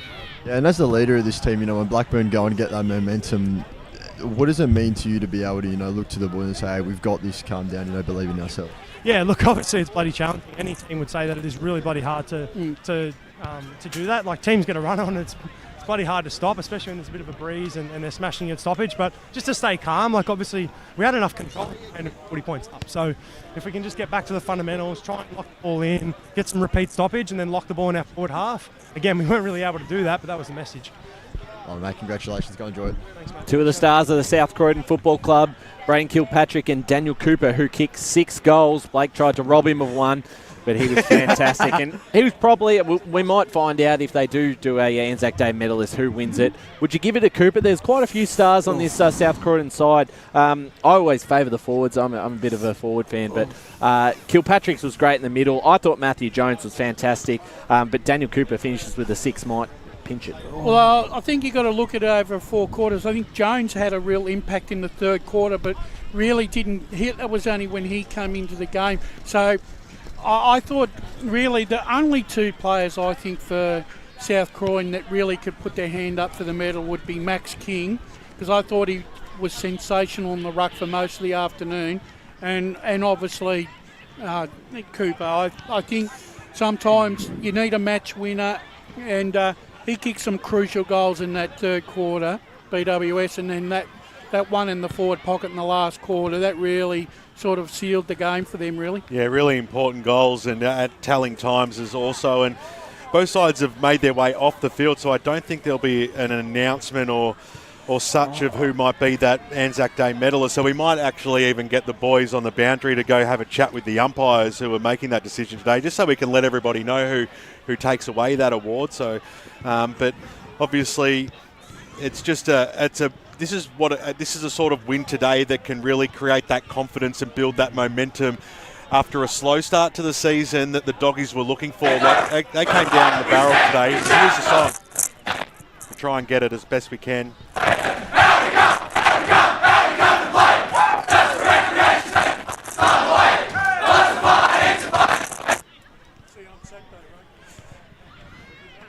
Well, we're trying to join in the chorus, but it doesn't look like it's going, so we'll let that one go, and I'm sure the boys will be able to come out and get us another interview or two as well, because we might not have enough time for that. I'm not too sure, but at the end of the day, boys, get out of there. Turn them off, Lee. Turn them off. It's but what did Blackburn do now? They came into this game as favourites today, 2-0, a good start, and maybe surprise some people with an early win against Vermont this year, and all of a sudden they were up and about, and this sort of just brings them back down to earth a little bit, doesn't it, Brash? It does, BWS, and I think this has been Blackburn's Achilles heel over them many, many years. When you expect them to beat a side below them, all of a sudden they put in a performance that sort of is out of character. Yeah. And all of a sudden they could have been 3-0 today and sitting on top of the ladder heading into a weekend. Now they've sort of opened that door again, Ryan, for other sides to get a win and close that fifth position up. I've just always had problems with their consistency. Yes. It's been the tale of the story the last couple of seasons. They have a really good win, and then the week after they have a poor performance. I don't know what you make out of today's game, because when they did get going, they looked good, but it was in patches, and that's an issue. It certainly wasn't a four-quarter performance for them. I'm just not sold on that. I don't think they're a contender. They're still a fair way off that. I think they can certainly play finals, but I think that's almost their limitation. Yeah. I can't see them going, too far deep in a September series. I think they're just they're still quite a young side. If you look at some of the names on the page, a lot of these guys are probably in those early 20s. Compare that to a South Croydon list when they get going, and their problem is their depth, South Croydon, when they do lose these players. But when you look at King, Kilpatrick, the other King in Dano King, Shink, Jones, these are some really strong players, and it certainly paid off today. We're going to go to an ad break, and when we're back, we're hopefully going to get another interview from the boys from the boundary. But out here at Morton Park on ANZAC Day, it is South Croydon 13-4-82, defeating Blackburn 11-9-75. As Sarah opened her best friend Jackie's wedding invitation, she was overcome with a wave of emotion. While her two young boys wrestled on the floor, tears of happiness rolled down Sarah's cheeks as she saw the words she'd been longing to see. Please note, this wedding will be a child-free event. Well, Sarah, looks like we're off to Eastland for a new frock and some heels. And let's book in that babysitter. For all of life's little moments, there's Eastland. Eastland. Live real. Sprained your ankle, bursting through the banner? Broke a finger, high-fiving the ruckman? Or did you run into the goal post again? For bumps, breaks or bleeds, be seen sooner, close to home at Knox Private 24/7 Emergency Department. The preferred provider of emergency care to the Eastern Football Netball League, you'll generally experience shorter wait times. You don't need private health, but there is an out-of-pocket fee. Be seen sooner, close to home at Knox Private 24/7 Emergency Department, 262 Mountain Highway, Wanturna. Do you feel good about your bank? Because there is a bank you can feel good about. They share their profits to fund big community projects, small community clubs, and vital emergency services. They've given $250 million to help Australian communities thrive. They have all the products and tech you expect from a big bank, with service you don't. It's Bendigo Bank. Feel good about who you bank with. Try Bendigo. Search bendigobank.com.au or search Bendigo Bank near me. Tobin Brothers Funerals wear their heart on their sleeve. Their clear and easy-to-use website and Memory Maker app make it easy for families to make an informed decision. Here's James McLeod, Managing Director of Tobin Brothers Funerals. We pride ourselves on being the most transparent funeral company. All pricing on goods and services are available on our website.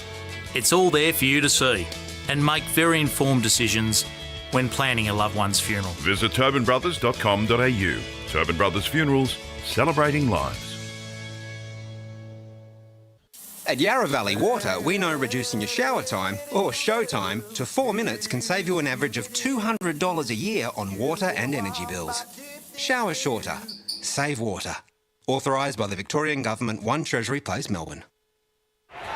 Sprained your ankle, bursting through the banner? For bumps, breaks or bleeds, be seen sooner, close to home at Knox Private 24/7 Emergency Department. You'll generally experience shorter wait times. Knox Private 24/7 Emergency, 262 Mountain Highway, Wanturna. You are listening to Radio Eastern FM 98.1. With live and exclusive coverage of the EFNL football season, bringing you the match of the day with score updates from all divisions. And now we cross to our commentary team for the Radio Eastern 98.1 Match of the Day coverage. Eastland Match of the Day, Blackburn versus South Croydon. It is full time here out at Morton Park for ANZAC Day. And Blackburn have lost by 7 points, 11-9-75 to South Croydon 13-4-82. So a 7-point loss was actually out at 39 points if you just joined us in the early stages of the fourth quarter. Bit of a late fight back, just fell short for the Burners. So South Croydon get their first win of the season, a big one for them. And Brendan Allen returning home to Morton Park. I'm Ryan Long, Ben Warren-Smith, Wayne Brasher, Josh Ward, Matt Spider, Lee Spider's joining us as well. We haven't heard your thoughts in half-time where Blackburn looked to be on top of the contest, but after that, you've got to give credit to South Croydon. They were absolutely fantastic in that third term. Yeah, they were, Ryan. Look, ultimately, the game was lost in the third quarter for Blackburn because they didn't work hard enough kicking it against the Breeze. They didn't score. So ultimately, they lost their method, they lost their system. That's when it all fell apart for them. And then they got themselves in a position where they found themselves 39 points behind, and then they've had to come back late in the game, and they've subsequently fell short. The reality was that when you get a player like Cooper kicking 6 goals, and then you get players through the midfield that were willing to work a little bit harder at times, that's what you get in terms of the result. And throughout the game, players like Kilpatrick, Jones, they were getting their hands on the ball first, getting that usage, and then Blackburn, as good as they were at their best through that last bit of the last bit of the last quarter, we thought, perhaps they might pinch it right at the end. Look, the damage was well and truly done. And at times, Blackburn's style of play, playing that fast game, using their speed, using their outside run, they did look good, and they got the ball in nice and long to Hammond and also to Wooler. But ultimately, they weren't able to put the forward pressure on when it was really required, and particularly in that third term. They needed to keep the ball in their forward line, and they weren't able to do it. Their back six did stand up at times, but I just felt that South Croydon, they adjusted their way that they went into their forward line. They lifted their vision. They executed their skills just a little bit better, particularly with the Breeze in that third term when they kicked those goals, and that ultimately got them over the line in this game. And they walk away with the 4 points because they used the ball a lot better when they were going forward, particularly after half-time in that third term, and they were on top for that whole period of the game. Well, just back to that point about the quick ball movement of Blackburn, I was really impressed by that, and maybe it could hold up against young sides like Vermont, like Berwick, obviously in the last couple of weeks. But you look at South Croydon, they're a very experienced lineup, and they know how to temper. They know how to change the mode of the game, because that's the way that Brendan Allen coaches. You adjust the mode, and they alluded to that in the interviews just prior to the break. Being able to play fast, being able to play slow, look for the stoppage when you need to, take time off the clock, which they did, and they did it very cleverly, and they utilised every second that they had. You look at teams like Geelong, they are the masters of doing it, and today was a fine example of the way that South Croydon did that, particularly in that last 5 to 10 minutes of the last quarter. Speaking of AFL, have we got an update on the Collingwood-Essendon game? We haven't got any 10-point lead to Essendon with 13 minutes to go in the third term. It's 57-47. That's what we want to see. We don't see a Collingwood win. But it is a good lesson, boys, for Blackburn going into big games going forward, because they need to take some things away from this game. Well, what they need to take away from the game, Spider, is the fact that if they're going to be competitive against the top 2 or 3 sides and make an impact in season 2024, they need to increase the time that they play with that intensity in the final quarter. Instead of playing 20 minutes, they need to bring it for 40, 50 minutes. That's right. Well, these are the types of games, if they are going to be contended, they just have to win. And that's just as simple as that. And it will be a disappointing result for them, but in saying that, it is round 3 and they've still got a lot of work ahead of them. Maybe it's a bit of an early wake-up call if they are going to go deep in finals. But it'll certainly be interesting. Some interesting games on Saturday with Premier Division. We'll be able to talk about that tomorrow on the Weekend Forecast podcast, as well as Saturday, the big game between Vermont and Roval, the match of the round. the boys on the boundary actually getting Matt Jones at the moment for an interview. So before we do get him across, just a quick couple of thoughts on the Premier Division as a whole. As you said off air, Brash, a lot of sides would be pretty happy actually to see South Croydon pinch a win here, because it does make things a little bit more even comparing the top 5 and the bottom 5 of the ladder. Yeah, I think the last thing we wanted this weekend was the sides sitting 2-0 going 3-0 and all the other sides going 0-3, because then that really would have thrown the cat among the pigeons, right, for those bottom 5 sides, because as the weeks progress it gets more desperate. But with Blackburn winning today and that 8-point game, that game at Balwyn and East Ringwood now becomes equally as important. It certainly does. Josh? Yeah, I do agree. I think it becomes massive now because that means there's at least going to be 2 sides that sit 2-1 in the Premier Division season, as it looks like Blake and Chris do indeed have Matt Jones down on ground level, and we'll cross down. I have to say, I gave him at the start of the day a bit of a sneaky pick for the ANZAC Day medal, and he can't be far off. I don't know if they've given out one, but I'll probably do that at the after-match presentations in the social rooms, I would suggest. I'd say so, as Blake Tennant is about to put on his headset to talk to Matt Jones after a fantastic win for the South Croydon Football Club. They're off to their first win of the season. Blake, take it away.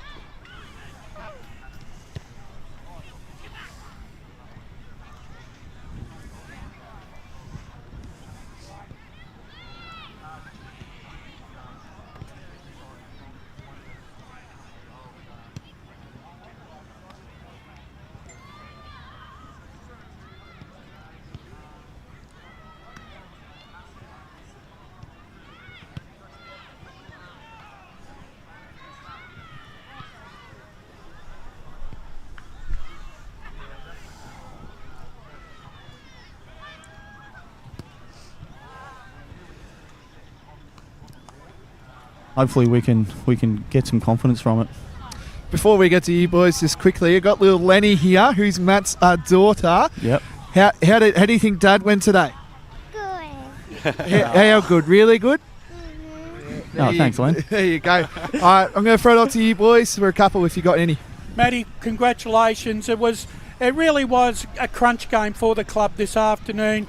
I'd have to say though, like with your game, it just seemed like that when you went into the midfield with Cass and Kilpatrick and then Maxie King in the ruck, that third quarter, you used every guile and experience between the 4 of you to get South Croydon really into the contest. You would have been really happy with the dynamic in that third quarter. Yeah, we definitely were. That was something that we all spoke about at half time, sort of up to us leaders, I guess, in the midfield there. We've got a fairly sort of old, experienced crew in there. So Dano King was in there as well. So we sort of lent on that experience there in the third quarter. I think too, Matt, what's really important, the 2 players that had probably the biggest influence on the ground were missing from your side last year in Max King and Daniel Cooper. And once again, they both came up spades this afternoon, especially in the fact that Jimmy Wilson was well held this afternoon. Yeah, Coops was massive. I don't know how many goals did he kick in the end? 6. Oh, did he kick 6? Yeah. So he's been a really, really fantastic player. He's a sort of player that can play anywhere. The last couple of years he's played up on the wing and he's also played half back. But today we sort of felt like on the smaller oval, if he gets the ball and he just doesn't miss, so he only needs small opportunities and to sort of kick 6. And then also Max, Max didn't play at all last year, so to have him in the ruck and also being able to push forward as well, it certainly helps us.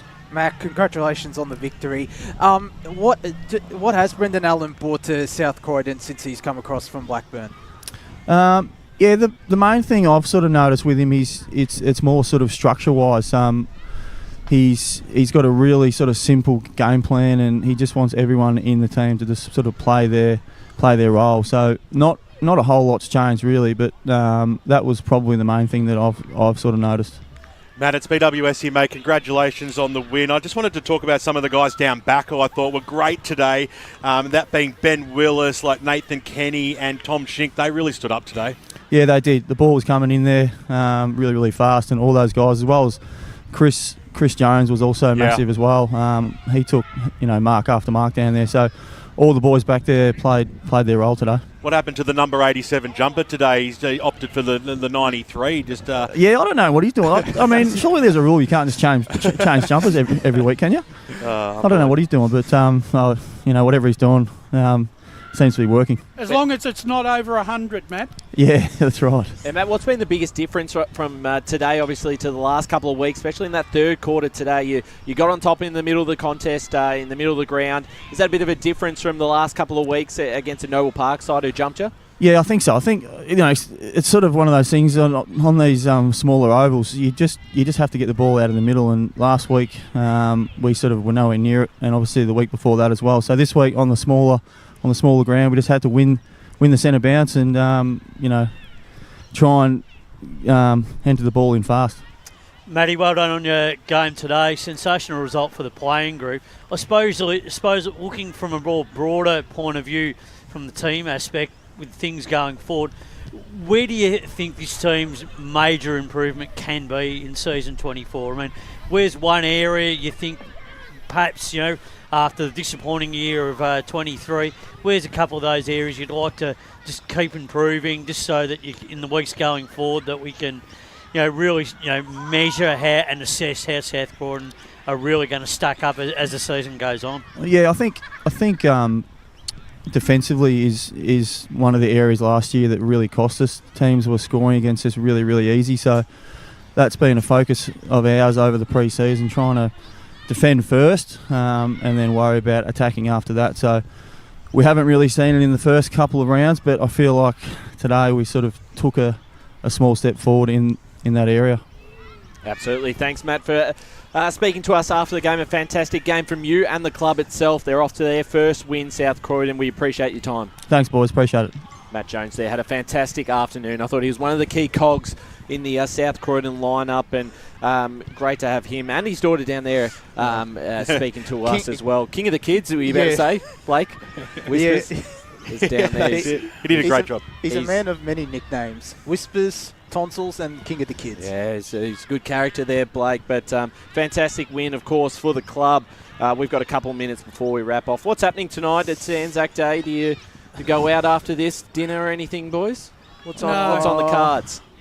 Bit of footy on the tally, and maybe flick over and watch a bit of the Melbourne Storm. They're going really nice at the moment. What happened to that traditional game? They usually play the Warriors, Spider. What's happened there? Well, the Warriors won a game of their own in New Zealand, so therefore the Storm have had to seek another opponent, and the South Sydney Rabbitohs are that for this season. But I think the Storm do a mighty job when they have that ANZAC Day clash, whoever their opponent is, and they'll get a big crowd. Yeah, well, they usually lose that a lot of the time too, so it's probably a good thing the Warriors are playing it. It'll probably be a close game the way the Storm's going, because they're playing so well. But from a footy point of view, it'll be interesting to see the AFL games, but more importantly, a bit closer to home with the local footy. Plenty of stuff to read up on in preparation for the weekend, as we've got a big show coming up on the weekend forecast. Yeah, absolutely. Josh, Brash, what's happening?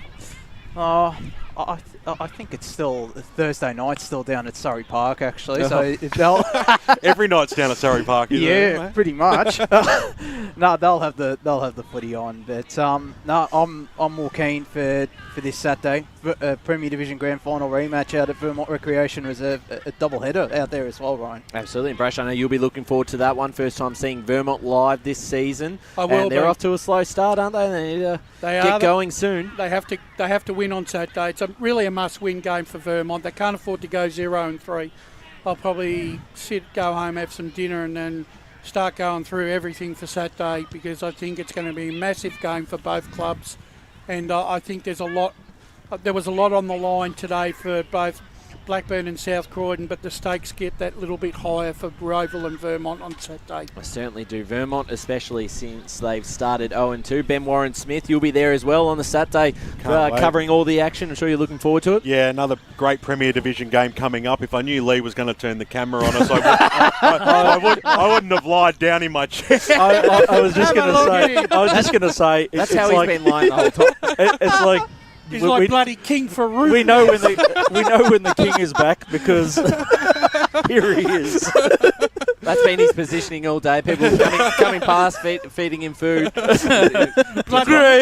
Have a look at him, Lord of the Manor. Know a lot of people out here too. You've been certainly doing the rounds. A lot of people coming up wanting to have a chat with you. It's great to have you back at the local footy. Thanks, mate. I'm loving every minute of it at the moment, and it's great to be back on board in my happy place, that's for sure. Absolutely. And Blake Tennant and Chris Curtis on the boundary today. They haven't got a mic on at the moment. There's Blake in the background. They did well, though. Well done, boys. Really good today. Good effort there. It was great having Chris back. Hopefully we'll be able to see a bit more of him as well. No, we haven't. That was your job that I messaged you to. First rule of boundary riding, never take your headset off until we're off air, mate. Yes, that's right. But I think we gave the votes really to Cooper, Kilpatrick, Jones, King? The other Jones, King. Raffle them off. There were a lot of good names today for South Croydon. Thanks to Lee Green and Megan Green. Kate Green at home has been checking the live stream and giving us updates across the afternoon. Megan Green's done a fantastic job, and she had her birthday last Friday. And also Lee Green, who does an incredible amount of work behind the scenes that not everyone sees, and we're very appreciative for their help.